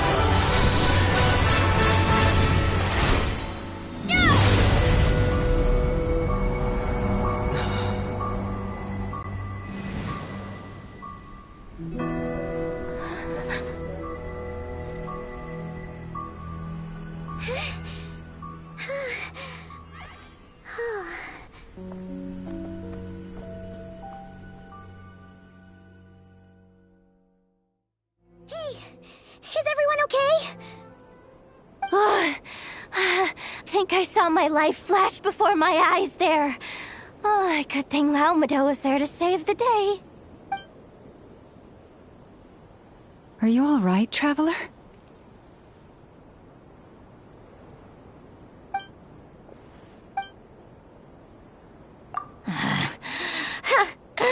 Well, that took you long enough.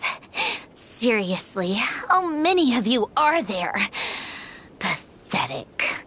Oh no. Oh, I spoke too soon. Totally forgot we still have a Harbinger to deal with.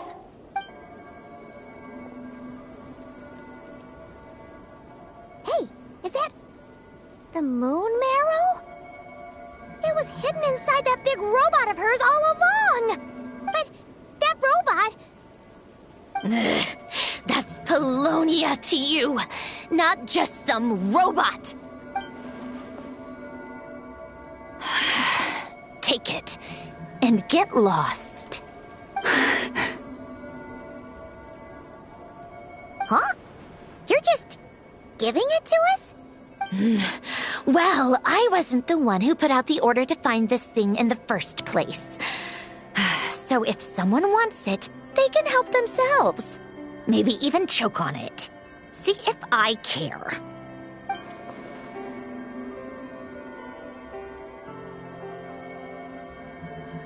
So, are you waiting for me to change my mind or what? I'd be more than happy to pick up where we just left off. But I should warn you, I'm in a bad mood right now. Let's go. Fine by me. Totally, completely, absolutely on board with that. It's finally over. If that doesn't make the most thrilling commission of the year, I don't know what will. Looks like the Fatui are all gone now. Lelma?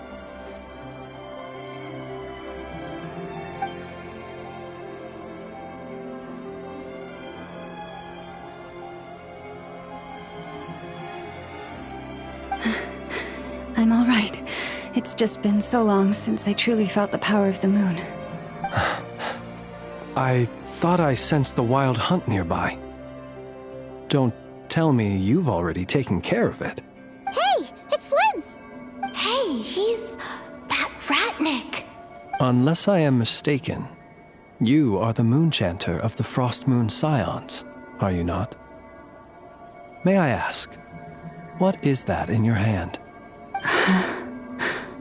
Please, don't get me wrong. I've been tracking the wild hunt lately, and I've come to suspect that its actions aren't as aimless as they might seem. When I saw what you were holding, I could not help but start connecting the dots.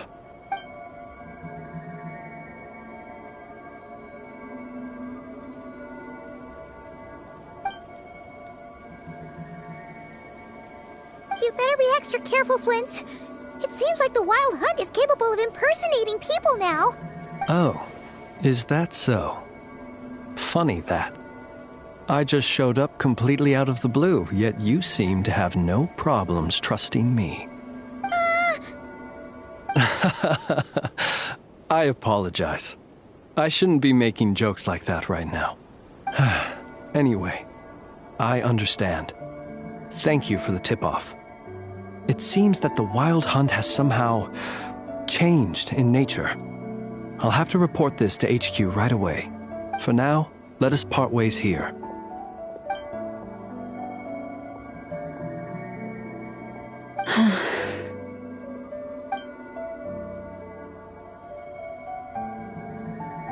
That little joke of his just now sure scared the bejeebies out of Paimon. Are all the Ratniki and Nokrai like that? They're usually stationed in remote areas and tend to keep to themselves. So, it's not surprising they end up a little eccentric? No, he's different. Really? How so? The animals. They've told me they're afraid to even go near him.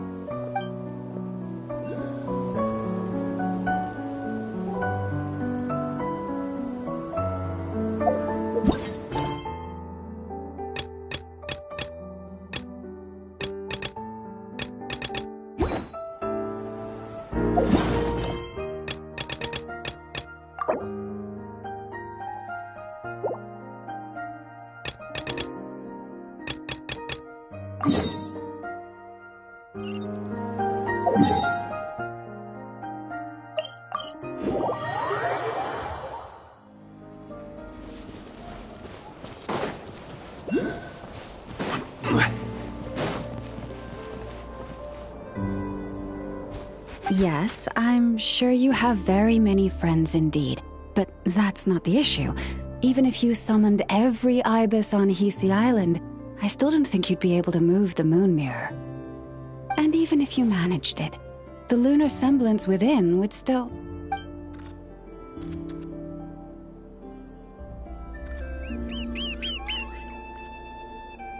Dig it out? You could, but moving the mirror would still pose a challenge, even for you.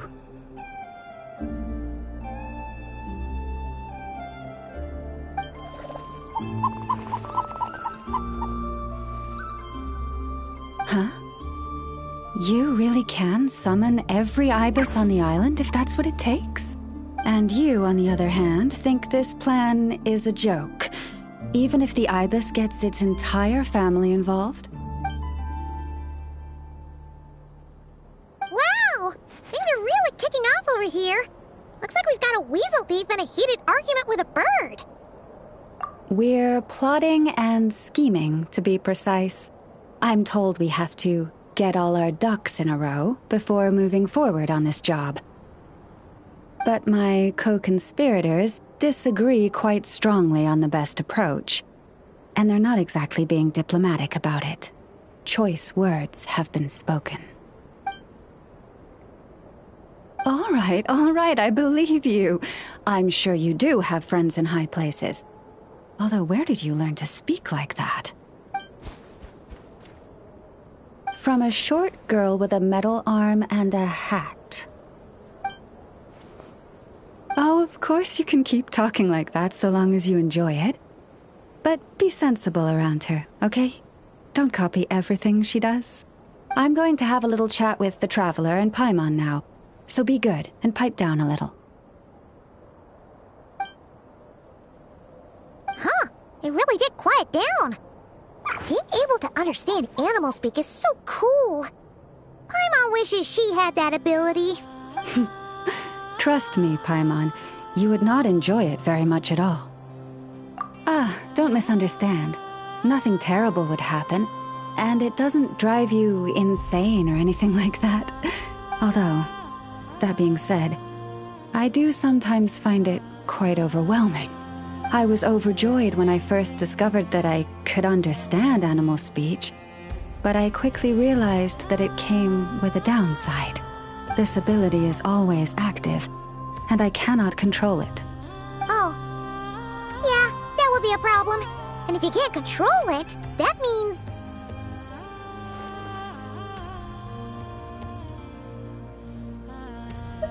Exactly.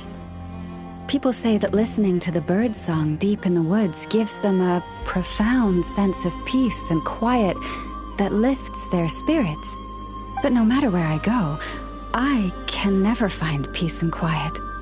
When I stand in the forest, I hear the chatter of the wildcats, the rabbits, the rhyme-horned deer, the chic badgers, and the long-plume ibis.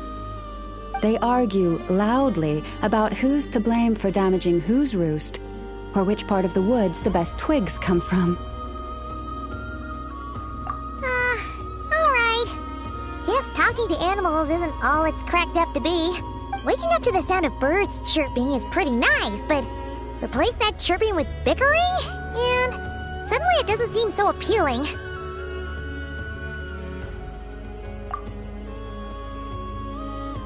As for me, I've lived with it so long that I'm used to it now.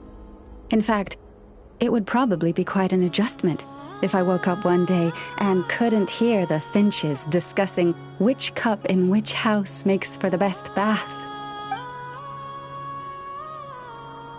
Yes, plotting and scheming. Thank you for reminding me. I got a little sidetracked. Although, now that the Traveler's here, we might just have the solution to our problem. No, just you will suffice. This job involves breaking into a storage room by undoing the seal created with the moon mirror by a previous moon chanter. But for someone of your talents, I'm sure it will be a simple task. Don't worry, I'm sure you'll be fine. Come, let's go.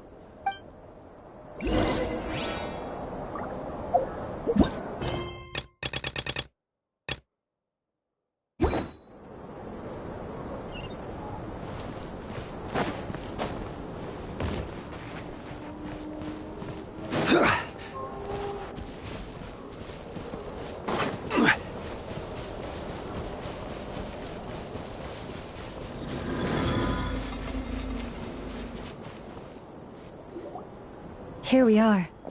What you see now is the moon mirror, within which the lunar semblance is sealed. Oh, must be a pretty precious statue if they went to all this effort to steal it away. Will there be some traps inside? You know, the kind that send arrows flying out if you step in the wrong place? Do not worry. This little one did some scouting for me ahead of time. The seal does not contain any such fatal traps. Oh, nice. That's good to know. And yeah, that sounds like a job for a weasel thief. That's true. Each time I ask it for help, I have to pay it 1 mora more the next time we meet. Huh, what a thieving little weasel! Oh wait, that tracks.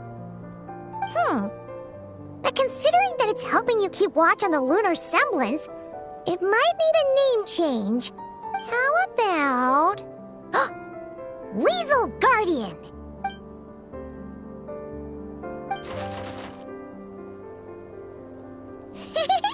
Can't catch Paimon! Paimon can fly!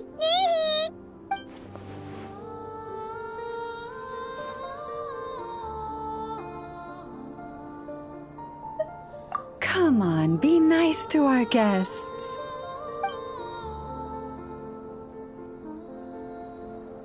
To retrieve the lunar semblance, we need to activate pairs of mechanisms in 2 different locations. So it's a 2-person job.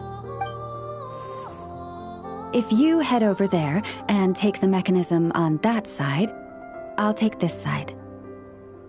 That won't be a problem. I have eyes in the sky. It will keep me updated on where you are and which mechanism. All you have to do is follow my instructions.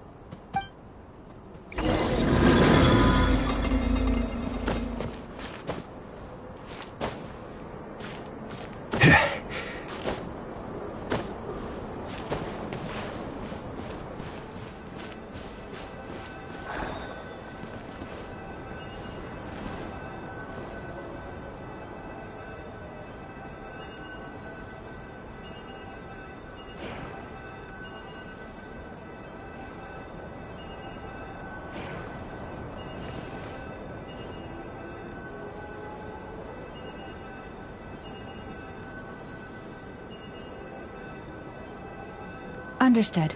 I will retrieve the lunar semblance now.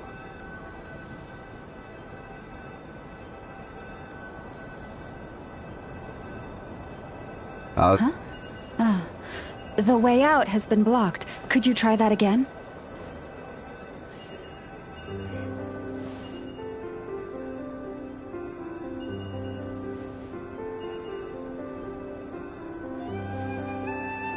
Understood. I will retrieve the lunar semblance now.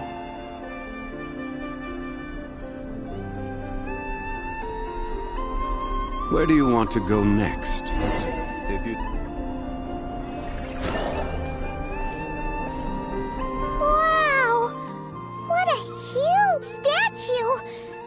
Yeah, no amount of birds or weasels is shifting that. They probably couldn't even get past the mirror. So, Lauma, just how valuable is this statue anyway? In terms of Mora? Not much, I suspect.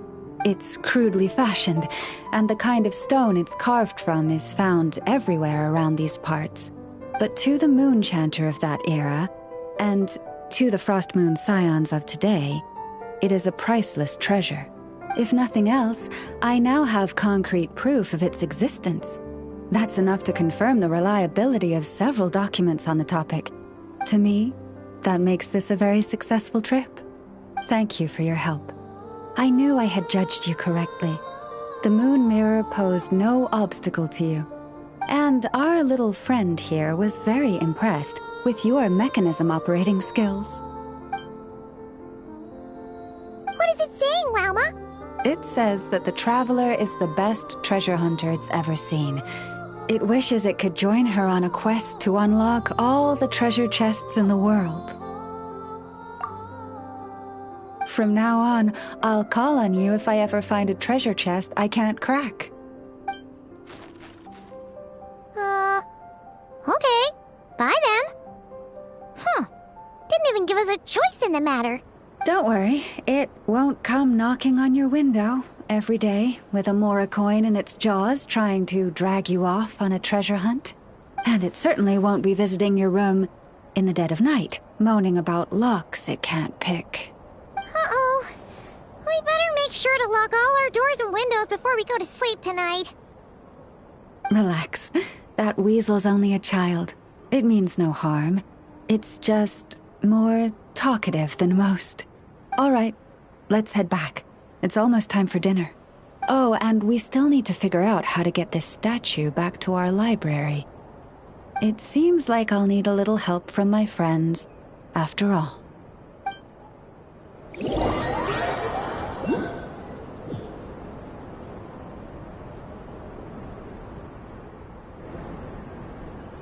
Just here will do.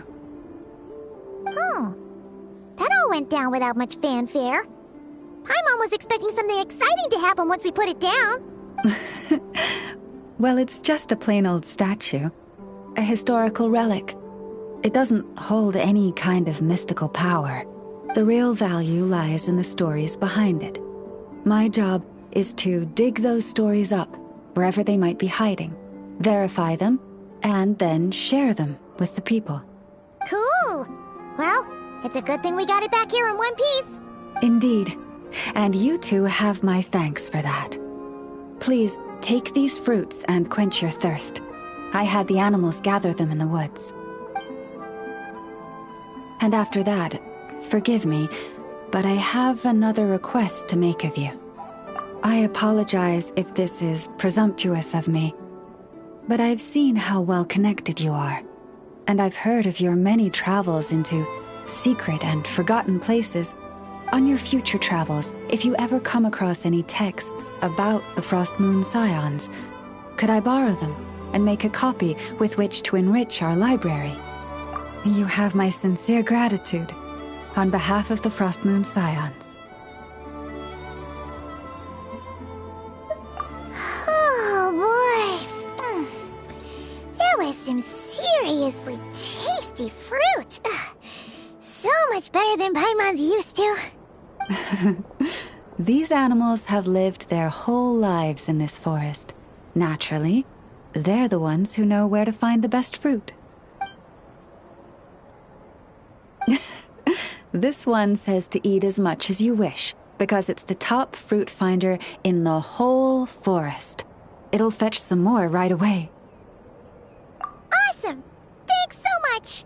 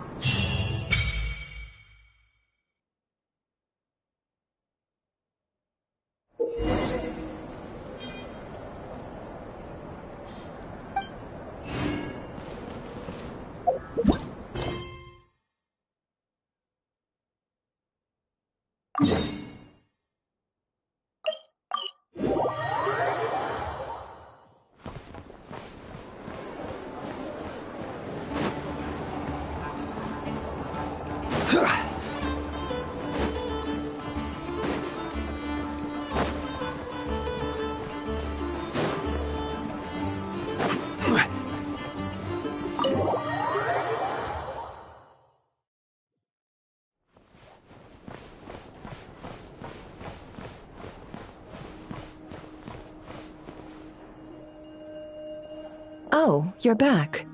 I just made you all a pot of tea. Better drink it while it's hot.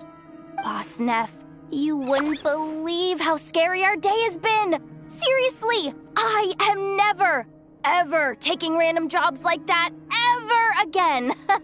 You hear me? Oh, come on now. You even faced the wild hunt and lived to tell the tale. What's left to be afraid of? Wait a sec, how did you? Oh, right. Like you told us before, your business is dealing in information. Huh? Boss Neff, the teacups. Why is there one missing? Did you think I wasn't coming back? My. How could you think that of me? You know the rules. If a member of staff wants tea, they pour it themselves. Your cup's sitting safe and sound right there, in the cupboard. Member of staff? Does that mean you're accepting me back? Wasn't that the deal? Boss Neff! You're the best boss ever! You never change, do you? Everything turned out fine, no? You found exactly what you were looking for. Yet there you are, sulking away as usual. Nefer, that medicine we discussed before, the one for congenital Kuvaki sensitivity, I need you to get it for me. And how do you expect me to find something like that for you in the middle of the night? You'll have to wait till morning, at the very least. I need it right now. All right. I'll see what I can do. But you know urgent means extra charge, right? Thank you. You know what? You do seem a little different. In a good way? Or a bad way? Who can say? I'll take it either way, so long as you don't start making a habit of asking me for ridiculous favors.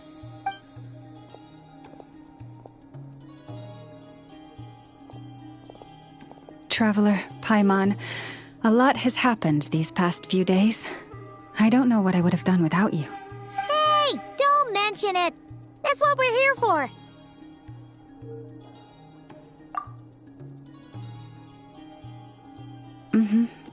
You're right. And tonight, I'm planning on telling them everything. Tonight? Isn't it a bit late already? The moon shines brightly this night. What better time for the Frost Moon Scions to usher in a new dawn for truth?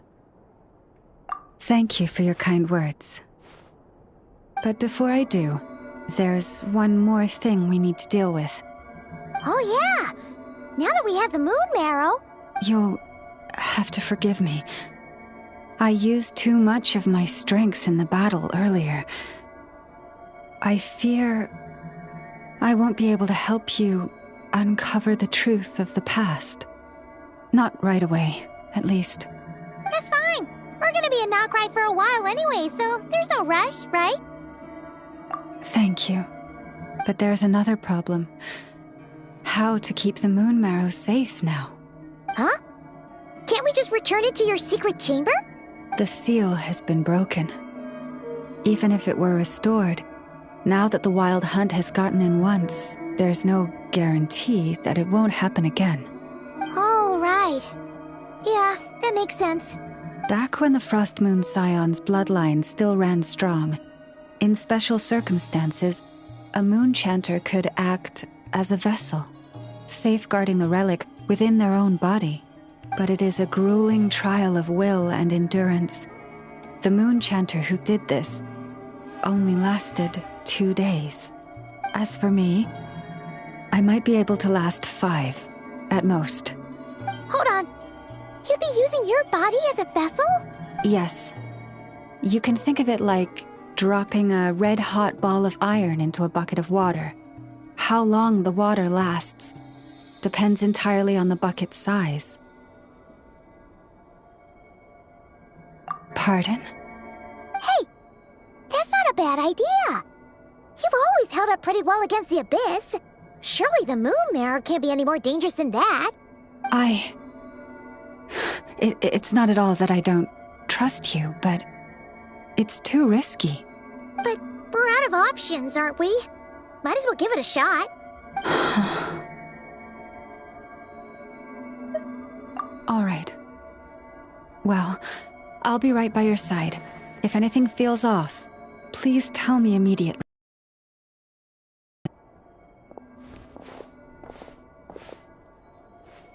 Here, hold it in your hands. Feel its power. Imagine you're a lake, a cluster of stars. Let the moon become a part of you. Whoa! It went into your body! How is that? Are you feeling any discomfort?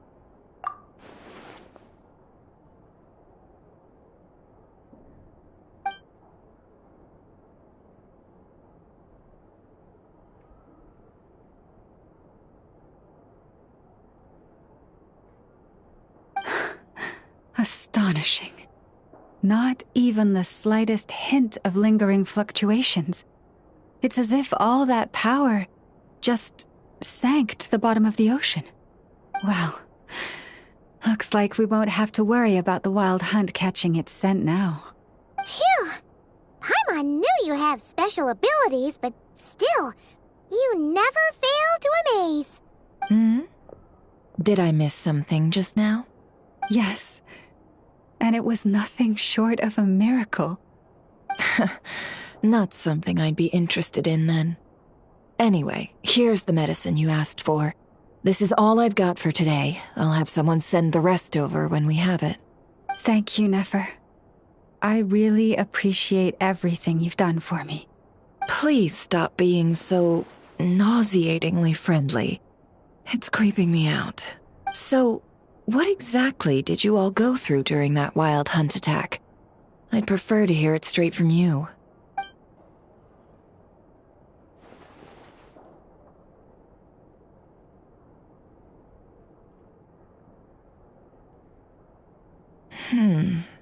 A phantom that can mimic the appearance of others.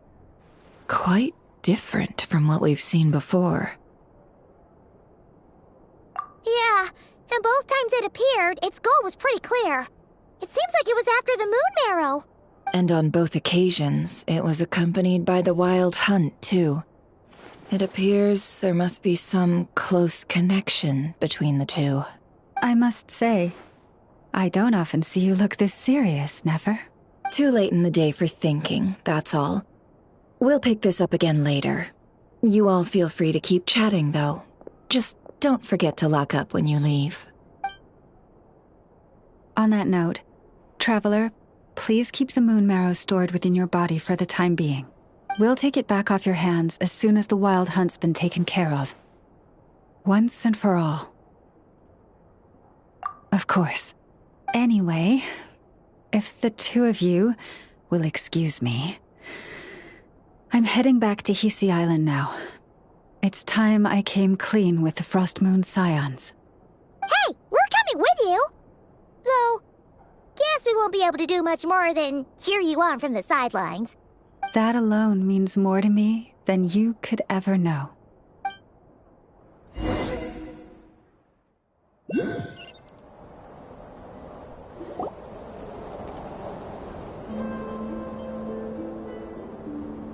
What's going on?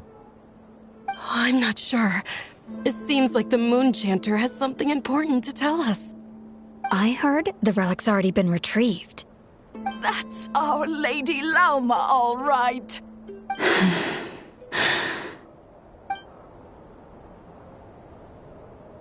Noble scions of the Frost Moon, my kin beneath the moonlight, I hereby declare the truth to you. Long have our ancestors looked up to the Frost Moon, guided by her serene light. Yet now, she lies hidden beyond the limits of the sky. And so, Lauma began to reveal to the Frost Moon Scions a truth long hidden within her heart. A story of a false moon and the death of gods. Kutar was indeed born of the moon. But that does not give us the right to reap without sowing, nor clothe ourselves without the toil of weaving. As she spoke, some who listened were stunned into disbelief, while others seemed to awaken as if from a dream. From this day forth, the road shall be paved with truth, and we shall pave it ourselves.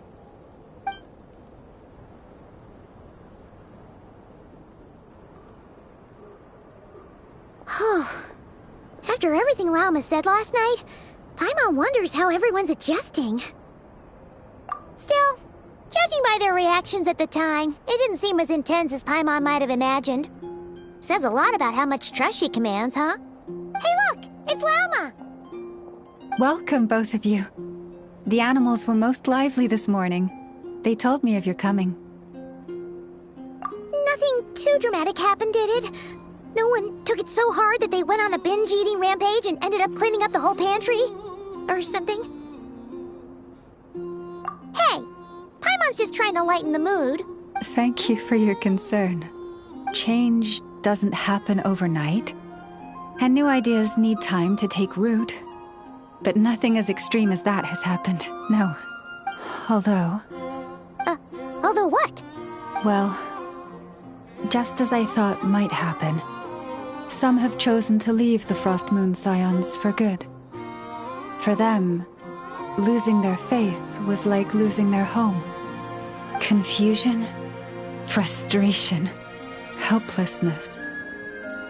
I saw it all, reflected in their eyes. Oh. I respect their choice.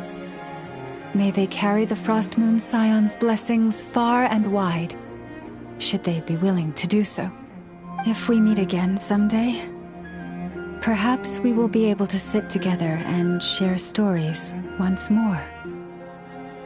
Others sought me out afterward, though, and thanked me profusely for sharing the truth with our people.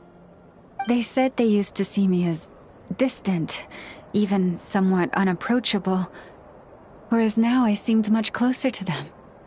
Like a friend, or even a family member. Sounds like a win overall! Paimon thinks you did the right thing, Lauma. Thank you. Though, I wanted to ask, do I really come across as distant? Well, maybe just a little. To people who don't know you, you are kind of tall, especially if you consider the antlers. I see. That's a bit of a hard one. My antlers tend to grow under the moonlight, so I can't quite help it. It brings me comfort to hear you say that. By the way, how has your body been adjusting to the moon marrow? I'm glad to hear it. I've also suggested to Nefer that we meet within the next few days. We need to figure out how to counter this new manifestation of the Wild Hunt. But for now, let's just relax. I want to enjoy this feeling a little longer of finally living on the bright side of the moon.